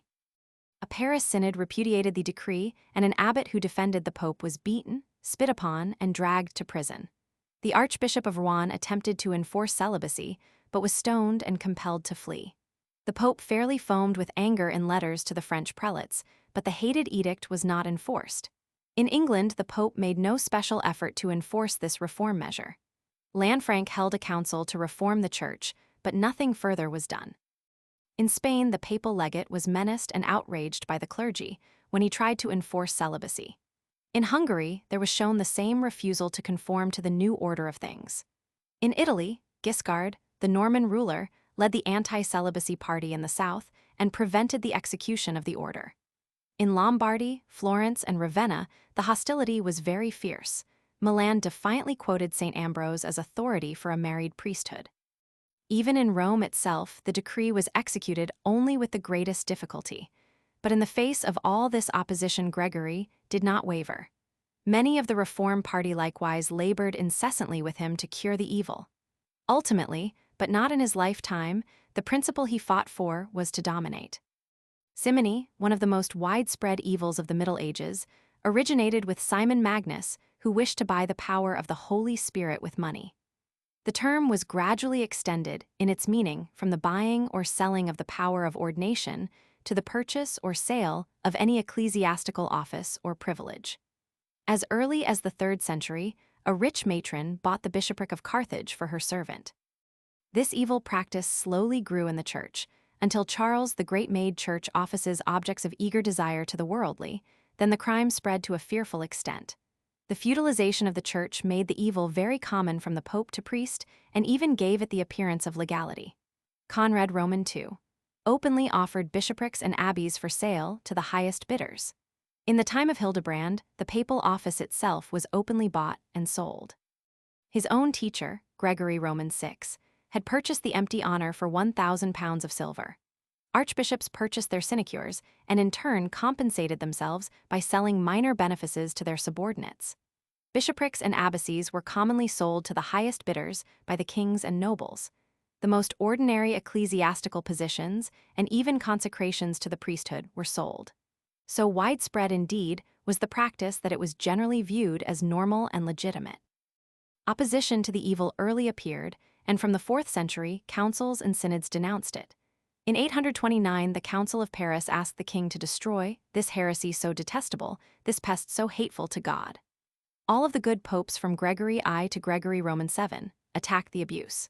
Even the Emperor Henry Roman III attempted to root it out. The Corpus Juris Canonicus supplemented by the civil law made it a crime and designated the penalties. Priests were to be deprived of their benefices and deposed from orders. Monks were to be confined in stricter monasteries, and laymen were to be subjected to penance. Every reformer and reform movement began by making an attack on simony. But simony was too deeply rooted as a part of the social, political, and religious world to be materially affected before the time of Gregory Roman VII, who knew that it would be impossible to realize his earthly theocracy so long as this sin demoralized and secularized the clergy and subjected them to worldly control. The Edict of 1074, therefore, threw down the gauntlet and declared war.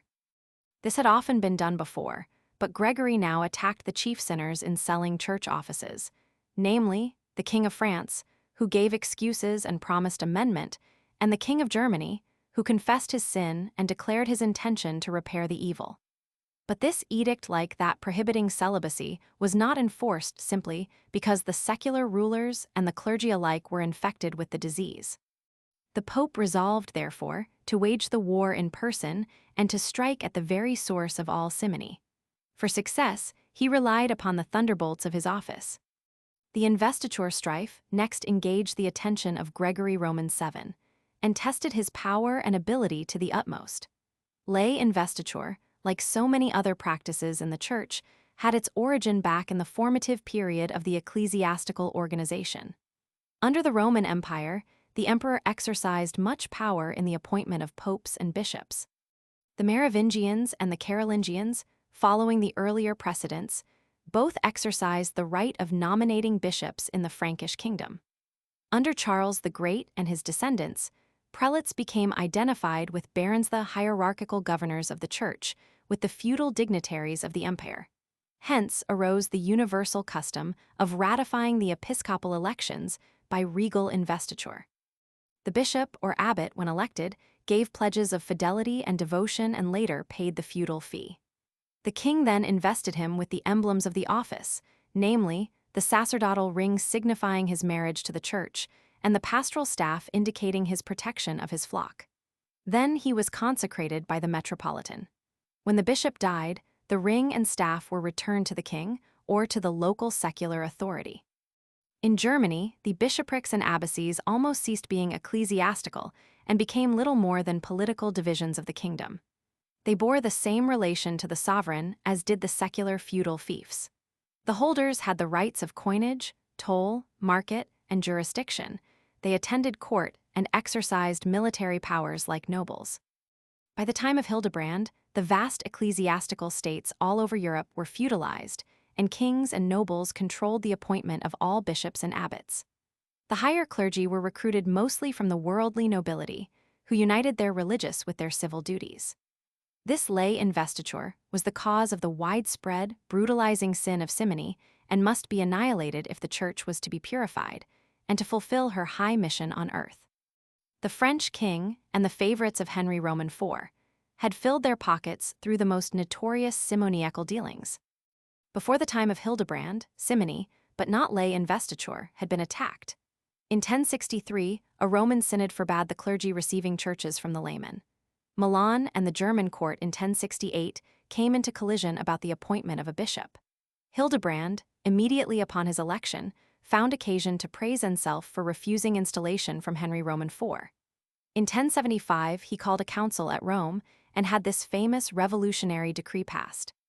If anyone shall from henceforth receive any bishopric or abbey from any layman, let him not be received among the bishops or abbots, nor let the privilege of audience be granted him as to a bishop or abbot. We, moreover, deny to such person the favor of St. Peter and an entrance into the church, until he shall have resigned the dignity which he has obtained both by the crime of ambition and disobedience which is idolatry. And similarly, do we decree concerning the lesser dignities of the church. Also, if any emperor, duke, marquis, count, secular person or power, shall presume to give investiture of any bishopric or ecclesiastical dignity, let him know himself to be bound by the same sentence. This edict was immediately sent to all the bishops of the empire, and no doubt all over Christendom. It began the struggle which rent both the empire and the church into two hostile parties and continued long after Gregory Roman VII died in exile. It was unquestionably revolutionary, because pope after pope had recognized the right of investiture by laymen, and the matter was generally treated as authorized by public law. The pope opened the skirmish through the council by citing many bishops from Germany, England, France, and Italy to answer to him for ecclesiastical offenses, chiefly simoniacal, by continuing the curse laid on Robert of Apulia, by threatening the King of France with interdict, unless he repented and made reparation, by deposing the bishops of Pavia, Turin, and Piacenza, by treating the German prelates with unusual severity, in repeating the excommunication of the German king's ministers, and in putting under the ban the bishops of Speyer and Strasbourg and the Archbishop of Bremen. The conflict centered about Henry Roman IV, who entirely disregarded the law of lay investiture.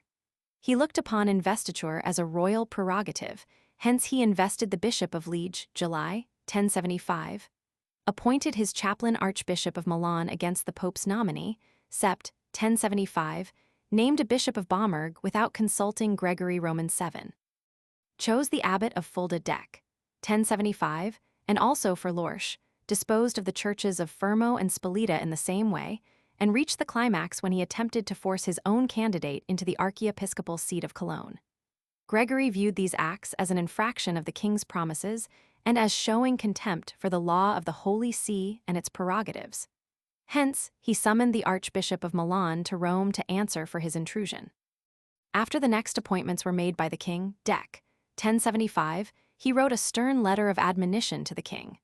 Finally, after the Cologne affair, the Pope cited the king to answer for his sins at Rome before a certain date, or be cut off from the body of the Lord and be smitten with the curse of the anathema. The legates who carried this information to the king were insultingly dismissed. Henry Roman IV, backed up by the German clergy and nobility and joined by the anti-sacerdotal and anti-reform parties in Italy, felt powerful enough to defy the command of the Pope. To offset the summons to Rome, Henry called the Diet of Worms, Jan. 25, 1076, at which 24 bishops and 2 archbishops were present. Cardinal Hugo, who had helped to make Hildebrand pope, but who was now under the ecclesiastical ban, brought forged complaints from Italy and read a false life of Gregory Roman VII. The emperor and the bishops renounced their allegiance to the pope and formally impeached him on 7 grave charges ranging from the grossest licentiousness to the assumption of the functions of God himself. The king immediately sent letters announcing this action to the prelates and cities of Lombardy, where the news was received with joy, to the Romans calling upon them to expel the enemy of the empire, the false monk Hildebrand, the usurper of the Holy See, and to the Pope himself, to whom the letter was delivered in the very Lateran Council to which the king had been summoned. The royal herald addressed the Pope in these words: "My lord, the king, and the bishops of the empire do by mouth command you, Hildebrand, without delay to resign the chair of Peter, for it is unlawful for you to aspire to so lofty a place without the royal consent and investiture." Incensed by this insolent address, the lay attendants of the Pope would have drawn their swords upon the herald had the Pope not covered him with his mantle.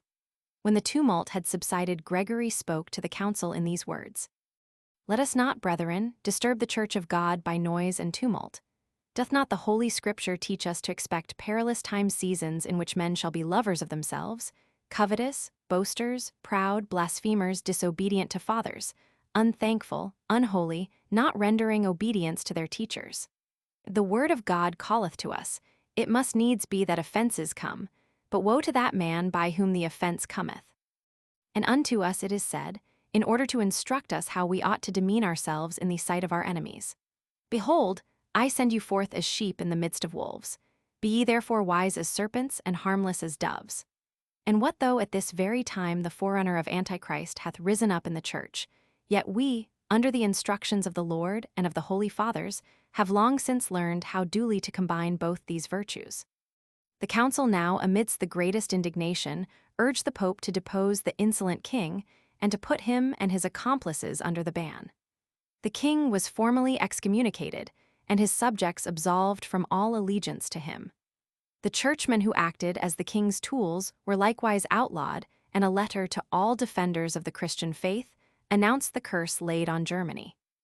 This was the first instance of the deposition of a king by a pope, and was based on the false decretals, and the assumption that this power was an undoubted prerogative of the chair of St. Peter. As a result of this action, both Germany and Italy were divided into 2 great parties, the papal and the imperial. Hoping to save himself by a counter-blow, Henry had one of his bishops pronounce an excommunication and anathema upon Gregory and induced a servile synod at Pavia to reiterate the curse. Civil and ecclesiastical discord broke out throughout the empire. Disaffected nobles took this occasion to conspire against the king and to plot with the papal party. Prelates fell over each other in their eagerness to desert the outlawed ruler and to seek reconciliation with the Pope. The German papal party held a great convention Oct. 14, 1076, at Triber on the Rhine. The king was in camp just across the river at Oppenheim with his army. The Pope sent his representatives to purify the convention and to guide the proceedings. All the sins of the age were charged against the king, and all allegiance to him was renounced, while it was declared that the crown would be forfeited within a year unless the king obtained absolution. He was ordered to retire to Speyer as a private gentleman until the question was settled, and the Pope was urged to hasten to Germany to pass sentence on the royal head. Henry saw that the tide was against him and resolved to follow the one course open to him, namely, to throw himself at the feet of the Pope and beg forgiveness. He dismissed his court and his ministers, publicly repudiated every act against the Holy See, promised satisfaction to the Pope and Reformation, begged a permit to visit Rome to sue for pardon, and started for Italy in 1077 to meet the Pope. His accomplices, probably at his suggestion, took the same course but by another route.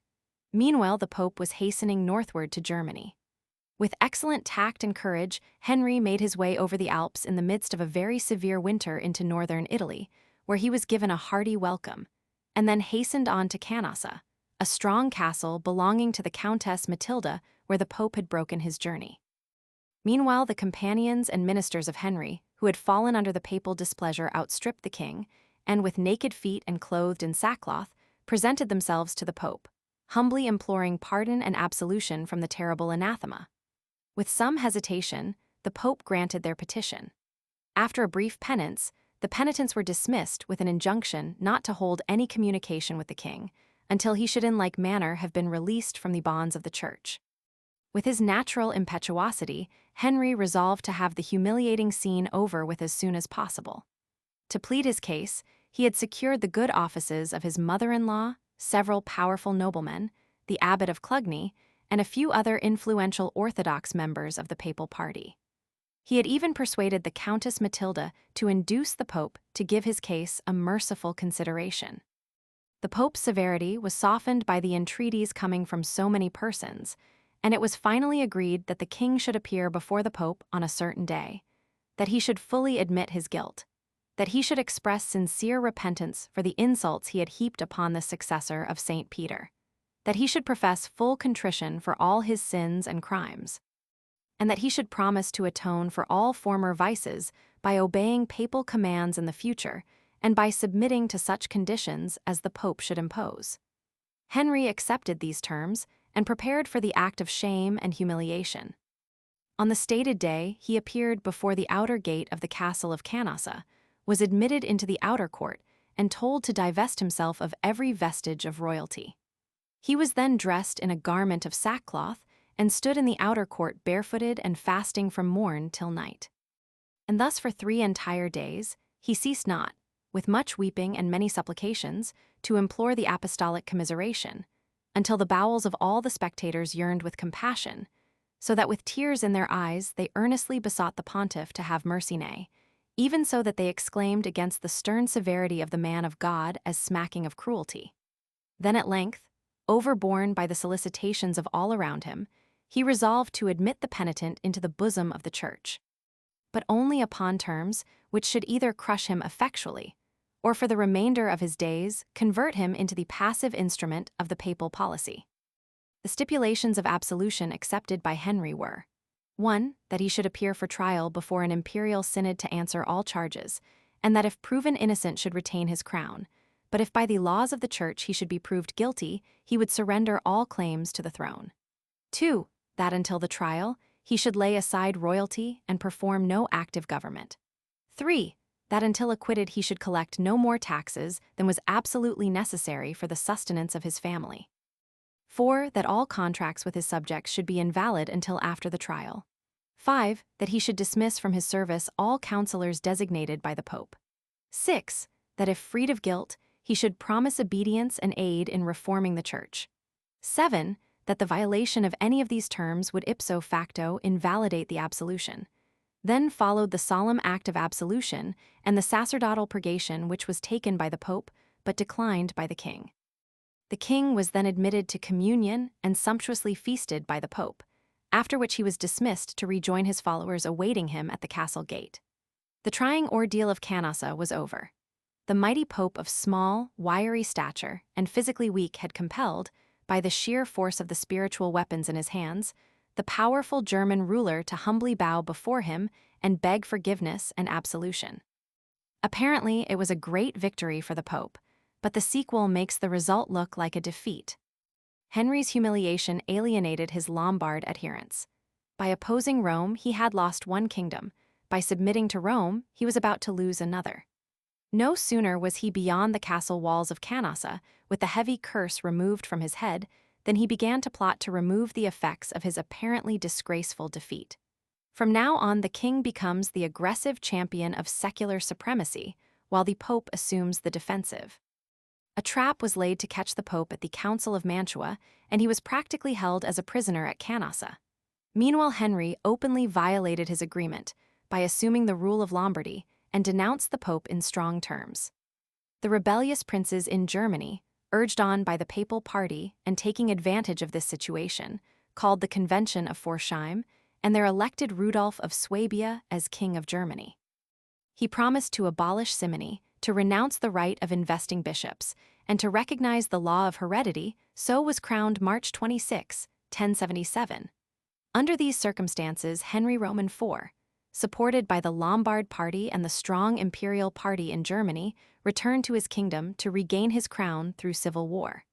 Gregory Roman VII, hoping to profit by the situation, demanded that both kings refer their cause to him as arbiter, and finally, when Henry proved obstinate, in a council held at Rome in 1080, the Pope renewed the excommunication of Henry and again deposed him. The German crown was bestowed by apostolic authority upon Rudolf. In the same council, the edict against lay investiture was renewed in a harsher spirit than ever. War to the knife was now inevitable. Rigid party lines were again formed. Henry gradually recovered his mastery of Germany. The German clergy in June 1080, blaming Gregory Roman VII for the ruinous civil war, once more retaliated by deposing the Pope.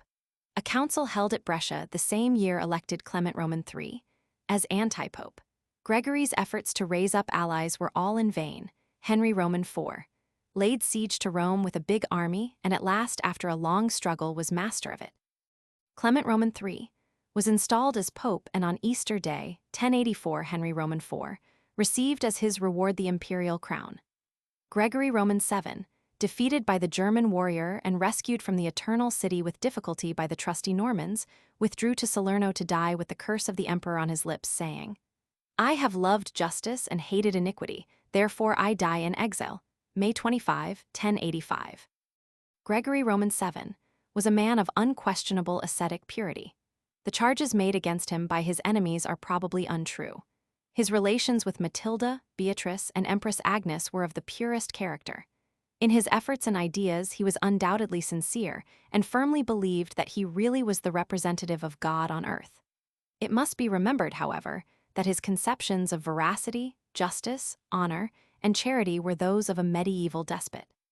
He was one of the greatest politicians of the Middle Ages, but a policy man controlled by the loftiest purpose.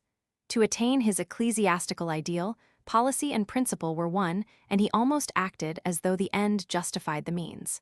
After Charles the Great and Otto the Great, before him and Innocent Roman III. After him, he had the greatest organizing mind of the Middle Ages. Few other men can compare with him. He comprehended the grand civitas Dei of Augustine, and through the false decretals, he attempted to create the great universal papal theocracy in which the state should be subject to the Church, the Church purified and subjected to the Pope, and the whole Church ruled by Lex Christi. Nature endowed him with an indomitable will, a restless energy, a clear perception, a dauntless courage, an imperious temper, an instinct for leadership, a stern, inflexible disposition, a haughty, insolent bearing, and a power to draw and to repulse. These native talents were intensified by monastic education, which taught him both the virtue and necessity of obedience, trained him to subordinate all affections, opinions, and interests to the one great object, and made him a true child of the medieval church with the highest ideas of her prerogatives and mission on earth. The churchman completely swallowed up the man. Hildebrand was a wily religious autocrat and not a theologian or a moralist. His ideas came from Augustine and Pseudo-Isidore. His Christianity was based on tradition and historical evolution rather than on the Bible. He denounced simony and advocated celibacy, but not on moral grounds so much as because of his sincere conviction about their effect on his great ecclesiastical machine. The Church to him was a grand secular power, resting on spiritual foundations, which had to employ worldly means against the other secular powers. Europe was a chessboard, and with the hand of a skilled master, he moved kings, queens, knights, and bishops. His schemes were worthy of the plotter. His courage became defiance in danger. His forces were handled with consummate skill. His fatal thrusts were driven home with his teeth clenched. If he seemed to yield, it was only to gain a greater advantage. As Pope, he was over all, the source of all law, judged by none, and responsible to God alone. Under this conviction, intensified as the years passed, he lived in perpetual conflict and died a refugee from the capital of his great ecclesiastical empire. Napoleon once said, "C.G. N.At.I.'s Napoleon, G. Vaudreuil's Erter Gregoire Roman VII." There were many points of resemblance between these two great characters. Both were of obscure birth and low origin. Both possessed the same indomitable character and threatening ambition. both were reformers. Gregory established a hierarchy which still lives. Napoleon created an administration which still survives. Gregory wanted to make the Church the master of the world, Napoleon, France. Gregory made the Lex Christi the basis of all, Napoleon, the Revolution. Both wanted to make feudal vassals of the world's rulers. Both had an indomitable enemy, Henry Roman IV, and England. Both used the power of excommunication. Gregory had his Canossa, Napoleon his Moscow. Italy was invaded and Rome sacked. France was invaded and Paris taken. Salerno and St. Helena in each case closed the drama. Gregory Roman VII was the creator of the political papacy of the Middle Ages because he was the first who dared to completely enforce the pseudo-Isidorian decretals. He found the pope elected by the emperor, the Roman clergy, and the people. He left the election in the hands of an ecclesiastical college of cardinals. He found the papacy dependent upon the empire. He made it independent of the empire and above it. He declared the states of Europe to be fiefs of St. Peter and demanded the oath of fealty from their rulers. He found the clergy, high and low, dependent allies of secular princes and kings. He emancipated them and subjected them to his own will. He reorganized the church from top to bottom by remodeling the papal curia, by establishing the College of Cardinals, by employing papal legates, by thwarting national churches, by controlling synods and councils, and by managing all church property directly. He was the first to enforce the theory that the Pope could depose and confirm or reject kings and emperors. He attempted to reform the abuses in the church and to purify the clergy. Only partial success attended these efforts, but triumph was to come later on as a result of his labors. His endeavor to realize his theocracy was grand but impracticable as proved by its failure. It was like forcing a dream to be true, yet innocent. Roman III almost succeeded in Western Europe a little more than a century later. The impress of Gregory Roman VII, gigantic ability was left upon his own age and upon all succeeding ages. The strife over lay investiture was carried on by the successors of Gregory Roman VII. Victor Roman III, 1086–1087, renewed the investiture decrees but died too soon to accomplish anything. Urban Roman II, 1088–1099, imbued with the zeal and ability of Hildebrand, drove Henry Roman IV out of Italy and had his son, Conrad, crowned King of Italy, 1093.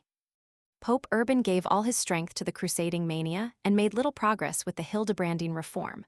Paschal Roman II, 1099–1118, a Clugniac monk and cardinal under Gregory Roman VII, renewed the excommunication of Henry Roman IV, and plotted with Henry V to induce him to revolt against his father, 1104, and thus to force him to surrender his crown. The aged Henry Roman IV died under the awful curse of the Church and at war with this traitorous son. Paschal Roman II took up the question of lay investiture likewise and had the practice condemned in the Council of Troyes, 1107, and promulgated the prohibition all over Christendom. Henry V was forced to abjure investiture before he could again receive his imperial crown from papal hands. At length in 1111, Paschal Roman II entered into an arrangement with Henry V, who had appeared before Rome with a large army, by which the Pope promised that clerical princes in the empire should give up all temporal rights and possessions received since the time of Charles the Great. The Church and its clergy were to live on the tithes and the gifts of pious persons. The emperor, for his part, agreed to surrender all claim to nomination, election, and investiture, and to guarantee to the papacy the full enjoyment of all its possessions and rights. This agreement was fair and just, though the German clergy objected to such a wholesale change without their consent. The compact was publicly proclaimed in St. Peter's before the imperial coronation of Henry V. Feb. 12, 1111, and aroused a great tumult. Therefore Henry V repudiated the treaty, captured the Pope, carried him together with the cardinals off as prisoners, and wrung from him ignoble terms of peace, APRA. 12th, which stated that the clerical princes in Germany were to retain all their possessions, that the emperor was to have the full right of investiture, but without simony, and that the higher clergy were to consecrate the nominees after their investiture. At the same time, Paschal crowned Henry and promised never to excommunicate him.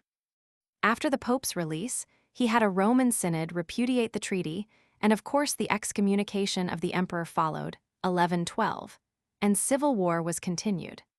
Calixtus Roman II. 1911–24. A Clugniac monk of the royal Burgundian house settled the perplexing question of lay investiture in 1122 by the Concordat of Worms. The Pope agreed 1. That the election of bishops and abbots in Germany should occur in the emperor's presence and without simony or violence. 2. That the emperor should decide all disputed elections and enforce his decisions. 3. That the emperor should invest with the lance and receive homage. 4. That bishops or abbots consecrated in Italy or Burgundy should also be invested by the emperor and render homage within 6 months. 5. And that papal aid should be given to the emperor whenever requested. The emperor for his part promised, 1. To surrender all investiture through the ring and the staff to the church. 2. To grant canonical elections and free consecration in all churches in the empire. 3. To restore all the possessions and regalia of St. Peter to the Holy Roman Church. 4. To secure the return of property held by others. 5. And to give the Pope all needed aid and justice. The Concordat was in character, therefore, a compromise. It spared both the emperor and the Pope the humiliation of defeat because now both made the appointment one politically, the other spiritually. The emperor retained but half of his former rights, yet could control the elections. The Pope gained the ring and staff, yet fell far short of what Gregory Roman VII had demanded. The document was full of ambiguity, and who was victor Pope or emperor has been a much disputed question. The Concordat lasted down through the centuries as the basis for settling all these appointments until the dissolution of the empire in 1806. It was frequently violated by both emperor and pope, but on the whole gave general satisfaction and determined many menacing disputes. It was modified by Lothair in 1183 so as to permit the emperor to send a delegate to the election. Chapter 20. The significance of the Crusades. Outline: the rise and spread of Mohammedanism. Roman II, positive and negative causes of the Crusades. Roman III, character and description of the Crusades. Roman IV, results and influences of the Crusades. Resources. Mohammedanism, like Judaism and Christianity, had its origin in the Semitic race. Its birthplace was in Arabia, a desert region. The time of its appearance was the 7th century, and its founder was Mohammed. The condition of Arabia at Mohammed's birth, c. 570, must be understood in order to have an intelligent comprehension of this new religion. Politically, the Arabs were united in a very loose sort of confederacy. The real government was in the hands of tribal chiefs. Although a prey to Greek and Persian influences, yet the hardy Arabians had never been conquered. They were divided into wandering tribes with practices and customs characteristic of tribal relations. Few cities were found among them, and many of the conveniences of civilization known to peoples of fixed habitations were lacking. Through trading, begging, and robbing, these Arabs had developed a cosmopolitan spirit and liberality. They monopolized the overland trading routes, carried on an extensive industry in raising sheep, horses, and camels, cultivated fruit growing to some extent, and were very fond of holding great fairs at which their possessions were exhibited and bartering carried on. Educationally, the Arabs were a very superior people. Arabia was the home of the alphabet and of numbers, and had developed a perfect language. The people had an intense love for poetry, and the eloquence of their leaders was of high order. From the Greeks, they had received a knowledge of the natural and abstract sciences. Of all the peoples, therefore, in Western Asia, the Arabs were perhaps the most highly civilized and the most progressive. Complete religious liberty and toleration were permitted among the Arabs. Hence Jews, Christians, fire worshippers, and star worshippers were found among them. The Jews were very numerous, especially in Medina. The Christians found in Arabia were either the descendants of those heretical sects driven from the Roman Empire in the fierce controversies of the 4th and 5th centuries, or monks and hermits who were still found there in large numbers. But Christianity made little impression upon the Arabs. It appears, in fact, never to have fully satisfied any of the Eastern peoples, at least no branch of the Semitic race has ever taken kindly to it. The Arabic religion was something of a mixture between monotheism and idolatrous polytheism. Every house had its own idol, and every tribe had its special deity. But above all these particular gods stood the universal God, Allah, by whom the holiest oaths were sworn, in whose name treaties were made, and yet who was worshipped least and last. Mecca was the religious capital, having been selected by Hagar and Ishmael, and was the home of the Kaaba, built by Abraham and his son Ishmael, containing the famous black stone. A well-organized priesthood, monopolized by the Quraysh tribe, conducted worship and performed the sacred rites, which were accompanied by a rather elaborate ceremony. Great religious feasts were numerous, particularly in the holy months. By the 7th century, the Arabic religion was in a very low condition. It resembled the decrepit and effete Roman and Greek religions in the later days of their existence. There arose everywhere, consequently, a cry for reformation, or for a substitution, and this demand soon crystallized into a reform party, which rejected polytheism and preached asceticism while holding fast to a belief in Allah. It is quite possible that the members of this party received both their inspiration and their ideas from the Christian hermits. They were called the Hanifs or Puritans. This widespread desire for reformation indicates that Arabia was ripe for a religious revolution, and that the times were ready for the great work of Mohammed. In the holy city of Mecca in 570, Mohammed was born. He was connected by blood with the Quraysh tribe, and from this source may have inherited certain pronounced religious tendencies. Orphaned at 6 and reared by an uncle, who was a trader, he made extensive travels of a business character throughout Western Asia. In this way, he gained a cosmopolitan education, had a wider outlook on the world than was customary, and may have come into close touch with Judaism and Christianity. At the age of 25, he entered the service of a rich widow, Khadijah, and later married her though she was 15 years his senior. Her wealth brought him into prominence and gave him a commanding social and industrial position. In his own behalf now, he made several extensive commercial trips. One of Khadijah's cousins was a Hanif, and like the Hanifs and hermits in general, he was a zealous missionary. Mohammed soon fell under the influence of him and other Puritans, and soon joined these ascetic reformers. He often retired to the mountains for prayer and ascetic practices, and the religious fermentation in his soul in a short time produced an explosion. He early became subject to fits, whether epileptic, cataleptic, or hysterical is unknown, and in these swoons professed to have had religious visions. In one of these, the angel Gabriel appeared to him and communicated the new faith, the sum of which was, "There is but one God and Mohammed is his prophet." Thus fired with a mighty mission, he began to denounce the old religion and to propagate the new 610. His first convert was his faithful wife, then his bosom friend, Abu Bakr, received the faith, and next his adopted son, Ali. With this trio of staunch believers back of him, he continued his public preaching of the message which had come to him in Mecca, the very heart of Arabian idolatry.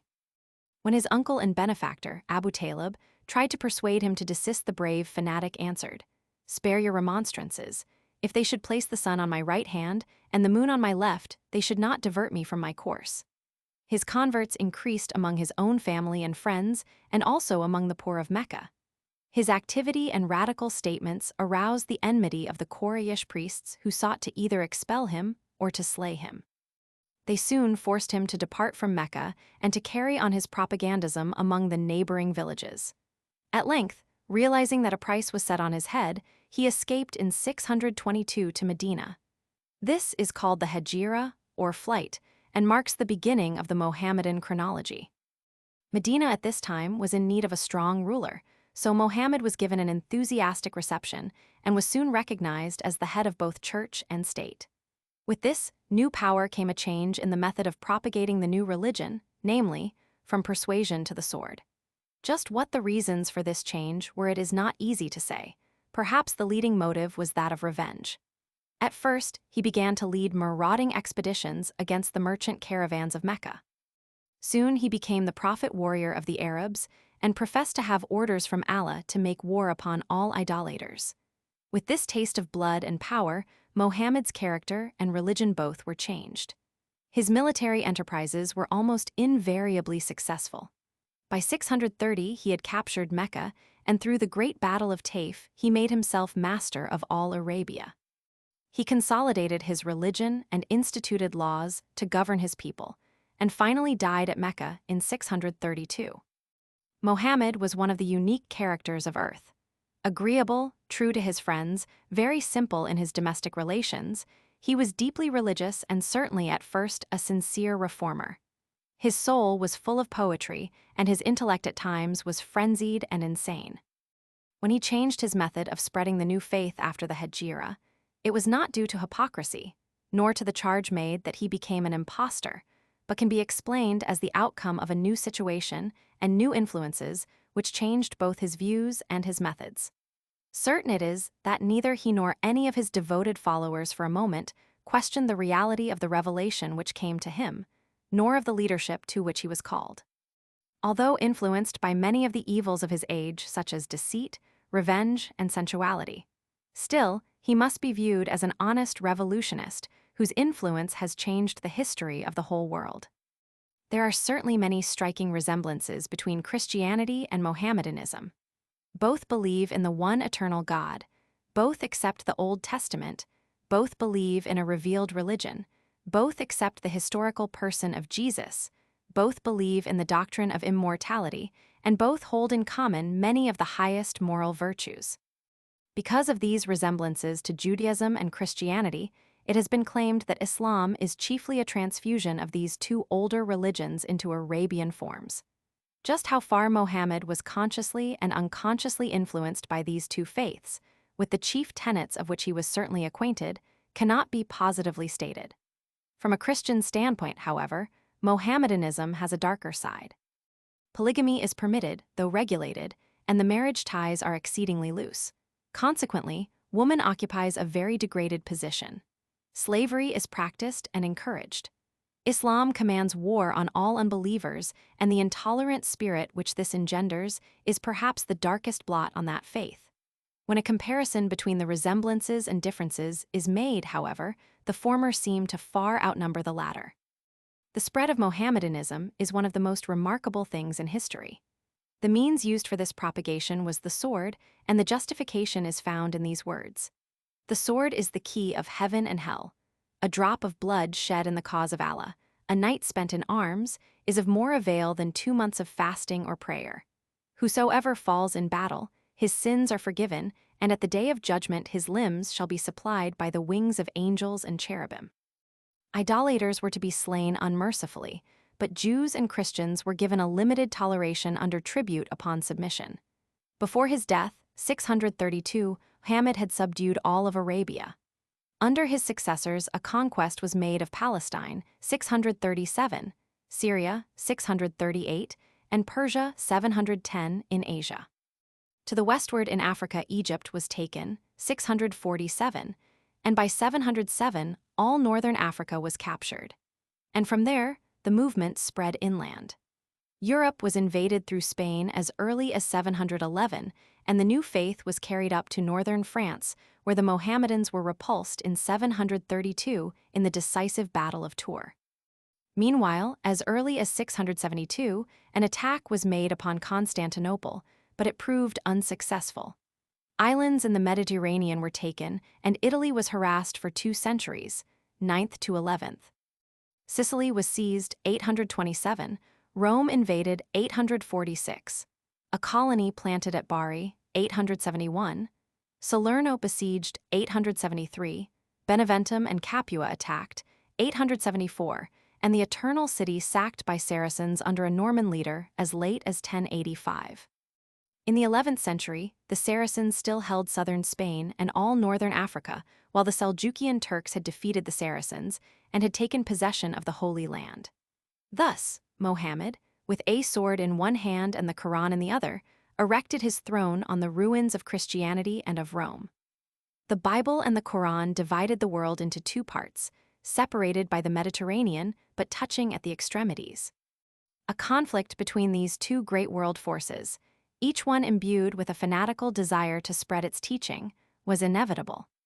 The Crusade movement was in a certain sense the high-water mark of the conflict. The causes of the Crusades were both positive and negative. The latter will be taken up first and enumerated. 1. The spread of Islam and the consequent terror and hatred aroused in the Christians, as shown in Spain, France, Italy, and the Eastern Empire, produced a feeling in Europe that this great foe could be checked and thrust back only by the union of all European nations in a great holy war against their oppressors. This feeling was intensified by the fact that many Christians had been captured and sold into slavery. 2. The fall of the Holy Land, with all its sacred places, into the hands of the infidels. First the Saracens and then the Turks called forth a cry of horror and a vow of revenge from all Christendom. Roman paganism had followed the Roman conquest to Palestine early in the Christian era. By the 4th century, however, the cross had triumphed over polytheism, and Christian emperors and pious persons erected splendid churches on the holy places. Constantine and his mother Helena built churches over the cave where Jesus was born, over the tomb where he was buried, and in other sacred spots. It was not long until the location of every place in the life of Jesus from his birth to his death was marked by a little shrine, or a chapel, or a costly church. At the same time, many valuable relics were discovered, such as the true cross and those of the 2 thieves, the lance, the sponge, the cup, the crown of thorns, the basin in which the disciples' feet were washed, the stone on which Jesus stood before Pilate, the manger in which Jesus was born, and many others. It was not long until there was a comparatively large Christian population in Palestine made up of the native Christians, the hermits and their followers, and the devout pilgrims who fairly swarmed to the Holy Land from all parts of Europe. The Persian king Chosroes Roman II, in 611, captured Jerusalem, destroyed many churches, put 90,000 Christians to death, and carried off the true cross. But Heraclius in 628 defeated the Persians, recovered the true cross, and restored it to the Holy City, 629. The Saracens in 637 made a conquest of Palestine. These Mohammedans manifested a peculiar reverence for Jerusalem and gave the Christians perfect freedom on condition that the church bells should merely toll, not ring, that converts to Islamism should be unmolested, and that the Christians should pay tribute, have a distinct name and language, acknowledge the political sovereignty of the caliph, use no saddles and bear no arms, build no new churches, and remove the cross from the outside of the church buildings. Under these restrictions, the Christians lived in comparative security until Hakam, the mad sultan of Egypt, in 1010 attempted to destroy Christianity in Jerusalem by razing the churches, killing many of the followers of Christ, levying a tax on all pilgrims, and through these acts inciting persecutions of the Jew in Europe, where it was believed that he was responsible for this change. Jerusalem was captured in 1076 by the Seljukian Turks, who destroyed the churches, robbed, insulted, and killed the Christians, replaced the lawful toll by extortion, brutally interrupted the sacred services, and dragged the holy patriarch through the streets by the hair and put him in a dungeon with the expectation of securing a ransom. 3. The enthusiasm for pilgrimages rapidly increased from the 4th to the 12th century. This manifestation of religious reverence appears to have characterized all peoples at some stage of their religious history. Jerome says that Christians began to make pilgrimages to Jerusalem directly after the Ascension. The desire to visit the scenes of the Savior's life spread like a contagion. It became the mania of the Middle Ages, so that by the 11th century, a constant stream of pilgrims was going to and from the Holy Land. The journey was made by individuals called palmers, who carried a staff, wallet, and scallop shell, and for whom there was a special ceremony conducted by the local priest or the bishop both at departure and homecoming, by groups of monks or of pupils under a teacher, and by whole multitudes such as the band of 3,000 in 1054 and 7,000 in 1064. Among the pilgrims were found all classes, kings and beggars, male and female, priests and laity. They went either by routes overland or by sea. They were protected by laws and were cared for in institutions along the way. Through the endowment by pious individuals, hospitals were built along the more popular routes. Monasteries served as hotels. The pilgrims were free from tolls and were granted many other privileges. Charles the Great had them protected within his empire and had a large hotel built for their accommodation at Jerusalem. It was believed by the faithful that such a pilgrimage had the efficacy of expiating all sin as a penance. A bath in the river Jordan was called a second baptism. The pilgrim who had braved all the hardships of a trip to the land of the Lord was upon his return a privileged character in the community. His shirt was sacredly preserved to be used for his shroud. 4. In addition to the hardships and difficulties of travel, the pilgrim from the 7th to the 11th century was subjected by the Mohammedan authorities to taxation and many indignities. Under the Turks after the 11th century, robbery, cruelties of all sorts, and even murder with torture were common experiences. The report of these persecutions produced a marked effect on Western Europe, on the clergy, the ignorant and credulous laity, and the nobles and kings.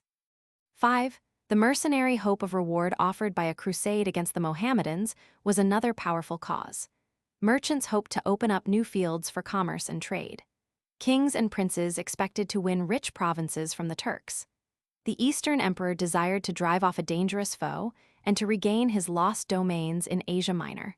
The Pope and the bishops hoped to subject the Eastern Church in Palestine to the See of St. Peter.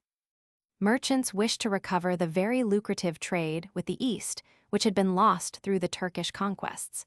Debtors and criminals desired to receive relief and pardon or to obtain wealth in plundering the infidels.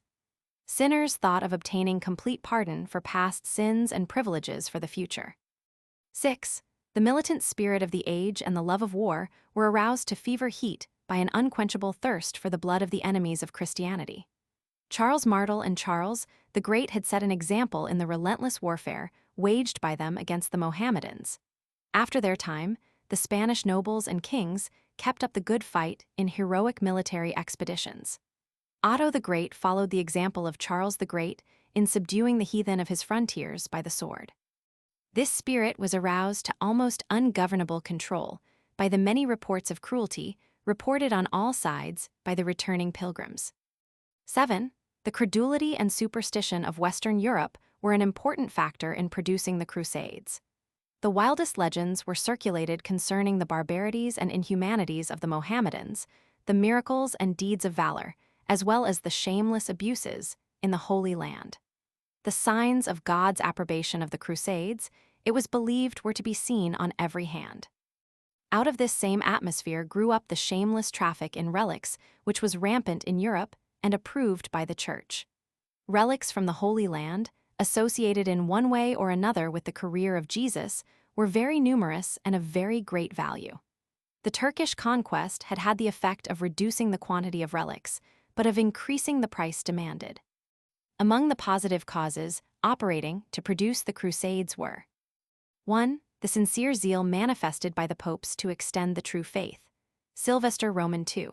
In 999 sounded the first trumpet calling upon the warriors of all Christendom to recover the holy city of Jerusalem, but Pisa alone made some predatory incursions on the Syrian coast. Gregory Roman VII wrote a circular letter to all Christians in 1074 urging them to drive the Turks out of Palestine. He planned to rule the Eastern Church, pledged 50,000 troops himself, and offered to lead the army in person, but the Norman Robert's Eastern excursion, 1081-1085, was the only fruit. Victor Roman III preached a crusade in 1087 and promised a remission of sins to all who should take part, but he apparently had not yet struck the true crusading chord, for Pisa, Genoa, and Venice alone conducted a piratical expedition against the African coast. It was left to Urban Roman II to successfully launch the crusade movement in 1095. He took advantage of the crusading spirit already abroad in Europe and called the Council of Piacenza, Italy, which was attended by 4,000 clergy, 30,000 laity, and envoys from the Eastern Emperor. In an eloquent address, the Pope favored a crusade, but although many vows were taken, the enthusiasm did not seem sufficient to warrant the beginning of the undertaking. Consequently, another council was called to meet at Clermont in France about 6 months later. Urban himself was a Frenchman and believed that an appeal to his own people would meet with more success. There was a mighty throng at Clermont. After devoting 7 days to church affairs, the Pope closed the council by preaching his famous sermon in the open air to the impatient multitude. In its results, this speech surpassed all others in the history of the world. Swayed by its influence, the whole multitude shouted, "God wills it! God wills it!" Then they rushed away to seize all the red cloth they could lay their hands on, from which crosses were made to be sewed upon the bosoms of those who took the vow to wrest away from the wicked race the Holy Sepulchre. Knights and foot soldiers of all ranks now turned their attention to aid their fellow Christians in the East and to punish the insolent Turks. August 15, 1096, was the day set for the crusade. The Bishop of Puy was made the Pope's legate, and Raymond, Count of Toulouse, was appointed to lead the laity. The general absolution of all sins was promised, the truce of God was proclaimed, and general immunity and indulgence was given to debtors, criminals, and serfs.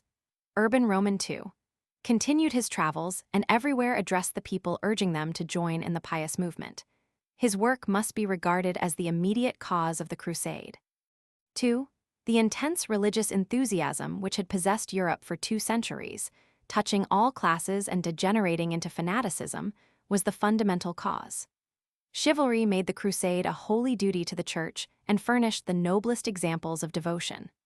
The powerful reform spirit in the Church, growing out of Clugniac asceticism and the Hildebrandine Reformation, was an important factor in the movement. The personal labors of some individuals supplemented the work so well started by Pope Urban Roman II. Conspicuous among these was Peter the Hermit, who was formerly credited with having originated the whole Crusade movement, but who was never in Palestine before the Crusades, did not incite Urban, did not speak at Clermont, and did not stir up all Europe.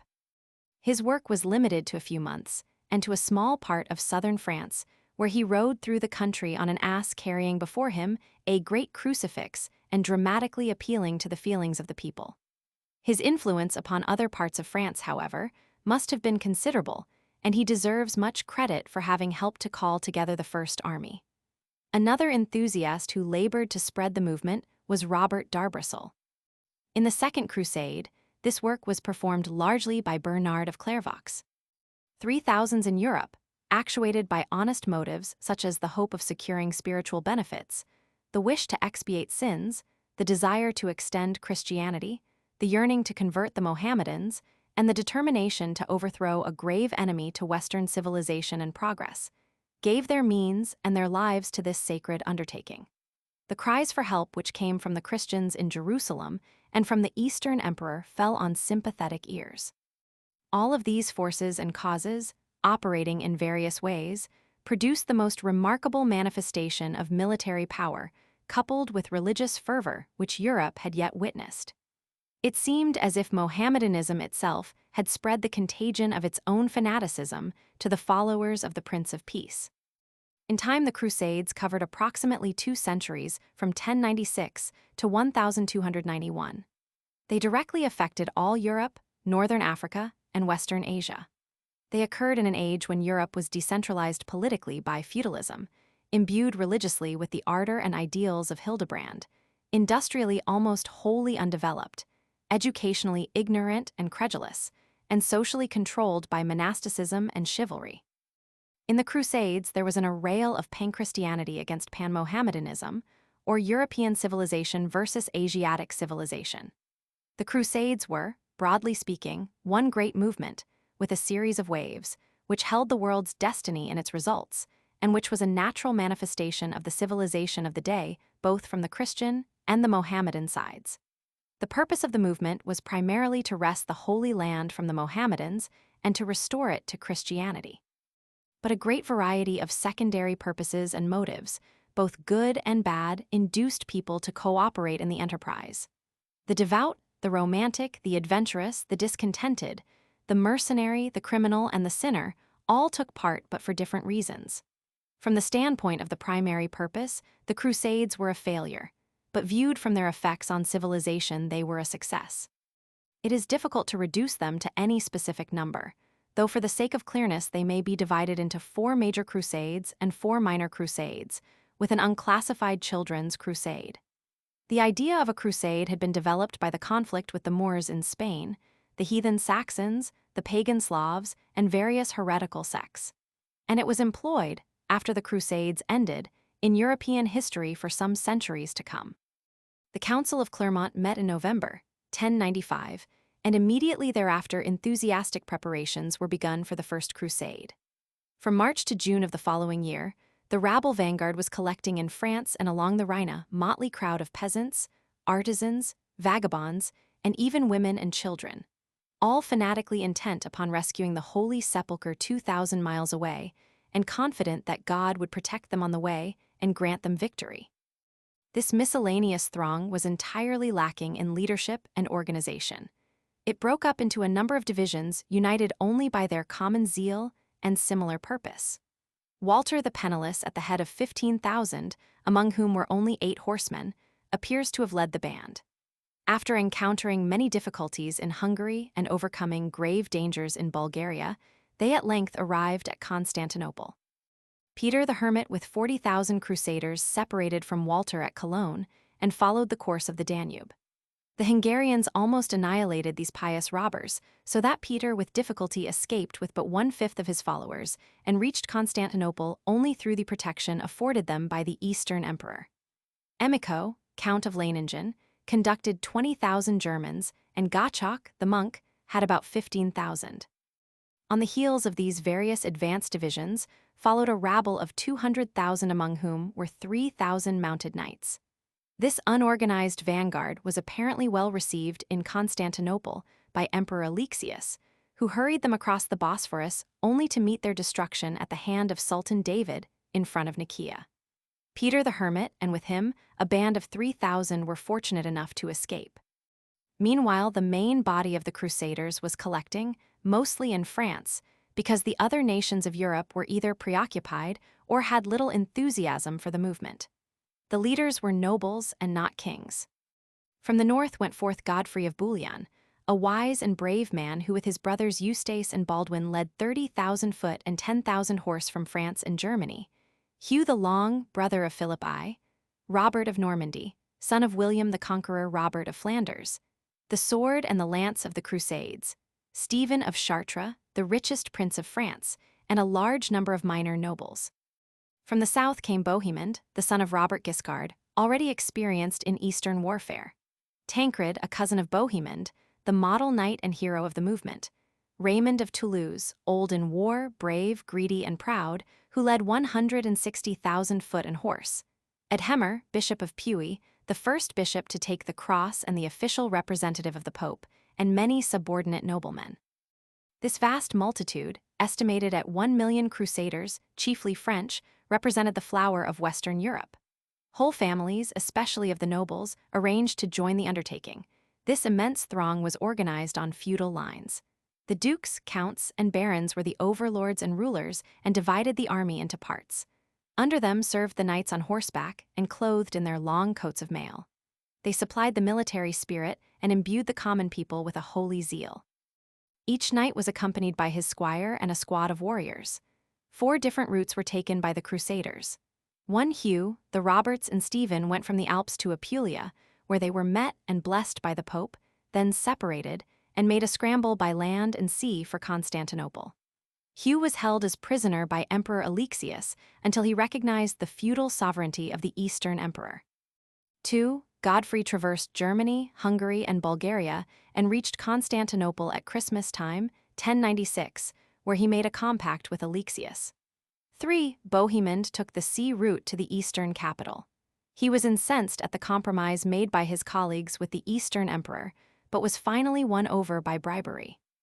4. Raymond, the last to set out, went via Lombardy, Dalmatia, and Slavonia, but was greatly hindered by the hostility of the natives incited by Alexius, to whom Raymond, upon learning of his treachery, refused homage. The policy of the Eastern Emperor Alexius in dealing with the Crusaders appears to have been a double one.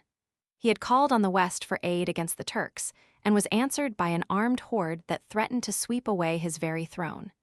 He had easily rid himself of the rabble vanguard by sending them to their doom in Asia Minor.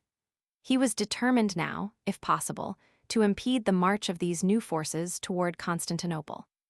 Not succeeding in that, he attempted to compel them to swear fealty to him and then to use them to drive back the Turks and to restore his lands.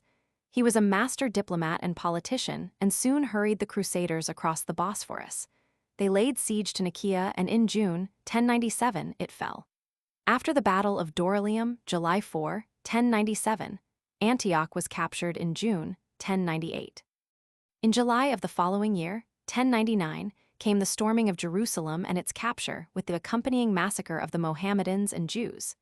The Latin Kingdom of Jerusalem was created, and Godfrey was elected defender of the Holy Sepulchre. With him was left a guard of defense consisting of 200 knights and 2,000 archers.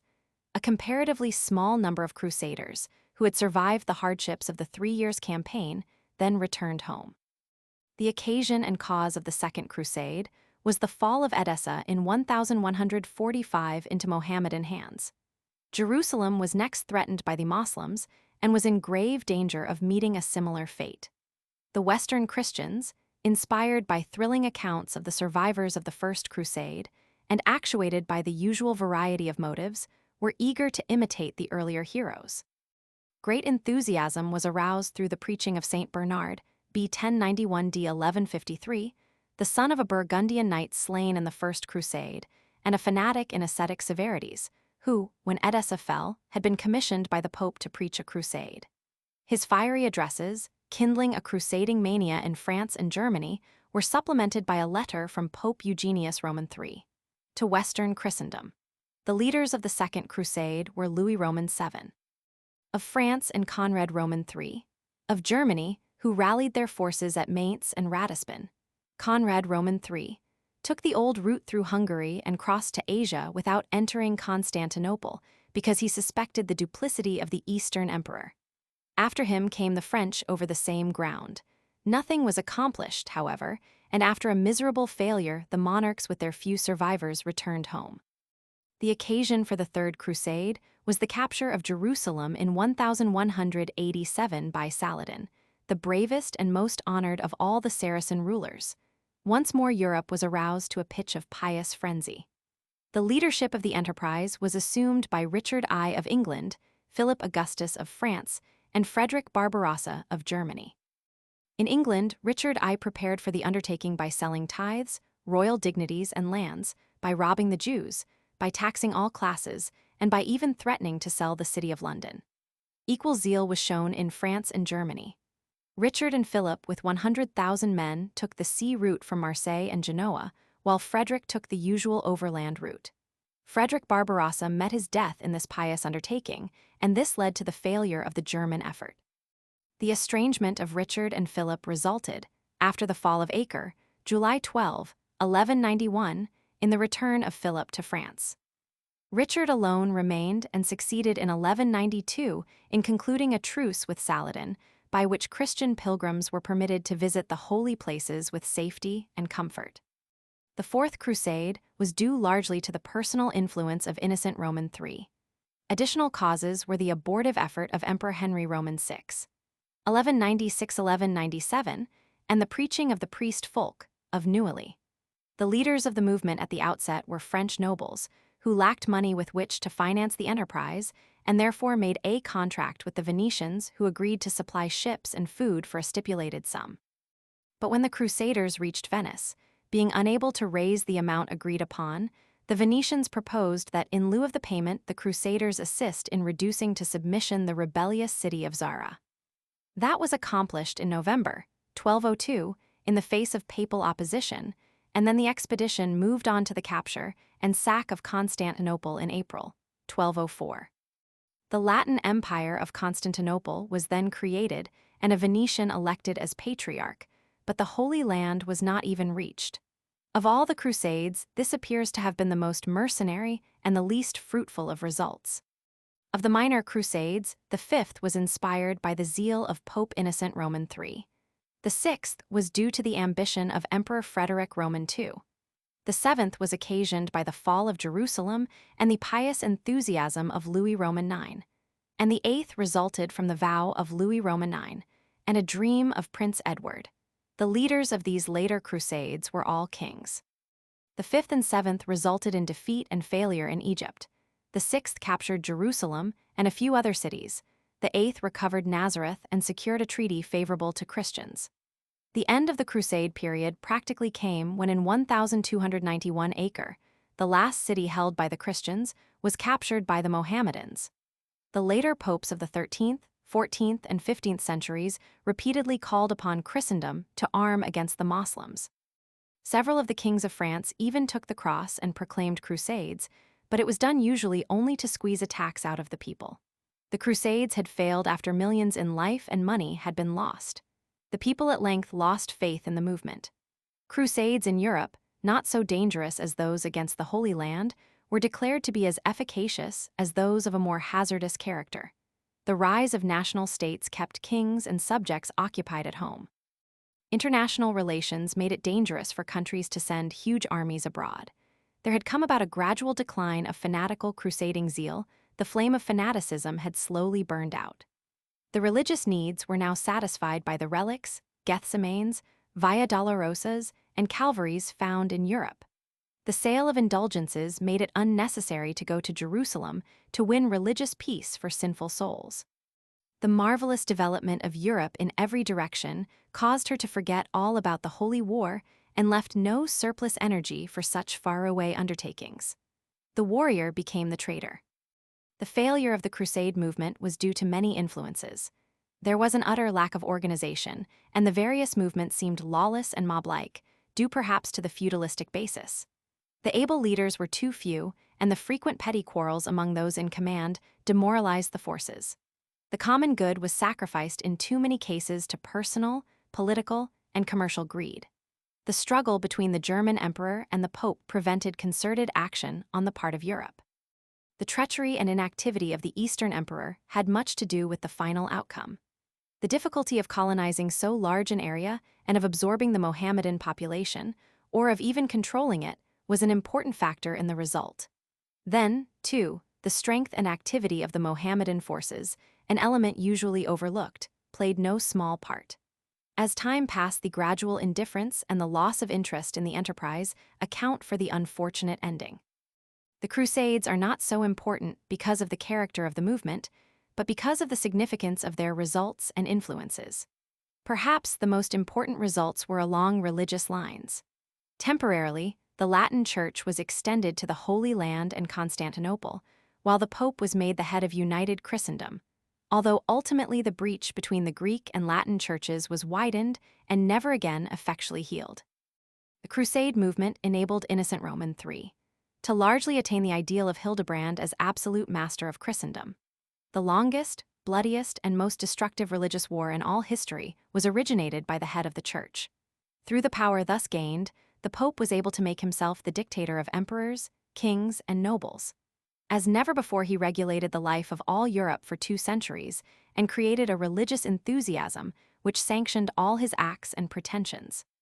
The wealth of the Church was multiplied through the foreclosing of countless mortgages, through large gifts from the living and the dying, and through conquests of lands and cities.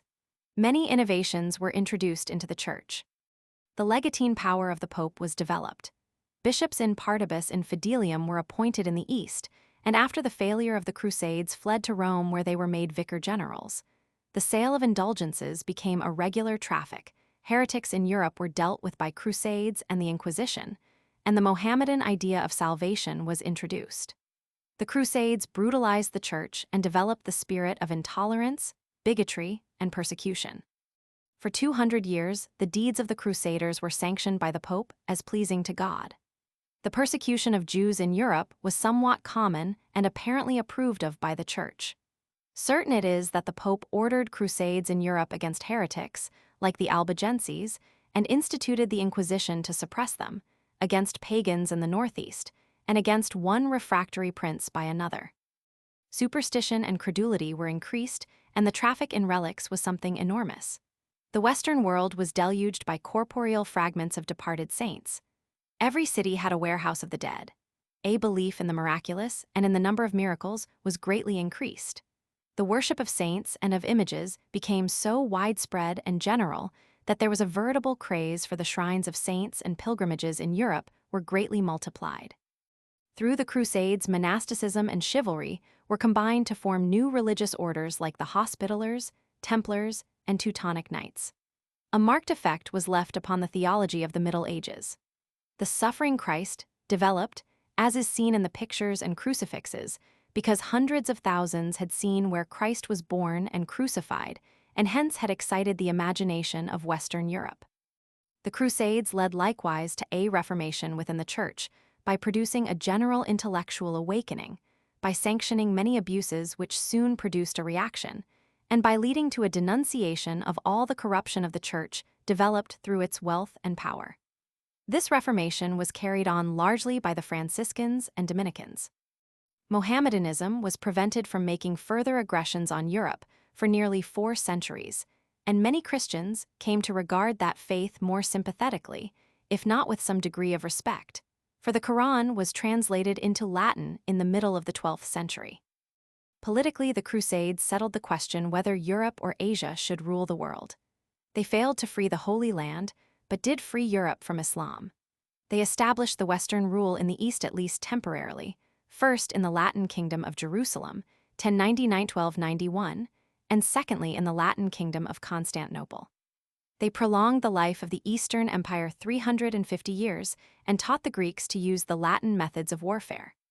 For a time at least, they subjected the political powers of Europe to the papacy under Innocent Roman III, but a reaction soon followed. They helped the rise of national states on a monarchical basis. Kings were able to emphasize national unity and to increase their power and popularity by leading crusades in person. Many powerful feudal lords, who divided sovereign power with the king, were killed or returned impoverished and were unable to recover their power. Patriotism was developed and national hatreds accentuated. The abolition of private wars through the Truce of God promoted the growth of nationality. By the close of the period, Spain, France, and England were well on their way toward the rise of a national state, while even Germany and Italy felt the yearnings of nationality. The Crusades tended to overthrow feudalism by the death of so many feudal lords, by detaining some of the most powerful as rulers in the East, by causing the loss of property through unredeemed mortgages, by the increasing power of kings, by the rise of free cities, by the emancipation of serfs and vassals, by the formation of standing armies, and by the new civilization which resulted.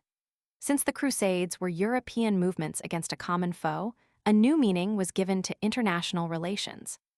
For 200 years after the close of the Holy Wars, Europe was blessed with international peace. The respect and hatred of each nation for the others were strengthened by the associations and quarrels of kings and peoples. The estrangement between the Eastern Empire and the West became more pronounced. Many important changes were made in the art and practice of war. There was a marked revival of the study of law as a result of the creation of law colleges, and court lawyers soon became numerous and powerful. The freedom of the common people was promoted by the overthrow of the feudal system, by the growth of free towns and cities which usually formed an alliance with the crown against the nobles, and by the emancipation from serfdom which resulted from assuming the cross. The kings, as a matter of self-interest, championed the cause of the common people. Louis Roman VII, of France, 1130–1180, declared that all men had a certain natural liberty, only to be forfeited through crime. Bologna in 1256 gave liberty to all within her walls because none but the free should dwell in a free city. Florence in 1280 followed the example of Bologna. Louis X in 1315 enfranchised all since, by the law of nature, all ought to be free. And Philip Roman VI, 1293–1350, made the same declaration in the name of equality and natural liberty. A similar wave was felt in England. The House of Commons, created in England in 1295, marks the beginning of representative government, and in 1302, the Third Estate was given a voice in France. Intellectually, Western Europe was far behind the Greeks and Arabs in education, culture, literature, science, and art. Hence, intercourse for 200 years with these peoples made a marked difference in European civilization. The minds of the Crusaders were liberalized by seeing different peoples, lands, customs, and civilizations often superior to their own.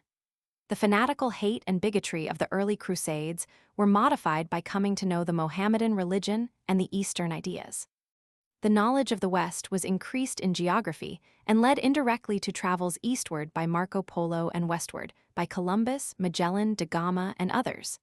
In sociology, trade, agriculture, and manufacturing, in political science, in mathematics, astronomy, physics, chemistry, zoology, medicine, and drugs. In literature, by bringing back traditions about great events like the fall of Troy, tales of heroes like Solomon and Alexander the Great, reports about crusading deeds of valor, an infinite number and variety of miracles, saintly tales, and pious acts, and Greek books like Aristotle and Arabic poetry translated into Latin in art and architecture, by carrying Eastern styles and types to Western Europe. The Crusaders preserved the monuments of Greek learning from destruction at the hands of the Turks, until Western Europe was advanced enough to receive and appreciate them, though, as a rule, the Crusaders disdained the language and literature of both Arabs and Greeks. The Latin language was again diffused over Greece and Palestine. Indirectly, the Crusades produced the Renaissance. The social results, while not so immediate and pronounced, were nevertheless very important. The destruction of feudalism tended to break down social barriers and draw social extremes more closely together, to abolish many social abuses, and to improve the social condition of the masses. The rise of free cities tended to associate social equality with municipal liberty. Through the Crusades, serfs were emancipated by assuming the cross, by being made day laborers in the absence of free men, and by passing into the hands of free cities, the church, or the king.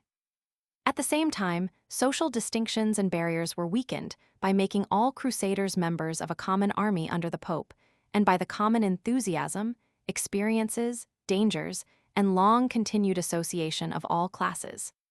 Chivalry, too, was developed in its best form, and through it originated many of our noblest social virtues and sentiments. The wealth, the luxuries, and the ornamental and useful arts brought from the East added greatly to the comfort and happiness of the West. Through this movement, many valuable charitable institutions were likewise created. It must not be forgotten, however, that the death of hundreds of thousands in these holy wars left sorrow and poverty in many homes and filled Western Europe with widows and orphans. The debtor and criminal classes were given a chance to gain wealth and salvation in a popular cause and eagerly embraced the opportunity.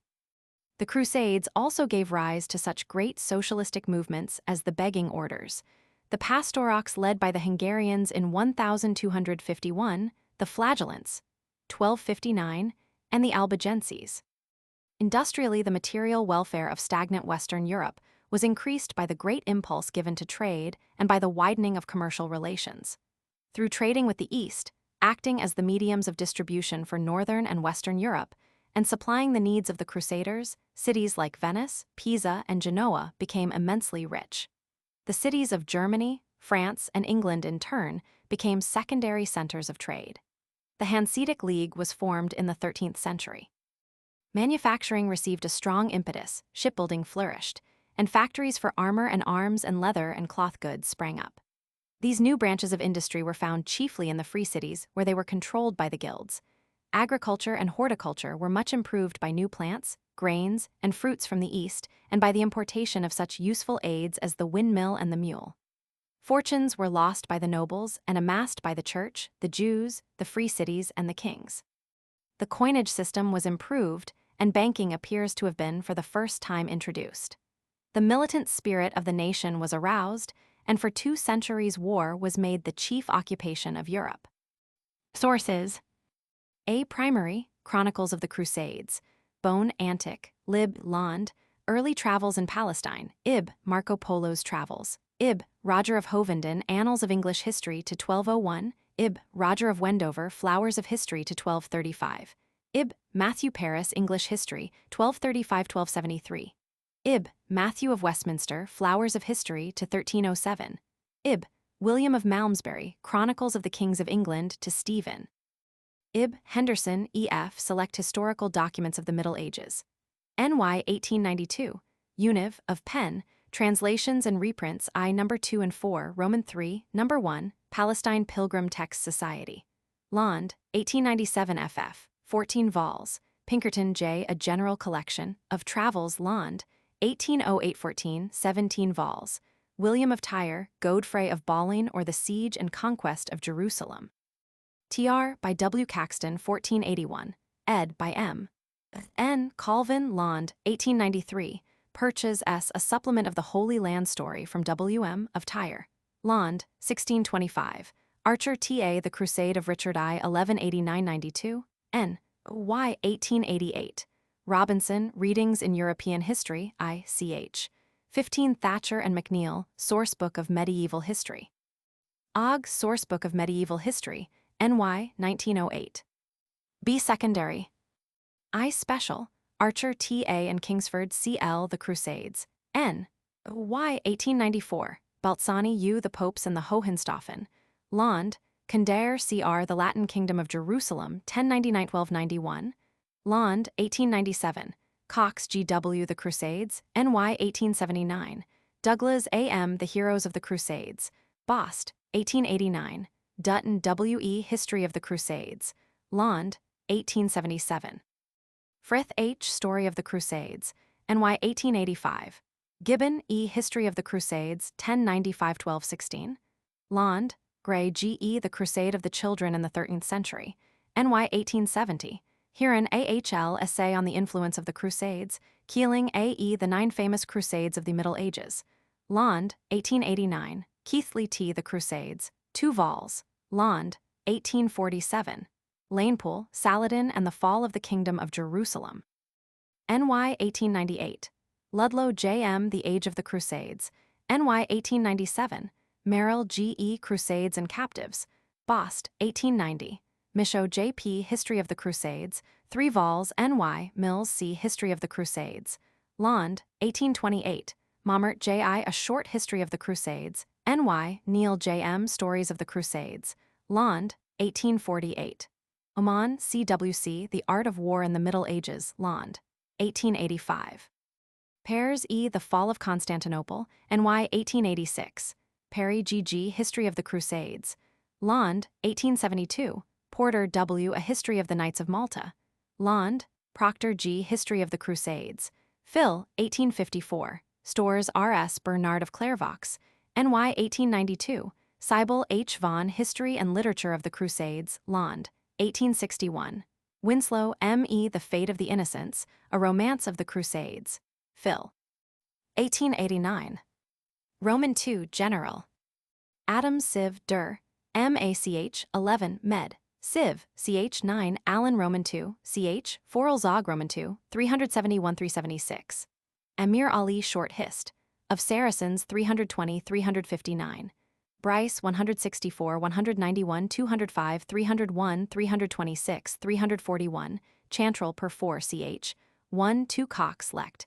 5 Sec 1214. Creighton ch. 1 Daras Roman 3, 137, 162, 243, 299, 330, 346, 370, 394, 397. Dollinger Roman 3, per 4 ch. 2 Roman 4, per ch. 3 Merton ch. 11. Fisher 186, 188, 191, 193, 194, 201, 225, 230, 231. Fawkes ch. 11. Gibbon v. ch. 58 Roman 6, ch. 5961. Giesler Roman 3. Gilmartin Roman 2, ch. 8 9 Greenwood bk. Zy ch. 4 5 bk. Roman 13, ch. 5 Gregorovius. Gizot Hist of fr. ch. 1617. Hist of Civ. Hayes Sec 187 190 Hor ch. 14. Hurst ich 43. Knight ch-16. Kurtz Roman 2 1420. Milman bk Roman 7 ch. 6 bk Roman 9 ch. 7 bk x ch. 3 Molar Roman 2 245 248. Moschheim bk. Roman 3 pt 1 ch. 2 11th cent. bk Roman 3 pt 1 ch. 1 12th cent. bk Roman 3 pt 1 ch. 1 13th cent. Neander Roman 4 51 103 123 128 152. Robertson Roman 4 47 194 380 385 412 v. 132 211 241 Roman 6 59 81. Robinson ch. 15. Tout Emp and Papacy ch. 7 8 13 15 19. Chapter 21. Rise of the Mendicant Orders in the Church. Outline I Monasticism before the Crusades. Roman 2 Effect of the Crusades on monasticism. Roman 3 Origin of the Begging Orders. Roman 4 Rise and Influence of the Dominicans. V Origin and Power of the Franciscans. Roman 6 Widespread Results of Medieval Monasticism. Roman 7 Sources. The rise of monasticism and the monastic reformation have already been considered. The spirit of the Clugniac and Hildebrandine Reformation was projected into the 12th and 13th centuries through new monastic orders. 1. The Order of Grammont, founded by Stephen of Tigernot in 1073 with the sanction of Gregory Roman VII, spread rapidly over France as a reform society. The order lived under an oral rule until 1143, when it was written out by Stephen of Lysiac, revised under Innocent Roman III. The rule lasted until the 17th century. The order included more lay than spiritual brethren, also had 3 women's cloisters, and was generally recognized as a reform organization. 2. The Carthusians, founded at Chartres near Grenoble in 1084 by Bruno of Cologne, were peculiarly ascetic. They still boast that their order is the only one never reformed. 3.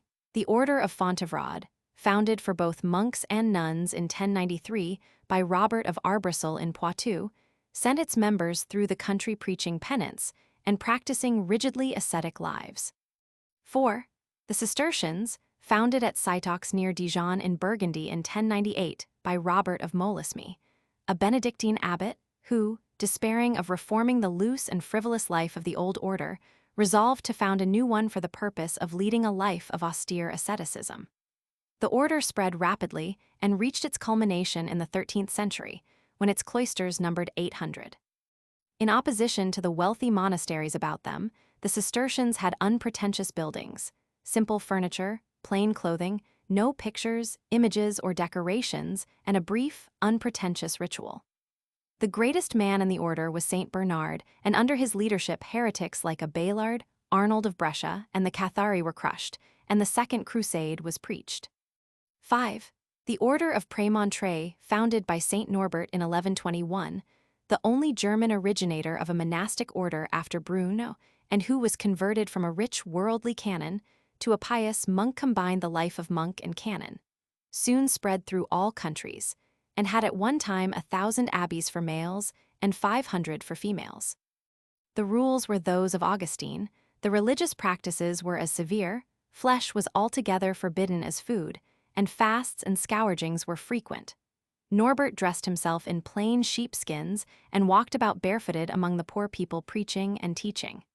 In 1126 he was appointed Archbishop of Magdeburg, where he carried on the reforms so dear to his heart. 6. The Gilbertines, an order originated in 1148 by Gilbert, an English ecclesiastic of noble origin, and intended at first for women only but later open to men, planted many cloisters throughout England with poorhouses, hospitals, and orphanages attached. 7. The Celestines, founded by Pope Celestine V in 1294, spread over Italy, France, and the Netherlands. 8. The Humiliati, founded by John Oldratus, a nobleman of Milan, died 1159, included men and women in the same house. This order was the outgrowth of the pietistic socialistic movement in northern Italy and was a pronounced forerunner of the begging orders. 9. The Servite, founded in 1233 at Florence by 7 devotees who consecrated themselves to the Virgin Mary, spread to France, the Netherlands, and Germany, and in 1424 was given the privileges of a begging order. The Crusades produced 2 new forms of monasticism: the military orders, and the convents of women established on the basis of useful activity and not idle contemplation. The military orders were a peculiar union of monk and knight whose purpose was, through charity and war, to protect pilgrims to the Holy Land, to care for the sick, and to feed and house the tired and hungry. 1. The Order of St. John had its origin in a hospital founded in 1065 at Jerusalem for sick pilgrims of both sexes by Maurice, a rich man of Amalfi. A master and lay brethren conducted it. In 1099, after the victory of the First Crusade, many knights joined it. Hence to the hospital duties was now added armed protection for pilgrims. Soon a new and larger hospital was built near the Church of St. John the Baptist, from which the order was named. In 1121, Raymond de Pai gave the brotherhood a fixed rule which required the vows of monasticism, ascetic practices, and the duty of armed protection. The order had 2,000 members by 1160 and had received great wealth from popes, princes, and private persons. Soon many affiliated branches were planted on land and on islands of the sea. In the 13th century, the total income of the order was 18 times as great as that of the King of France. After 1187, the order withdrew to Tolmais and kept up the contest with the Saracens for a century, when in 1291 it again withdrew first to the Isle of Cyprus, then in 1309 to the Isle of Rhodes, and finally in 1350 to the Isle of Malta, where it remained until disbanded in 1797 by Napoleon. Two companions of Godfrey of Bouillon in 1118 united with 7 other knights to protect and guide pilgrims to the Holy Land. To the 3 monastic vows which they took was added a 4th, namely, to fight the infidels. King Baldwin Roman II gave them a residence in the Temple of Solomon, hence the order came to be called the Templars. The membership soon increased and a rule was drawn up. Saint Bernard championed the order and Pope Honorius Roman II favored it. Burghers soon joined the knights, but the hospital duties were obscured by the feats of arms.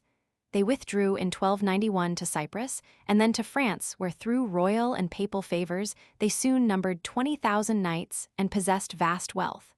Under Philip Roman IV of France, they were disbanded and robbed in 1307. 3.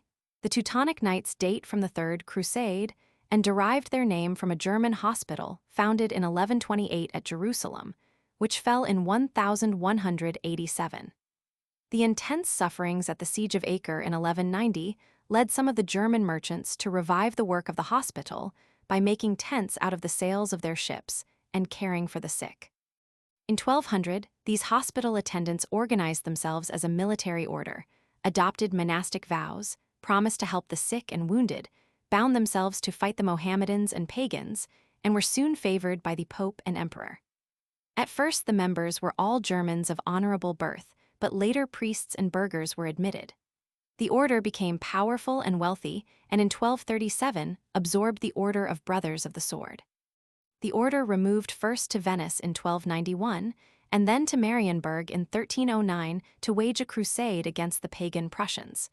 Napoleon in 1809 suppressed the order. In Spain to fight, the Moors were organized the Order of Calatrava, the Order of Aleontera, and the Order of Montesta. In Portugal appeared the Order of Christ and the Order of Aves. The hospital orders without military service arose in the West and were brotherhoods of common people patterned after the Order of St. John and patronized by popes. 1. The Order of Cross-Bearers arose in 1160 at Bologna and in 1238 in Bohemia. 2. The Order of Anthony was endowed by a French noble and authorized by Urban Roman II in 1095 at Clermont. 3. The Order of the Holy Ghost was founded at Montpellier in 1170 and regularly organized by Innocent Roman III in 1198. 4. The Order of St. Lazarus probably began in the Holy Land and in the 12th century spread over the West. 5. The Order of the Trinity was created by a priest and a hermit and chartered in 1198 by Innocent Roman III. 6. The Order of Knights of Emancipation was formed in 1228 to free Christian slaves. 7. The Bridge Brothers were pledged to build and protect bridges for pilgrims, as well as to care for the sick. 8. Various associations of women were attached to both classes of orders to serve in poorhouses and hospitals as nurses and assistants of all kinds. This rapid multiplication of orders and their marvelous increase of wealth was followed by equally rapid degeneration and decay, so that the original purpose of the monastic organization was lost after a few generations. The popes granted them many exemptions. The members of these various orders became more estranged from the humbler classes and were in consequence unpopular, suspected, and hated. The vows of poverty were eluded, the narrow cell became a grand cloister, the deserts became parks, and the hermits, princely abbots, and the inmates of the monastery changed into a worldly aristocracy under a religious name. The promise of chastity was forgotten, the abbeys became centers of corruption, and the nunneries almost houses of prostitution. Monasticism resembled feudalism, in which the abbot and his monks lived riotously and waged war upon their neighbors. Such men as Gilbert, the abbot of Gemblers, confessed with shame that monachism had become an oppression and a scandal a hissing, and a reproach to all men. Saint Bernard said in 1147 of the region of the Count of Toulouse, "The churches are without people, The people are without priests, the priests without the reverence due them, and the Christians without Christ. The churches are regarded as synagogues. The sanctuary of the Lord is no longer holy. The sacraments are no longer held sacred. Feast days are without solemnity. Men die in their sins, and their souls are hurried to the dread tribunal, neither reconciled by penance nor fortified by the Holy Communion. Furthermore, the state and the nobility stepped in and attempted to control the monastic system, and particularly the appointment of abbots. The obligation of obedience to superior authority seemed to be utterly disregarded. The old form of monasticism, at its best, thought only of the salvation of its own members and not of the world. Here, then, was an opportunity for a great revolution and also a crying need for it. Everywhere monasteries were rapidly obtaining exemptions from the bishops and subjecting themselves to the successor of St. Peter. While this strengthened the Pope, it stimulated conventual degeneracy, relaxed monastic discipline, denationalized monasticism, aroused popular hostility, and spread the report that a little gold would purchase any privilege. Under these conditions, it was perhaps natural that the inmates of monasteries were frequently recruited from the worst and most vicious classes.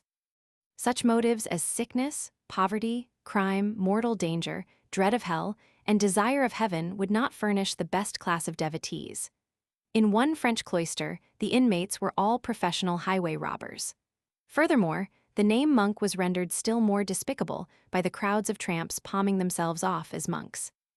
Bearded, tonsured, and dressed in the religious habit, they swarmed throughout all parts of Christendom, begging, stealing, deceiving, and peddling false relics, and were often taken in crime and slain without mercy. The secular priests hated the monks, and the people mistrusted and despised both. The intense speculative spirit of the age tended to create disbelief in the Church and to produce new sects which the papacy tried in vain to suppress by force. The secular clergy were also in bad condition, the upper clergy wealthy, powerful, immoral, and worldly, the lower clergy characterized by sloth and incapacity. The need of reformation was generally recognized, but who would do it? The Church had made no real effort at internal reform. It was still grasping, licentious, covetous, and a strange desire for something they knew not exactly what began to take possession of men's hearts and spread like an epidemic from village to village and from land to land. Heresy, likewise, was making rapid strides and was propagated by sects whose austere lives and serviceable conduct were popular, because in such a striking contrast to those of the monks and clergy. The general purpose of the begging orders, which grew out of these conditions, was 1. To reform the Church from within and not by revolution. 2. To avoid the evils and corruptions of wealth by making poverty an object of admiration and sanctification. 3. To send their members out to save the Church and the world instead of shutting them up in monasteries for the selfish purpose of saving their own souls. 4. To supervise the whole system and to keep the order in a harmonious working condition by a rigidly organized monarchical government. And 5. To set on foot a great reformatory home movement which would win the Church away from the corrupting idols back to a purer and more primitive Christianity. The two prominent begging orders were both Romanic in origin and not Germanic. The way for the begging orders was partially prepared by antecedent reformers and orders. Conspicuous among the individuals who were forerunners of St. Francis and St. Dominic was 1. St. Bernard, 1091–1153, who advocated poverty and denounced the abuses of his day. 2. Arnold of Brescia, c. 1100–1155, a priest and follower of a Bayard, assailed the Pope's temporal power, attacked the wealth of the clergy, urged the secularization of ecclesiastical property, and led a popular revolt in Rome for a republic. He was hanged, burned, and his ashes were thrown into the Tiber. 3. Gerach of Reikersburg, 1093–1169, a German monk and canon of Augsburg, left his position disgusted at the irregularity of the lives of the canons, went to Rome in 1125, and was officially appointed by Honorius Roman II to reform the canonry. As the head of the canonry of Reikersburg, 1132, he became an active and rigorous reformer. 4. Fawkes de Neuilly, died 1202, an obscure, ignorant priest whose mighty conviction of the sins of the world and the Church made him a great preacher, was licensed by Innocent Roman III. as a missionary. He converted thousands from wayward lives, reclaimed lost women and founded a convent for them at Paris, denounced the clergy without mercy, and struck at every evil in the church. His Reformation, however, was lost in the crusading zeal, and he himself helped to preach the Fourth Crusade. Among the movements laying the foundations for the begging orders were 1. The Poor Men, or Arnoldists, who were founded in Italy after the death of Arnold of Brescia; 2. The Poor Men of Lyon; and 3. The Poor Catholics, who were founded by Durin de Huss, a Spaniard and disciple of Saint Dominic. These Poor Catholics based their organization on poverty and self-abnegation, sought to convert heretics, and were approved by Innocent Roman III, although fought by the clergy. They appear to have been lost in the forcible effort to exterminate heresy. 4. The Beghards and Beguines were founded in the Netherlands about 1180. At first, companies of women were formed in the Belgian cities to care for the sick, to perform other acts of charity, and to aid the widows and orphans of the Crusaders. They lived together in a common house, led a pious life according to a few simple rules, but took no vows. They were called Beguines.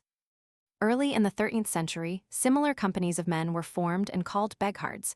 Members could leave the order at will, marry, or enter any occupation after leaving. These orders had their own little houses, each one distinct in its organization, which were frequently endowed by rich burghers. The inmates were also given to hand labor and did not neglect education, although their chief work was soul-saving and charity. They spread rapidly from the Netherlands to Germany, to France, to Italy, and to Bohemia and Poland. As these associations increased, their members began to wander through the countries, begging and performing acts of mercy. After the middle of the 13th century, charges of heresy were made against them, and they were persecuted by the Church.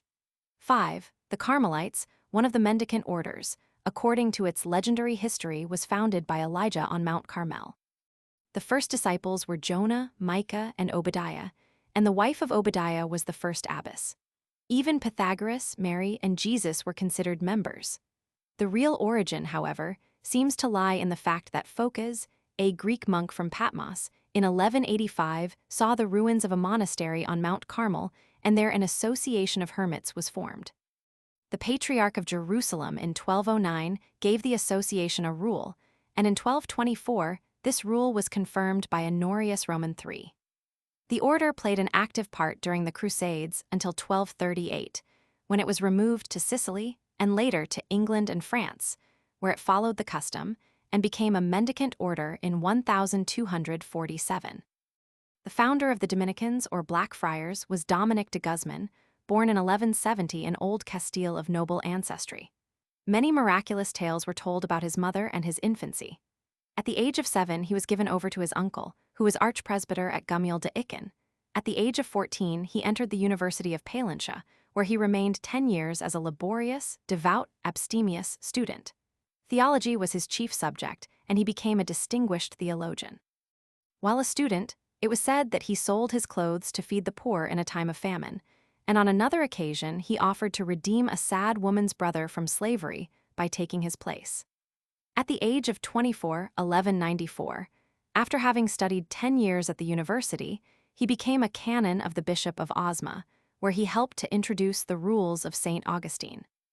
Soon he was made sub-prior of the chapter, became very active in ecclesiastical affairs, excelled in asceticism, which was inspired no doubt by reading Cassion's famous work on monasticism, and became a zealous and eloquent missionary among the Mohammedans and Jews of the neighborhood. In 1203, he went with the Bishop of Osma to southern France to secure a bride for the king's son. In this diplomatic venture they were successful, but the bride died before she could go to Spain. Here it was that Dominic got his first view of the aggressive Albigensian heretics. From southern France, he accompanied the Bishop of Osma to Rome, where the bishop begged Innocent Roman III to permit him to go as a missionary to the Huns or the Saracens, but the request was refused. The task of converting the heretics of southern France had been entrusted to the Cistercians, but they had utterly failed to accomplish it.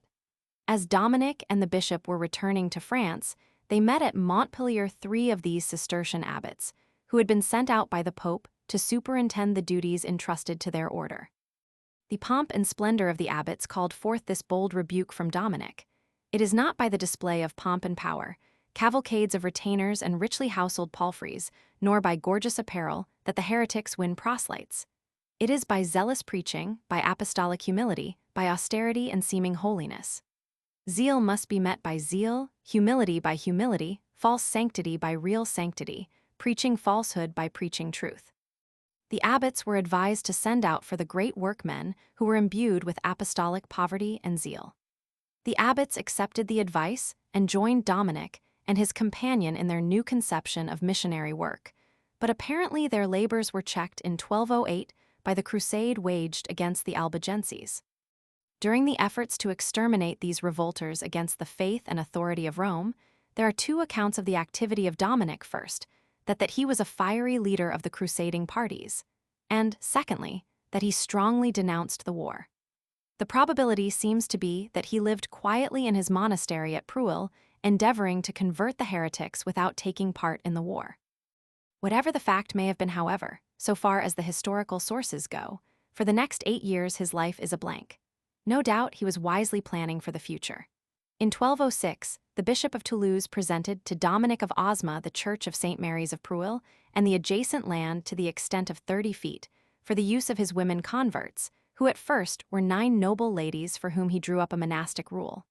The convent soon became wealthy and influential. At the close of the war in 1214, Dominic, now 44 years old, had made but little progress. His converts were few, his influence small, but the seeds were being sowed which would return a rich harvest. His character at this time reveals a man of earnest, resolute purpose, of deep, unalterable conviction, full of burning faith, kind of heart and ever cheerful, of winning manner and charitable beyond reason, yet given to scourgings and vigils till nature was nearly exhausted. Through the gift of Peter Sella, a rich man of Toulouse, Dominic founded in 1214 the monastery of Saint Rouen near Toulouse, which was the home of the Inquisition for over 100 years. There he gathered some devout souls about him, and they began to live like monks. The Bishop of Toulouse gave them 1/6 of the tithes for their work. This was the beginning of the great Dominican order. The next step was to get papal sanction for the new organization, and for this purpose, Dominic went with the Bishop of Toulouse to Rome. Innocent Roman III, one through a dream, consented to sanction the order provided some known rule should be adopted. Consequently, Dominic organized his monks according to the Canons Regular of St. Augustine, which was Dominic's own order. That rule, however, was almost immediately modified to meet the boundless plans and scope of the work which held Dominic captive. A Grand Master was put at the head of the order as absolute ruler, and under him were provincial priors, elected during good behavior. The friars were held to implicit obedience as soldiers of Christ, but poverty was not at first a part of the rule. It was adopted only after the Franciscans had made it so attractive, 1220. At stated times, general and provincial assemblies were to be held to further the prosperity of the order. Dominic now wisely took up his residence at Rome, where he was made court preacher, lived in the papal palace, and guided the activities of his new order. Honorius Roman III, in 1216, sanctioned the needed changes in the rule, authorized the monks to preach and hear confessions everywhere, and took the order under his special protection. Dominic's little band of 16 followers, among whom were an Englishman, a German, and some Spaniards, were sent out into the world to begin the strenuous life of service. Laymen and ecclesiastics of all ranks hastened to join the order. When the Second General Assembly was held at Bologna in 1221, there were present representatives from 60 convents and 8 provinces, representing Spain, France, England, Hungary, Poland, and Italy. This same year, a secular organization for both men and women called the Soldiers of Jesus Christ was organized to convert the laymen, to fight heretics, and to win unbelievers.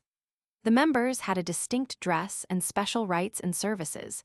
Dominic died in a monastery at Bologna in 1221 and 12 years later was canonized. A new constitution was adopted by the Dominicans in 1228 and revised and completed in 1241 and 1252. Members of the order devoted themselves exclusively to preaching, soul-saving, fighting heresy, and in educating the people in the true faith. From the schools founded by the order came most of their recruits. They were the model preachers of the Middle Ages and the keenest theologians of the day, producing such men as Peter Lombard and Thomas Aquinas. Among their numbers were found popes, cardinals, and famous doctors. The first Dominican to wear the papal tiara was Innocent V in 1276, and he was succeeded by 3 others. The first cardinal to be chosen from their ranks was Hugh of Vienne in 1243, and he was followed by 59 more. Among the famous doctors of the order were Albertus Magnus, Meister Eckhart, Johann Tauler, Henry Suso, Savonarola, Las Casas, and Vincent Ferrier.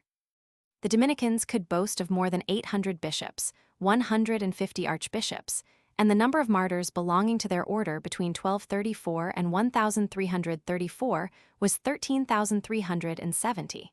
So influential did they become, and so dangerous to the prerogatives of the clergy that Innocent Roman IV, 1254, Boniface Roman VIII, 1300, and Clement Roman VIII, 1311, were forced to curtail their privileges. In 1228, the first Dominican monk occupied a chair in the University of Paris, and in 1230 another was added, and from this time on they attempted to monopolize learning in the university. Scholasticism was largely the product of their minds. They were very active in missionary work, and in 1245 they were sent to the Tartars by Innocent Roman IV. In 1249 to Persia by Louis Roman IX. In 1272 to China by Gregory X, and they labored among the Jews and Saracens in Spain and in Poland, Denmark, Sweden, and Russia. They built monasteries and churches, and art and architecture are deeply indebted to them for many of the finest specimens produced in Europe. The history of theology, philosophy, and science, until the Renaissance and Reformation, is little more than a petty controversial rivalry between them and the Franciscans. The founder of the Franciscans, or Minorites, or Grey Friars, was Francis of Assisi. He was born in 1182 at Assisi of a rich mercantile family. He received a little learning from the parish priest, but manifested no love for school instruction. He knew Latin and learned some French while with his father on business in France. It was early determined that he should be educated for business. Reports concerning his early character show that he was cheerful and kind-hearted, careless and indifferent to work, vain and fond of fine clothes, prone to join comrades in dissipating carousals, and too fond of squandering his father's money in banquets for his friends. At the age of 20, Francis joined a war party against Perugia. He was taken captive and held for a year in prison, and this seemed to sober him somewhat. 2 serious illnesses led him to change his life, and a series of visions determined his conduct, 1208. He boldly and suddenly deserted his worldly companions and started out passionately on the path of self-denial. He was now 26 years of age. He declared that poverty should be his bride, and resolved to go to Rome to throw all his possessions on the altar of St. Peter. Upon his return journey, he joined a gang of beggars and exchanged his clothes for the filthiest rags among them. Next, he appropriated a quantity of his father's goods and sold them, together with the horse, to restore the church of St. Damiani. Then he hid a month in a cave, and when he returned looking wild and haggard, he was hooted and stoned in the streets. His father, alarmed and angered at his acts, called him before the bishop to force him to give up his patrimony. Francis stripped off all his clothing but his hair shirt, and the bishop covered him with an old cloak. Surrendering his inheritance and even his very clothing to his father, he exclaimed, "Peter Bernardone was my father. I now have but one father, he that is in heaven." This was the keynote of his whole life. From now henceforth, he was consecrated to mendicancy, wandered about in a hermit's attire, devoted himself to the lepers, helped restore with his own hands 4 ruined churches, and resolved to work out his own salvation in loving service for the weak and needy, an evidence of his genuine conversion, and a thing radically different from the Christianity of that period. One day in February, 1209, the text rang in his ears. "Provide neither gold nor silver nor brass in your purses, neither scrip for your journey, neither 2 coats nor shoes nor staff, for the laborer is worthy of his hire." These strong words, coming from the priest who was celebrating Mass in one of the little churches which Francis had helped to rebuild, pierced him like a revelation. "This is what I want," he cried. "This is what I was seeking. From this day forth I shall set myself with all my strength to put it in practice." Accordingly, he threw away his wallet, staff, and shoes, and put on a rough gray tunic of coarse woolen cloth, girt by a hempen cord, and went barefooted through the land preaching repentance. He lived now as a follower of the living Jesus, like the birds of the air, and his childish simplicity and radiating face made him beloved by the poor and a comfort to the troubled and sick. Francis did not have in mind at first the institution of a brotherhood. His ideal was rather the solitary ascetic preaching repentance to a world of sin, and his strange, fervid piety soon made him famous in the neighborhood of Assisi. Gradually, kindred spirits joined him and begged to share his mission. Bernard of Quintaval was the first to ask to be associated with him, and in order to learn God's will, Francis opened the Bible at random and read Matthew, Romans 19, 21, Romans 6, 8, Romans 16, 24. Others came until his disciples numbered 8. He received them and put them under vows of poverty and preaching. The time had now come to evangelize the world. These disciples were sent out in pairs to the 4 points of the compass, with these words: "Go and preach 2 by 2. Preach peace and patience, tend the wounded and relieve the distressed, reclaim the erring, bless them which persecute you and pray for them that despitefully use you. Fear not because you are small and seem foolish. Have confidence in the Lord who has vanquished the world. Some will receive you and many proud will resist you. Bear all with sweetness and patience. Soon the wise and noble will be with us. The Lord hath given me to see this eye, have in my ears the sounds of the languages of all peoples who will come to us French, Spanish, German, and English. The Lord will make us a great people, even to the end of the earth." Upon their reuniting, 4 more were added to their number, and Francis gave them a rule of which poverty was the basic principle and chastity and obedience were necessary requirements. Papal confirmation was the next step. This Francis sought in 1210 from Innocent Roman III, in a friendly interview at Rome. The Pope, in doubt, submitted the question to the cardinals, and it was carried in favor of Francis. His rule was approved orally, and the members thus came under the spiritual authority of Rome and were authorized to receive the tonsure and to preach the word of God. A second rule less severe than the first was drawn up and approved by Honorius Roman III in 1223, and it remained the unaltered constitution of the Franciscan order. The organization, according to this rule, provided for a general minister at the head, provincial ministers, and brethren or minorities. Applicants were required to sell all their possessions for the poor, to promise to live according to the gospel, and to take the absolute vows of chastity, obedience, and poverty. Each monk was to have 2 gowns of vile cloth which were to be patched as long as possible. No shoes were to be worn except when absolutely necessary. All but the sick had to walk. No money could be received save for the poor and the needy. All who were able were compelled to labor and thus earn their food and clothing. "Brethren," said Francis, "know that poverty is the special path of salvation, the inciter to humility, and the root of perfection." A very simple ritual with 1 daily mass, and but little music was instituted. Francis sent his disciples out over the whole world to preach his gospel, while he continued the simplicity of his earlier life, living in a little hut with a ground floor, preaching to and converting whole multitudes who came to hear and to see him, and continuing his acts of mercy and love. He founded a convent of women called the Clarices, or Poor Clares, who became almost as famous as the Poor Brothers. In 1221, he established the Brothers and Sisters of Penitence, a lay order whose members, though living under a rule, retained their social position and employments, but bound themselves to abstain from all worldly dissipations like dancing, theater-going, and secular festivals, and to live godly lives.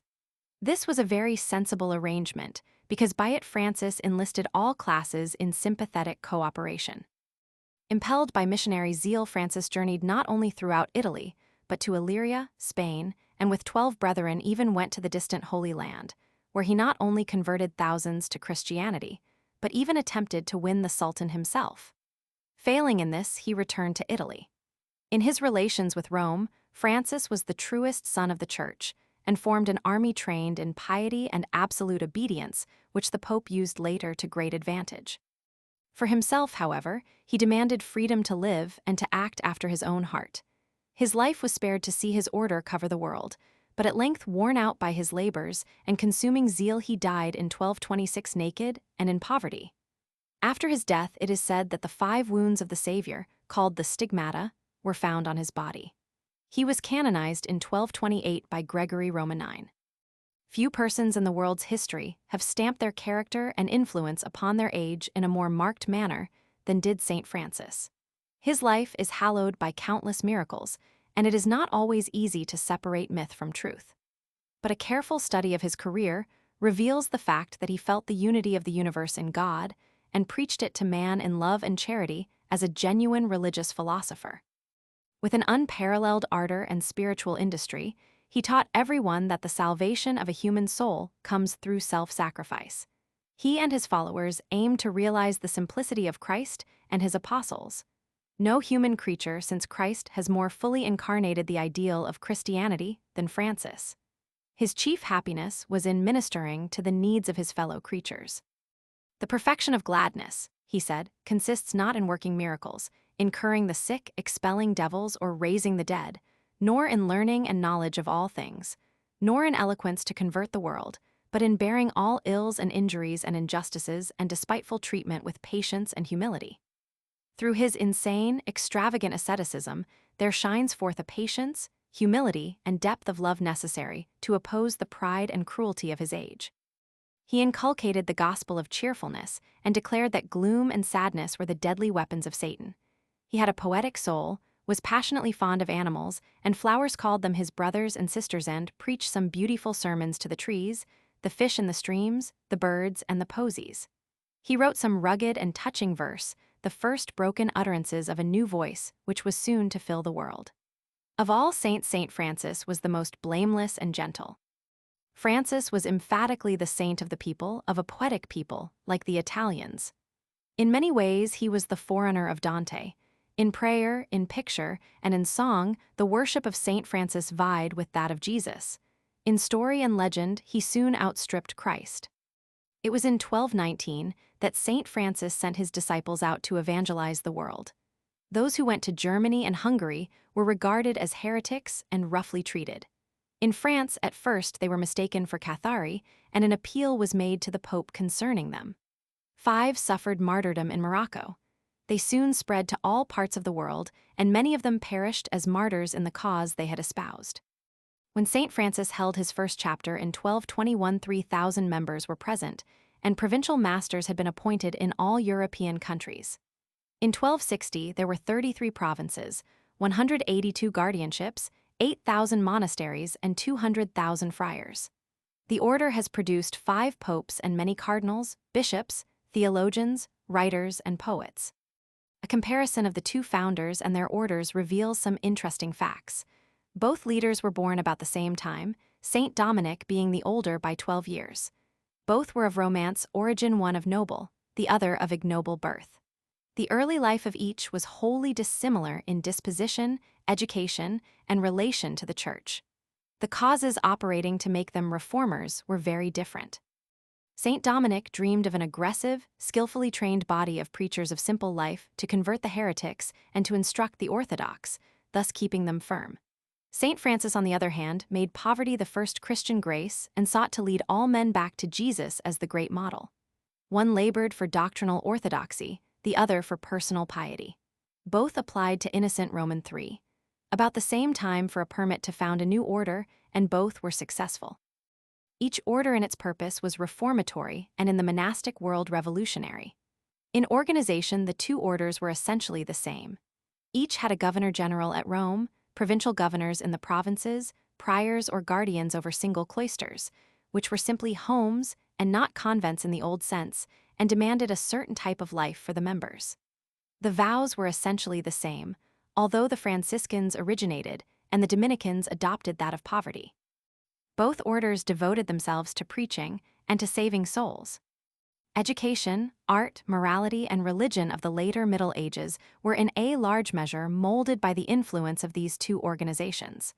Both had great scholars, preachers, teachers, higher clergy, and popes. Whenever in the 13th century we find a man towering above his fellows, we are almost sure to trace him to one of the mendicant orders. Raymond of Penaforte, Alexander Hales, Albertus Magnus, Thomas Aquinas, Bonaventura, Roger Bacon, and Duns Scotus are names which show how irresistibly the men of highest gifts were glad to seek among the Dominicans or Franciscans their ideal life. The Franciscans were realists and Scotists, the Dominicans nominalists and Thomists. The Franciscans believed in the Immaculate Conception, The Dominicans denied it. Both came into conflict with the secular clergy. They could not say Mass, but were very popular confessors, and thus tended to deprive the clergy of support and revenues, and even threatened to supersede the old ecclesiastical system. Women and the pious as a rule upheld the begging orders, while the state, the soldiers, and the men took the part of the clergy. In both, the individual was compelled to remain poor, while the society became dangerously rich. The Dominicans were aristocratic, the Franciscans democratic. Each order borrowed something from the other. St. Francis took St. Dominic's idea of itinerant preachers. St. Dominic adopted St. Francis's plan of poverty. Both became quickly popular, and both had exemptions and privileges showered upon them by Rome. Their members could not be excommunicated by any bishop and were exempt from all local jurisdiction save that of their own order. They had a right to live freely in excommunicated lands. Being directly responsible to the Pope alone, they were used by him to raise money, to preach crusades, to sell indulgences, to execute excommunications, to serve as spies and secret police, and to act as papal legates on all kinds of missions. In addition to practically usurping and monopolizing the functions of preaching and confession and granting absolution, they were finally permitted to celebrate Mass on portable altars. In return for these privileges, each order gave the Pope a vast army which overran Europe in his name. Both orders helped to carry on the work of the Inquisition. Both labored incessantly in the missionary field, and from the 13th century onward, they were the great missionary pioneers in Europe, Asia, Africa, and America. Both had a tertiary order of laymen, which went far to remove the barrier between the ecclesiastic and the people. From this comparison, it will be seen that the Franciscans and Dominicans were much more alike than unlike in their origin, leaders, aims, methods, and results. After the 13th century, both departed from their original ideals, became corrupt, worldly, and very unpopular. A third begging order was created in 1243, when Pope Innocent Roman IV authorized the organization of a band of Italian monks under the rule of St. Augustine. Lanfranc Septala of Milan was made general of the order, and provincial rulers were appointed for Italy, Spain, France, and Germany, under Alexander Roman IV.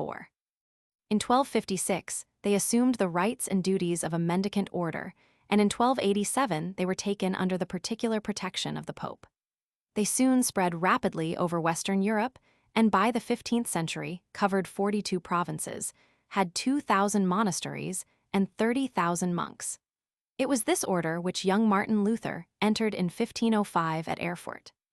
No better summary of the general results of the begging orders has ever been made than that of Lee when he says, "The mendicants came upon Christendom like a revelation men who had abandoned all that was enticing in life to imitate the apostles, to convert the sinner and unbeliever, to arouse the slumbering sense of mankind, to instruct the ignorant, to offer salvation to all.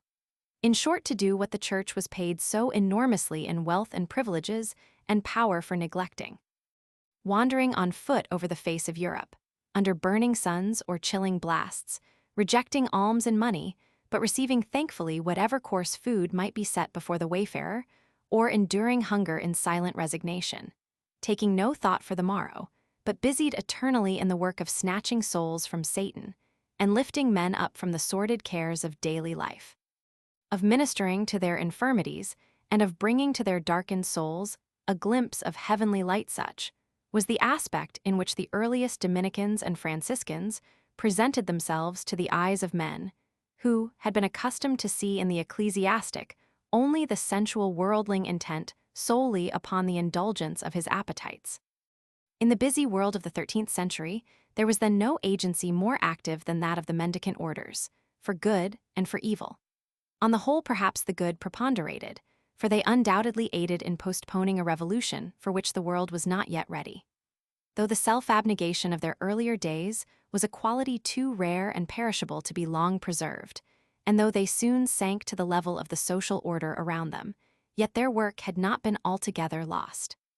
The degeneration which soon crept into both orders was not allowed to increase without efforts of reformation. Within 50 years after the death of St. Francis, Bonaventura, the governor-general who succeeded him, complained that the vow of poverty had broken down, that the Franciscans were more entangled in money matters than the older orders, and that vast sums were lavished on costly buildings. He declared that the friars were idle, lazy beggars given to vice, and so brazen that they were feared as much as highway robbers. He said further that they made undesirable acquaintances and thus gave rise to grave scandals, and that they were too greedy of burial and legacy fees and thus encroached upon the parochial clergy.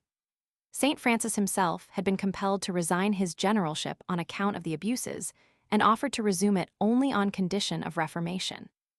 The second general, Elias, the shrewdest politician in Italy, was removed by Pope Gregory Roman IX. It was high time, therefore, that a high-minded reformer like Bonaventura appeared, for by a series of steps the Franciscans changed from a body of pietists to a band of the boldest swindlers. As preaching and soul-saving died out, the begging propensities were developed. As early as 1233, Gregory Roman IX told the Dominicans that their poverty should be genuine and not hypocritical.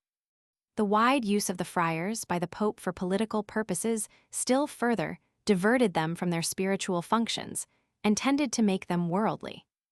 As a result, the Franciscans soon broke into two parties.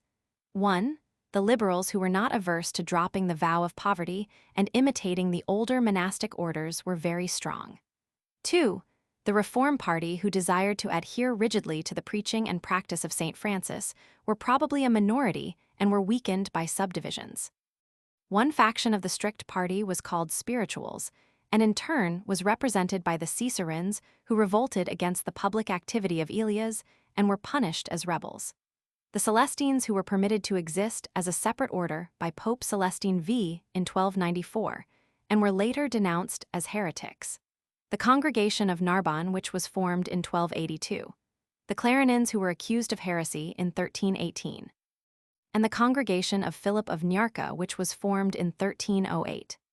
A second reform element within the rigid party were the Fratricelli, authorized by Celestine V, who became revolutionists, repudiated the papacy, left the church, joined the Beghards, thought that they were possessed with the Holy Spirit and were exempt from sin, and repudiated the sacraments of the church. They were condemned as heretics, and the Inquisition was turned against them in Italy, Sicily, and southern France, but they lasted until the Reformation. Later reform factions among the Franciscans were the Capuchins, 1526, Minims, 1453, Observants, 1415, and Recollects. These internal reformers failed to change the order because the rule of St. Francis was utterly incompatible with social life in any form. For 3 centuries, the Franciscans and Dominicans practically ruled the church and state. They filled the highest civil ecclesiastical positions. They taught authoritatively in the universities and churches. They maintained the prerogatives of the Roman pontiffs against kings, bishops, and heretics. And they were to the church before the Reformation what the Jesuits were after the Reformation. The mendicants increased so rapidly, however, that they soon became a burden to the church and the people. Hence, in 1272, Gregory X in the Council of Lyons suppressed the extravagant multitude by reducing them to 4 orders: the Dominicans, the Franciscans, the Carmelites, and the Augustinians. Sources: A. Primary, Colby, C.W., Selections from the Sources of English History. Lond and N.Y. 1899, G. H. and Hardy, W.J., Documents Illustrative of English Church History. Lond, 1896. Henderson, E.F., Select Historical Documents of the Middle Ages. N.Y. 1892, Innocent Roman III, The Mirror of Man's Life. Lond, 1576, The Droom of Doomsday, Tr. by G. Gascoigne. Lond. Bull of March 3, 1216. Tr. by W. Beaumont. Lond, Lee, G.C., Leading Documents of English History. Lond, Aug. F.A., A Sourcebook of Medieval History. N.Y. Robinson, J.H., Readings in European History, I. 338. Thatcher and McNeill, A Sourcebook for Medieval History, 497, 535, 537. B. Secondary. I. Special, Bauer, A. History of the Popes, Roman VI, 183 ff. Greenwood, T. Cathedra Petri, v. 321-668 Gurney, J.H., 4 Ecclesiastical Biographies. Lond. Note: there is no good biography of Innocent Roman III. In English, Langen, Herder, de Litzt have excellent works in German, and Jory and Luchaire in French. Roman II, general. Adams 354, 269, 393, 414 Allen Roman II, 73, 80, 82, 90, 99, Alzog Roman II, 411, 421. Bryce ch. 13. Butler ch. 81, 82 Cox Lect. 7 Sec 6 Creighton I 21. Crook ch. 34 Darras Roman III, 311 ff. Dollinger Roman IV ch. 3 Sec 3. Emerton ch. 10. Fisher pd. 6 ch. 3. Fawkes 369, 398 Gibbon Roman 6, 36. Giesler Roman II section 54. Gilmartin Roman II ch. 56 Gregorovius bk Roman 9 ch. 13. Gizot Hist of fr ch. 18 Hallam Roman 3 ch. 6 Hardwick ch. 10 Sec 1 Hare ch. 13 Hayes Sec 192. Ingam ch. 1. Jennings ch. 13. Kurtz Sec. 96 109. Milman bk 9 ch. 110. Milner Roman 3 Cent 12 ch. 6 Moeller Roman 2 275. Mosheim Cent 11 pt. 2 ch. 2 Neander Roman 4 173. Platina Roman 2 6873. Reichel 242 ff. Robertson bk 6 ch. 1 Robinson ch. 14. Tout ch. 14. Footnotes: Thatcher and McNeill, number 105. Henderson, 420. Bari, The Papal Monarchy, 287, calls him a Roman with northern blood in his veins. He wrote, De Contemptu Mundi, Civi de Miseria Humani Conditionis, Mean, Volume 217. Part tr. In Greenwood v. 349, Mysteriorum Evangelici Leges et Sacramenti Eucharistui, de Quadriortita Specia Nuptorum, lost. Herder, Volume I, 8990. Greenwood, Volume V, 371. Gesta in, Roman 3, Sec Roman 2, p. 34. Ep in Roman 3, Lib I ep. 117, 335. Gesta, Sec 8, ep. I 23, 577, Herder I 125, Thatcher and McNeill, number 123.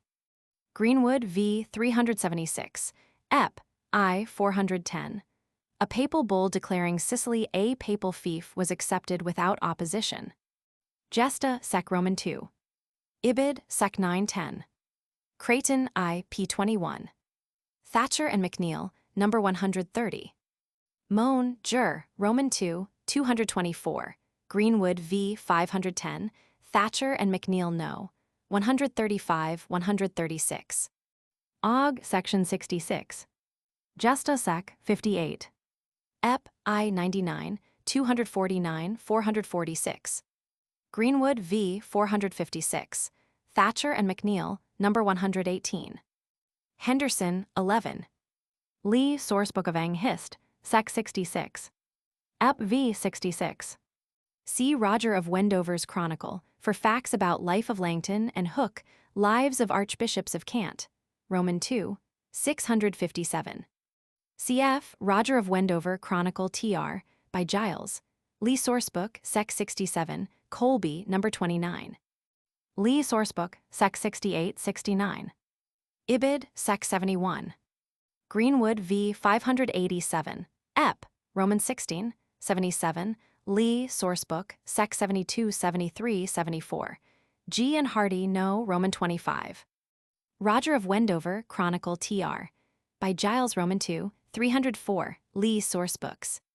Reimer I 135. Thatcher and McNeill, number 129. Gesta par. 60, 61. Ep. I 353, 354. Ibid 109, 110. Ibid 68, 70. Thatcher and McNeill, number 286. Transl and reprints Roman 3, number 1 p. 28. Gesta, Sec. 83, 85, 87.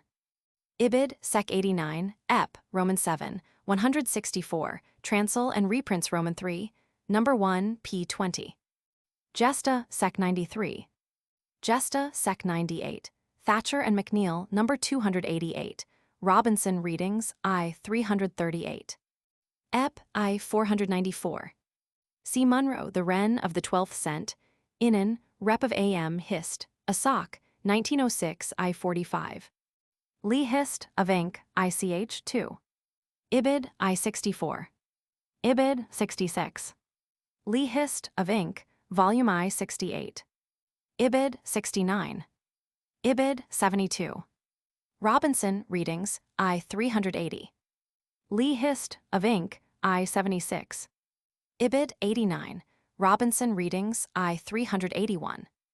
Robinson, Readings, I-385. Ep. I-94. Ibid, 7980. Ibid, 94. Ep. Volume Roman 2, 335. Ibid, I-94. Ibid, X, 149. Greenwood v. 641-644. Lee Hist, of Inc., I-314, 320. Gesta, Sec. 41-42. Ep. I-335, 349, 399. Greenwood v. 651. Ep. I-130. Gesta, Sec. 133. Ep. I-7980. Ibid, Roman 16, 3034. Lee Hist, of Inc., I-4146. Matt, Paris in 1215, Murat Roman 7, 893, Reinaldus in 1215. Lee Hist, of Sac, Celib. By the 13th century, celibacy was generally recognized as a canon all over the Latin Church, but secret alliances continued as an unmitigated evil. Ep. I-205, 217, 250, 292, 294, 388, 416, etc. Gesta Sec. 3445. Greenwood v. 666. Reinaldus and 1216 Sec. 11. Fleury H.E. Roman 16, 426. Gesta Sec. 134. Moeller Roman 2, 412 ff. Jameson, Legends of Monastic Orders as represented in the Fine Arts. Sabatier 8. Robinson, Readings, I-387. Matt X 710. Sabatier 70. See Aug, Section 63. Matthew of Paris, ed., by Watson, 340. Henderson, Hist, Docs, 344. Thatcher and McNeill, number 269. Lee Hist, of Inc., Volume I 264. See his Curious Prayer to Christ. Read the Legend of St. Clara in Butler, Lives of Saints. Milman, Roman 4, 270. McClear Hist, of Christ, Missions in the MACH, 16. Milman, Roman 4, 267. Thatcher and McNeill, number 270. Robinson, Readings, I-392 Aug, Section 64, gives the will of St. Francis. See Sabatier, 443 ff. Hayes and other authorities. Lee Hist, of Inc., I-260. See Jessop, The Coming of the Friars, 47 ff. Robinson, Readings, I-391. Read his Song of Creation, in Mrs. Oliphant's biography. Milman, Roman 4, 268, 269. Moeller, I-405. Lee Hist, of Inc., I-273. Lee Hist, of Inc., I-266. Thatcher and McNeill, number 271, 272, 273. Cf. number 268. Lee Hist, of Inc., I-274. Thatcher and McNeill, number 271, 272, 273. Ibid, 299. Lee Hist, of Inc., I-266. Ibid, I-304. Ibid, 295. See Letter of Innocent Roman 3. About monastic simony in 1211. Thatcher and McNeill, number 267. Muzzy, The Spiritual Franciscans. Chapter 22. Innocent Roman 3, and the Church at its height. Outline. Antecedent preparation for this period. Roman 2, Career of Innocent Roman 3, up to 1198. Roman 3, Innocent Roman 3, S. Plans and Ideals as Pope. Roman 4, Condition of Europe at the close of the 12th century, v. Innocent Roman 3. Makes himself the political head of Europe. Roman 6, Innocent Roman 3. efforts to root out heresy and reform the Church, Romans 7, Innocent Roman 3, character and the general results of his pontificate. Roman 8 sources. Many antecedent forces prepared the way for the ascendancy of the Church under the greatest of all the popes, Innocent Roman 3. The promulgation of the Petrine theory and its development for many centuries afforded the fundamental groundwork upon which the Church at its height was built. The Pseudo-Isidorian decretals furnished the constitutional basis for the work of this master pope, and their most complete realization culminated under his rule. The Hildebrandine Reformation, inspired by the Pseudo-Isidorian decretals, was largely attained under Innocent Roman 3. The reorganization of the College of Cardinals tended to purify papal elections. The administrative reforms of Hildebrand restored order in the Church and subjected the councils and clergy to the Pope. The moral reforms attempted sought: 1. To enforce clerical celibacy, and although a failure immediately, ultimately were successful. 2. To abolish simony, a task that was left for the great Innocent. 3. And to annihilate lay investiture, which was partly successful in the Concordat of Worms formed in 1122.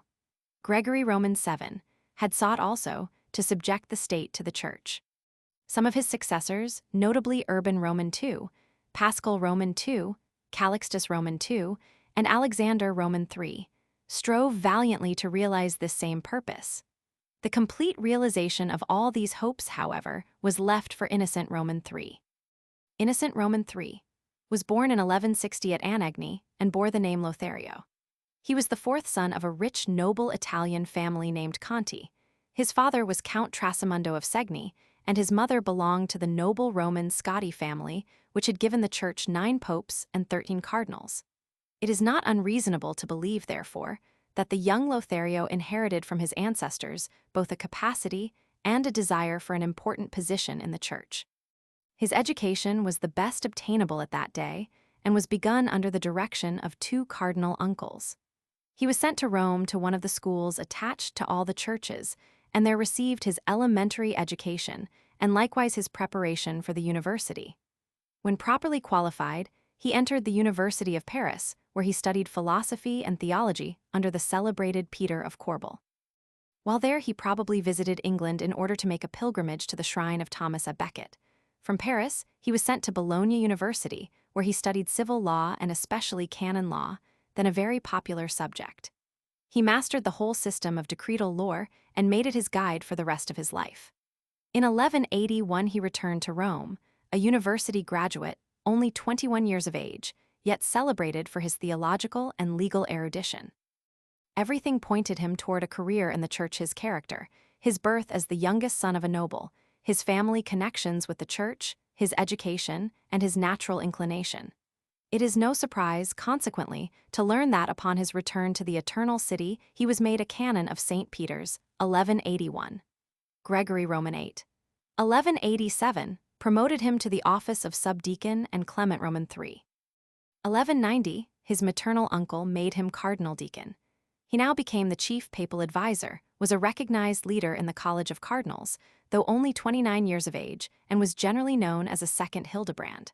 Upon the election of Pope Celestine Roman III, 1191–1198, the leader of a rival party, the young churchman deserted practical church work and church politics to devote himself to study and literary work. He wrote several books of importance which reveal his deep and extensive culture. His ascetic spirit resembling that of Hildebrand and Luther, his lofty ideals of the papacy, and his medieval theology. Celestine Roman III died January 8, 1198, urging the cardinals to elect his nephew John, Cardinal of St. Paul's, as his successor. But the Sacred College at once unanimously elected Cardinal Lothario, the youngest of their number, only 37, as pope, and saluted him as Innocent Roman III. His ability and life had marked him out for several years as the next occupant of St. Peter's See. Being only in deacon's orders, he was first advanced to the priesthood Feb. 21, then consecrated bishop and crowned pope with an elaborate ceremony of installation, Feb. 22. Innocent Roman III came to the papal chair with a belief in man's utter depravity and in the pope's power to pardon all sin and to remit all penances. After his election, but before coronation, he declared, "As God hath set in the heavens two great lights, the greater to rule the day, the lesser to rule the night, so also hath he set up in his church two great powers, the greater to rule the day, that is the souls, the lesser to rule the night, that is the bodies of men. These powers are the pontifical and royal. But the moon, as being the lesser body, borroweth all her light from the sun, both in the quantity and quality of the light she sends forth, as also in her position and functions in the heavens. The royal power borrows all its dignity and splendor from the pontifical. Again, the Lord hath fashioned his church after the model of the human body, placing the Roman Church at the head, thereby subjecting, in obedience to himself and her, all churches as members of the one body. But the church without the pope were a body without a head." His whole policy was summed up in a remarkable consecration sermon from Luke 12:42. "Who is this steward? It is he to whom the Lord omnipotent said, Thou art Peter, etc. This foundation cannot be shaken. For Christ himself is on board. Christ is the rock upon which the Holy See is founded. This chair is not established by man, but by God alone. Therefore I fear not, for I am that steward whom the Lord hath placed over his household to give them their meat in due season. Therefore my desire is to serve, not to rule, as the Lord's steward. I must be established in the faith. But faith without works is dead. My works therefore must be wise as well as faithful." The high priest of the Old Testament was the type and pattern of the Pope. "I am he whom the Lord hath placed over his household. Yet who am I that I should sit on high above kings and above all princes? For of me it is written in the prophets, Jer. 1:10, This steward is the viceroy of God, the successor of Peter, he that standeth in the midst between God and man. He is the judge of all, but is judged by no one. Now his household is the whole church, and this household is one. Out of which, if anyone remain, he and all his shall surely perish in the flood." The germs of these ideas were found in the Pseudo-Isidorian decretals. They were formulated by Hildebrand, and it now became the passionate purpose of Innocent Roman III to realize them in their entirety. To that end, he adopted Hildebrand's reform program to abolish abuses and corruptions of all sorts, to enforce celibacy, to subject the clergy to the head of the church, and to make the church supreme above the state. The situation in Europe at the close of the 12th century was such as to aid Innocent in his great plans. The Crusades, now in progress for a century, had aroused a terrific religious enthusiasm, enriched the church, increased the Pope's power, weakened rival secular authority, and paved the way for the successful realization of Hildebrand's ideals by Innocent Roman III. The papacy was well established. Its dogmas were expressed in canon law, its machinery was completed, and its right to exist as a state resting upon a territorial basis was recognized. In the empire Henry Roman VI had died in 1197, Naples was ruled by a child, the Guelphs and Ghibellines were at war in the Lombard cities, and the whole empire was distracted and almost reduced to anarchy by the rival claimants to the imperial throne. In France, Philip Augustus, a tyrannical ruler, ambitious to overthrow the English king, greedy to swallow up the larger fiefs, was on the throne. He had divorced his Danish wife and had remarried. At this time, he was violently opposed by both the nobles and the people. In Spain, the lack of a strong central power led to quarreling among the rival kings and compelled the Pope to interfere. In England, the brutal, boisterous, immoral Richard I died in 1199 and was succeeded by the tyrannical and feeble King John, who was at war with his own nobles. In the East, the Slavic nations were ready to accept Roman rule, while the Eastern Empire was tottering and ready to fall. In general, parties in all countries were crying out to the Pope for assistance. All Europe was ripe for just such a man as Innocent Roman III, with just such a policy. The first step in Innocent's plan was to make himself the political head of Europe. In Italy, he first made himself absolute sovereign of Rome by removing all vestiges of imperial rule. The senators and the prefect, who held their commissions from the emperor, were required to take oaths to him as their sovereign. The imperial judges were also replaced by his own appointees. By persuasion or tactful diplomacy, he gained a mastery over the warring Roman nobles. From Rome, he gradually extended his sway over the rest of Italy. He was made regent of Frederick Roman II, the youthful son of Henry Roman VI, now king of Sicily. He forced the Tuscan cities to recognize his suzerainty instead of that of the German emperor, and subdued the March of Ancona and the Duchy of Spoleto. He posed as the champion of Italian independence and liberty against foreign rule. His leadership was generally recognized, and he was called the father of his country. Innocent Roman III was the first pope who claimed and exercised the rights of an Italian prince. When Emperor Otto Roman IV ceded all the lands claimed by the papacy under grants from former rulers, an indisputable title to the papal states was established. In Germany, before the imperial throne was made vacant by the death of Henry Roman VI. 1197, the princes had been persuaded to choose his infant son, Frederick, King of the Romans. But the election had been set aside, and now the imperial crown was claimed by two rival claimants, Otto of Brunswick and Philip of Hohenstaufen, a brother of Henry Roman VI.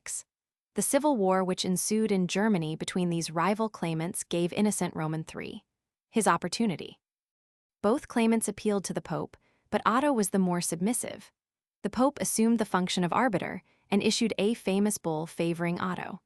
Otto promised on oath protection of the possessions and rights of the Roman Church, and obedience and homage such as pious emperors had formerly shown towards the chair of Peter, 1201. Still, victory did not come to Otto and the Pope until after 10 years of civil strife, followed by the assassination of Philip. In 1208, Otto was coronated by Innocent in St. Peter's, Rome, but was soon caught in deeds of treachery to the Pope and excommunicated and deposed, 1210, and died forgotten 7 years later. Frederick of Sicily was anxious to become King of Germany and also Emperor.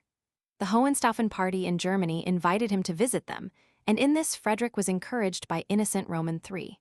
Frederick made some important concessions to the Holy See, 1213, was victorious in Germany, and was crowned emperor at Aachen after the Lateran Council in 1215. After a most remarkable career he died, however, a rebel against the Church, 1250. When death smote down Innocent Roman III, he had created 2 emperors. He was recognized as Lord Paramount over the empire, and he ruled personally over a larger domain in the empire than any preceding pope. In France, Philip Augustus had been excommunicated by Pope Celestine Roman III, 1196, for having divorced his wife, a Danish princess, in order to marry, with the sanction of the French clergy, Mary, the daughter of the Duke of Bohemia. Immediately after his election and before his coronation, Innocent Roman III took up this case. He ordered Philip to put away his concubine and to take back his lawful wife under the threat of pronouncing his children bastards and of putting his land under an interdict. Since the king turned a deaf ear to these demands, the Pope excommunicated him, declared France under an interdict, and punished the French bishops. As a result, Philip was compelled to submit and agreed to take back his wife and to restore confiscated church lands. This was a great and significant victory for the Pope. In Spain, the King of Leon had married a cousin contrary to canon law. The Pope immediately annulled the marriage. The king refused at first to give up his wife, but was forced to submission by excommunication. The kings of Navarre and Castile were compelled to make peace and to unite against the Saracens.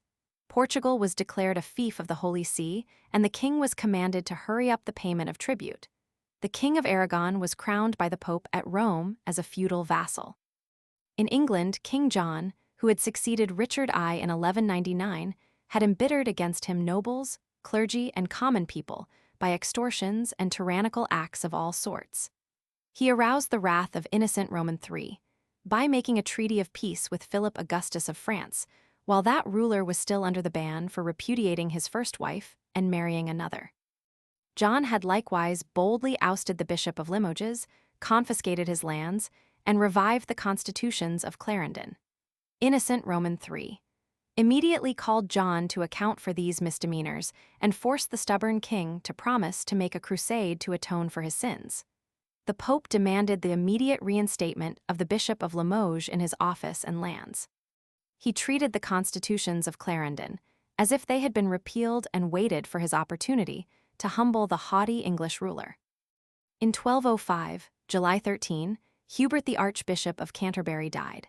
That same night, the monks of the cathedral elected their sub-prior as archbishop and hurried him off to Rome for papal confirmation. King John, backed by the suffragan bishops of the diocese, appointed and invested the Bishop of Norwich as archbishop, and he also started for Rome to get the papal sanction. Here was the opportunity for which Innocent Roman III was looking. both elections were declared void, and the 15 monks of Canterbury were brought to Rome, where they were forced to choose Cardinal Stephen Langton as Archbishop of Canterbury. The Pope consecrated Langton to the new office and demanded King John's approval. John's rage was unbounded. He impeached the monks for treason and expelled them from England on pain of death. He confiscated the property of the see and the chapter of Canterbury, and told the Pope bluntly that he would never permit the illegally elected stranger to set foot on English soil. The Pope first threatened the king with an interdict, which merely produced angry and obstinate counter-threats from John, and then in 1208 actually published the interdict. The king retaliated by seizing church property, abusing the clergy, exiling the bishops, and confiscating the estates of their relatives. Determined to humble the stubborn monarch, Innocent Roman III, in 1210 formally excommunicated John and deposed him from the kingship. The English crown was given to Philip Roman II, of France, who at once prepared an army to invade England. At the same time, John's followers deserted him, and in this desolation, he was compelled to accept humiliating terms of unconditional surrender. He agreed to reinstate all prelates to office and property, to pay a full indemnity to all laity and clergy, £8,000 being paid down as a guarantee, to make the Pope arbiter about all sums of restitution, to give the Pope all right to church patronage in England, to reverse all outlawries, and to surrender his crown and kingdoms of England and Ireland to the Pope, and then to receive them back as the sworn vassal of Rome, paying therefore the annual sum of 1,000 marks of silver. When the English barons wrested from the stubborn king the great Magna Charta in 1215, Pope Innocent Roman III championed the cause of the king, his vassal, against the barons. He called a council, annulled the Magna Charta, issued a manifesto against the barons, and ordered the bishops to excommunicate them. He suspended Archbishop Langton from office for siding with the barons against the king and directly appointed the Archbishop of York. At the same time, Prince Louis of France, who had invaded England with an army, was summarily excommunicated for having entered a domain of the Holy See. As a result of the Pope's policy, King John of England became a suppliant vassal of Rome. The English clergy were subjected to the Pope. The resources of England were put at the Pope's command. The nobles and the people were thwarted in their efforts to check John in his tyranny, and Magna Charta was declared illegal, though not invalidated.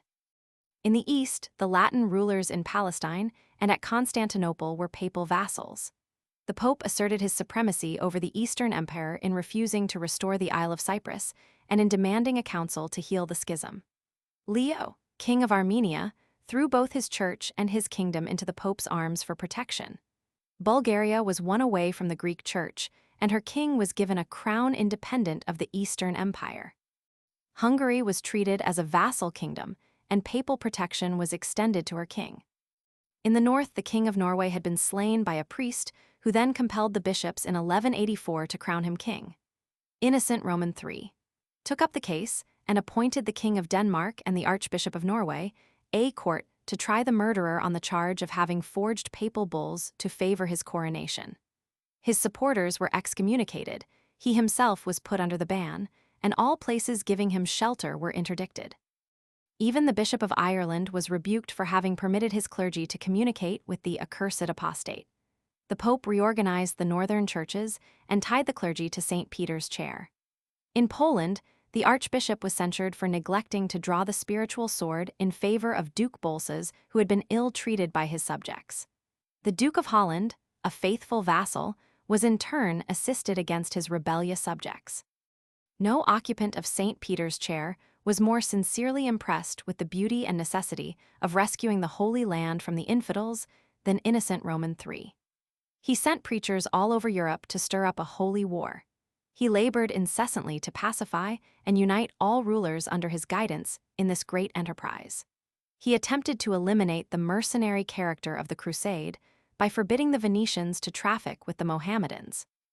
But he strove in vain to prevent the secular diversions and consequent failure of the Fourth Crusade. When the Crusaders, in fulfillment of their bargain with the Venetians, left Venice to attack Zara, a Christian city, he threatened them with excommunication. After the deed was done, however, he granted conditional pardon. The capture of Constantinople was likewise censured, but in the end lauded, although he strongly urged the Crusaders to fulfill their original vow. So skillfully did he manipulate affairs that both Greek and Latin emperors recognized his overlordship. The Greek Church was subjected to Rome, and the appointment of the Patriarch of Constantinople was in his hands. Since this phase of the Fourth Crusade fell so far short of its original aim, Innocent summoned the Lateran Council in 1215 to proclaim an ideal crusade for June 1, 1216. The Pope intended to direct the movement in person or by legates. The usual privileges were granted to crusaders, and a variety of financial regulations were published authorizing the clergy to sell or mortgage church lands for 3 years in order to raise necessary funds, urging kings, nobles, cities, and rural districts to contribute money and men, and levying a tax on the cardinals and the head of the church. In addition, the Pope contributed out of his private possessions 33,000 pounds of silver and a large ship.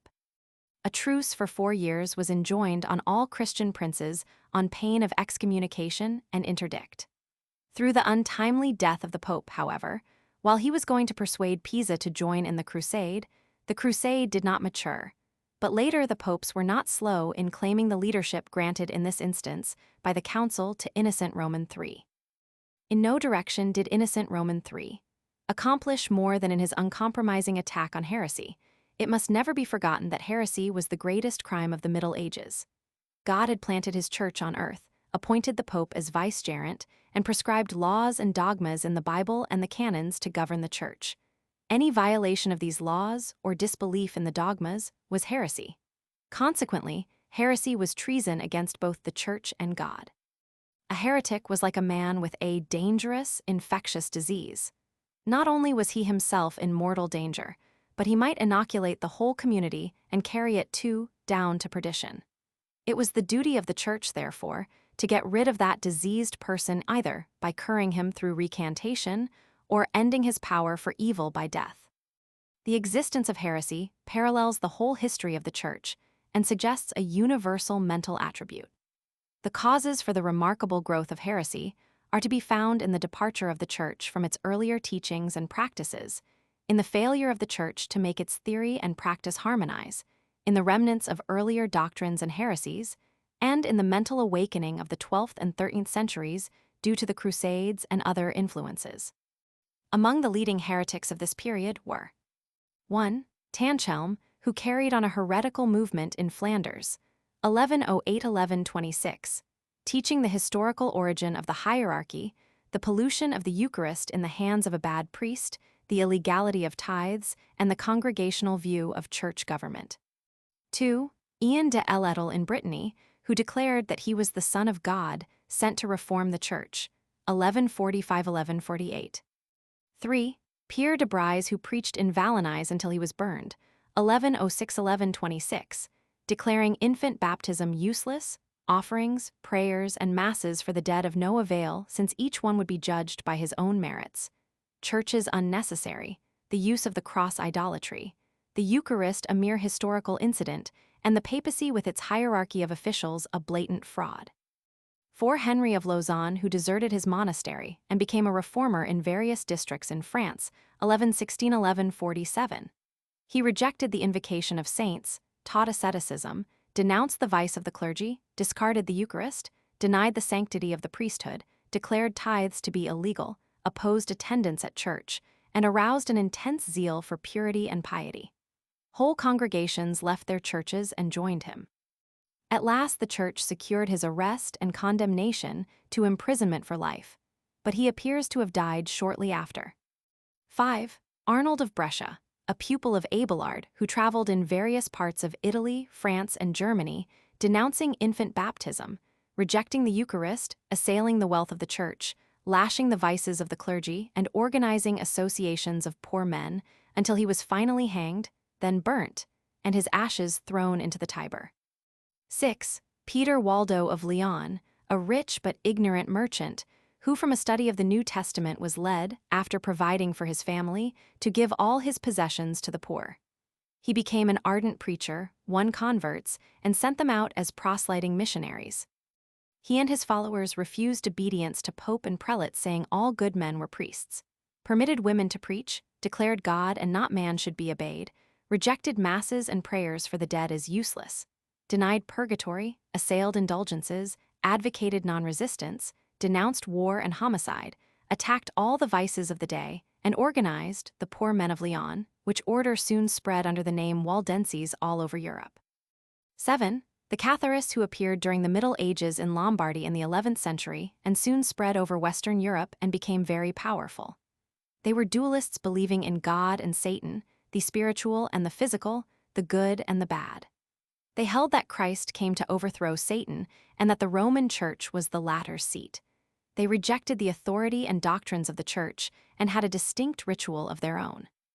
Soon, they broke up into different sects with different names and were known in southern France as Albigenses. Innocent Roman III's theory of the papacy clearly indicated his duty about heresy and the cooperation which he might demand of the secular powers. In the first year of his pontificate, 1198 heretics were offered the choice of recantation or death. The clergy were likewise ordered to mend their ways in order to remove the cause of heresy. 2 inquisitors general were sent to Spain and France, where the clergy were directed to give them information about heresy, and the rulers and laity were asked to help the persecution. As a result, a number of heretics were put to death in Spain, southern France, and Italy. The following year, 1199, the Pope appointed an additional inquisitor general for Italy and added a third for France and Spain. They were all kept very busy. In 1207, Innocent in person led a force against the heretics at Viterbo in Italy. The heretics fled, but their houses were torn down, their property confiscated, and a search made for suspects. An edict was also passed decreeing that heretics should be treated as outcasts, that they should be seized and given up to secular rulers, that their property should be confiscated, that their hiding places should be razed to the ground, that their protectors or sympathizers should forfeit 1/4 of their property and be outlawed, and that rulers refusing to execute the decree should be excommunicated. The same year, a similar edict was issued against the heretics in southern France. To all who executed the decree were offered indulgences like those given devout visitors to the shrines of the apostles Peter and James. On the other hand, those who aided heretics were to suffer the same punishment. Innocent appointed a 4th inquisitor general and sent him to the French king to urge him to help exterminate the heretics. The powers of the inquisitors at the same time were enlarged. The Pope now decreed a general war against the enemies of God and man. The King of France was called upon to draw the sword, while the nobles and people were summoned to the new crusade with promises of the same indulgences as given to those who went as soldiers to Palestine.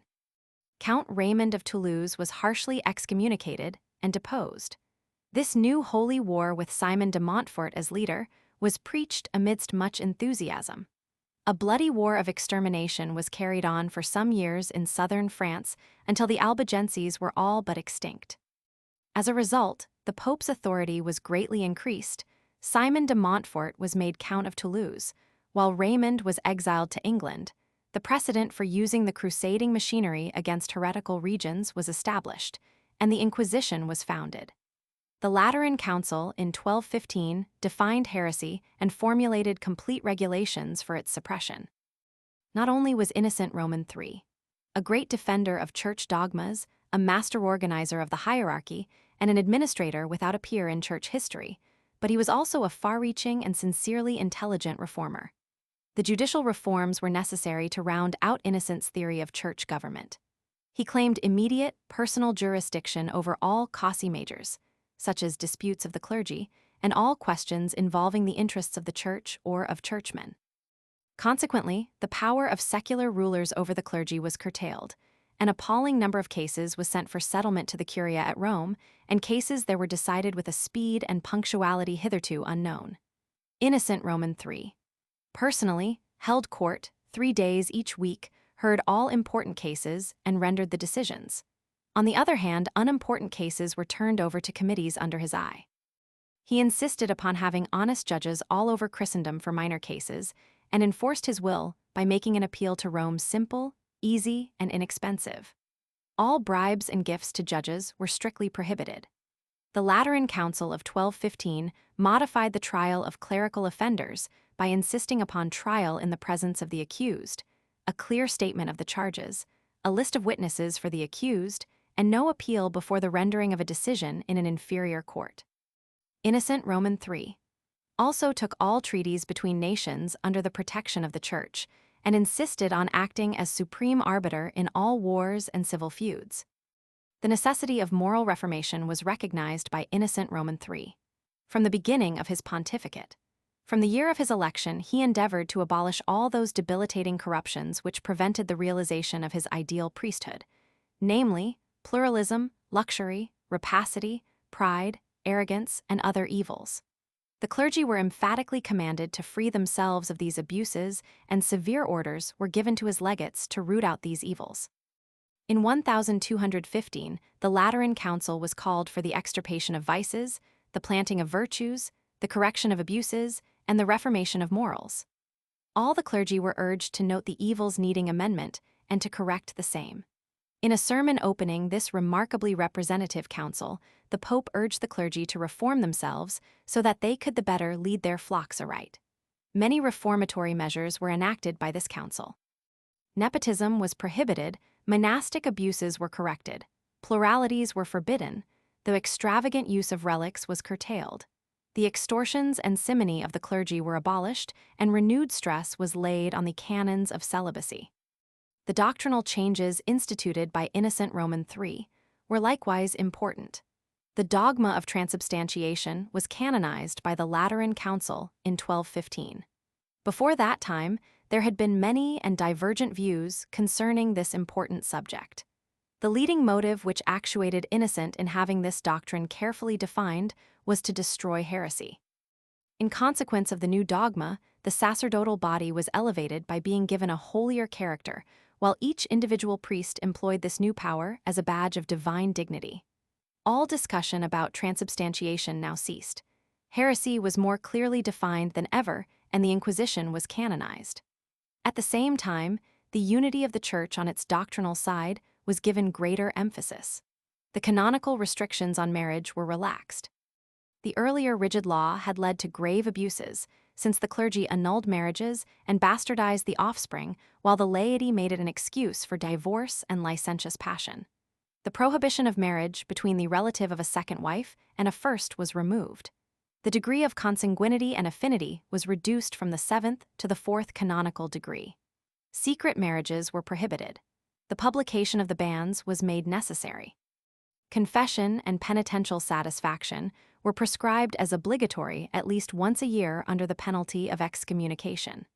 Physicians were likewise required to send all the sick to the priest first to have their souls cured before any effort was made to heal the body.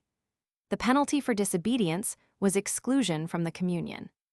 The administrative reforms of Innocent Roman III embraced a wide range of measures. Honorary precedence was granted to the Patriarch of Constantinople. Elections to vacancies in the Church were reduced to 3 forms. 1. A committee of 3 of the electors was to take the votes and to declare who had received the greater and sounder number. 2. A committee was to be empowered to appoint for the whole body of electors. 3. A choice was to be made by acclamation.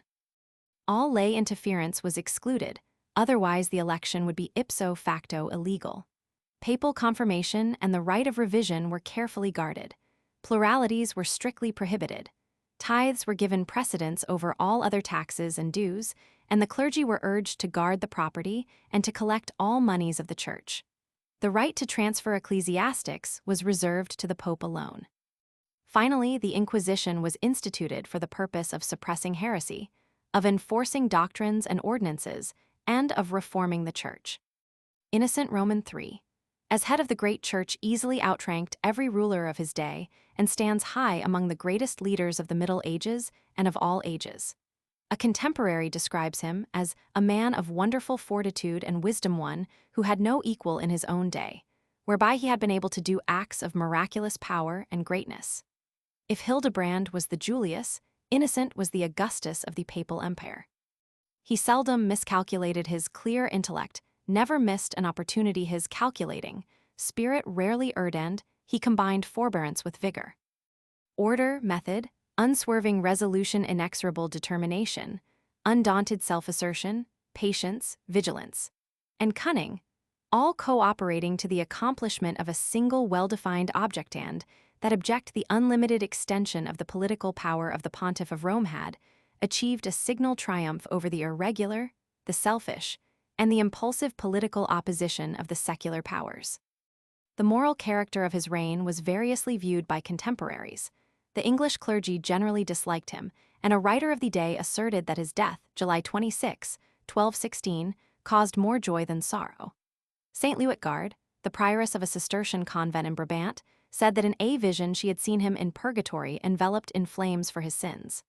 The crimes of ambition, cruelty, deceit, and treachery were charged against him as a shrewd political intriguer. The practical charity and genuine humility of an earlier day when he washed and kissed the feet of 12 poor men taken from the street every Saturday seemed to disappear in the multiplied duties of a world ruler. His piety, honesty of purpose, and sincere conviction of his great mission cannot be questioned. Yet for some reason the Church, for which he did so much, has never seen fit to canonize this great pope. No other wearer of the papal tiara has left behind him so many results pregnant with good and ill for the future of the Church. Under him, the papacy reached the culmination of its secular power and prerogatives. The principles of sacerdotal government were fully and intelligently elaborated. The code of ecclesiastical law was completed and enforced. All the Christian princes of Europe were brought to recognize the overlordship of the successor of St. Peter. All the clergy obeyed his will as the one supreme law. Heresy was washed out in blood. The pseudo-Isidorian decretals and the dreams of Hildebrand had been realized. Yet in this very greatness, wealth, and strength were the germs of weakness and disease which were eventually to overthrow the great structure reared by innocent Roman III and his predecessors.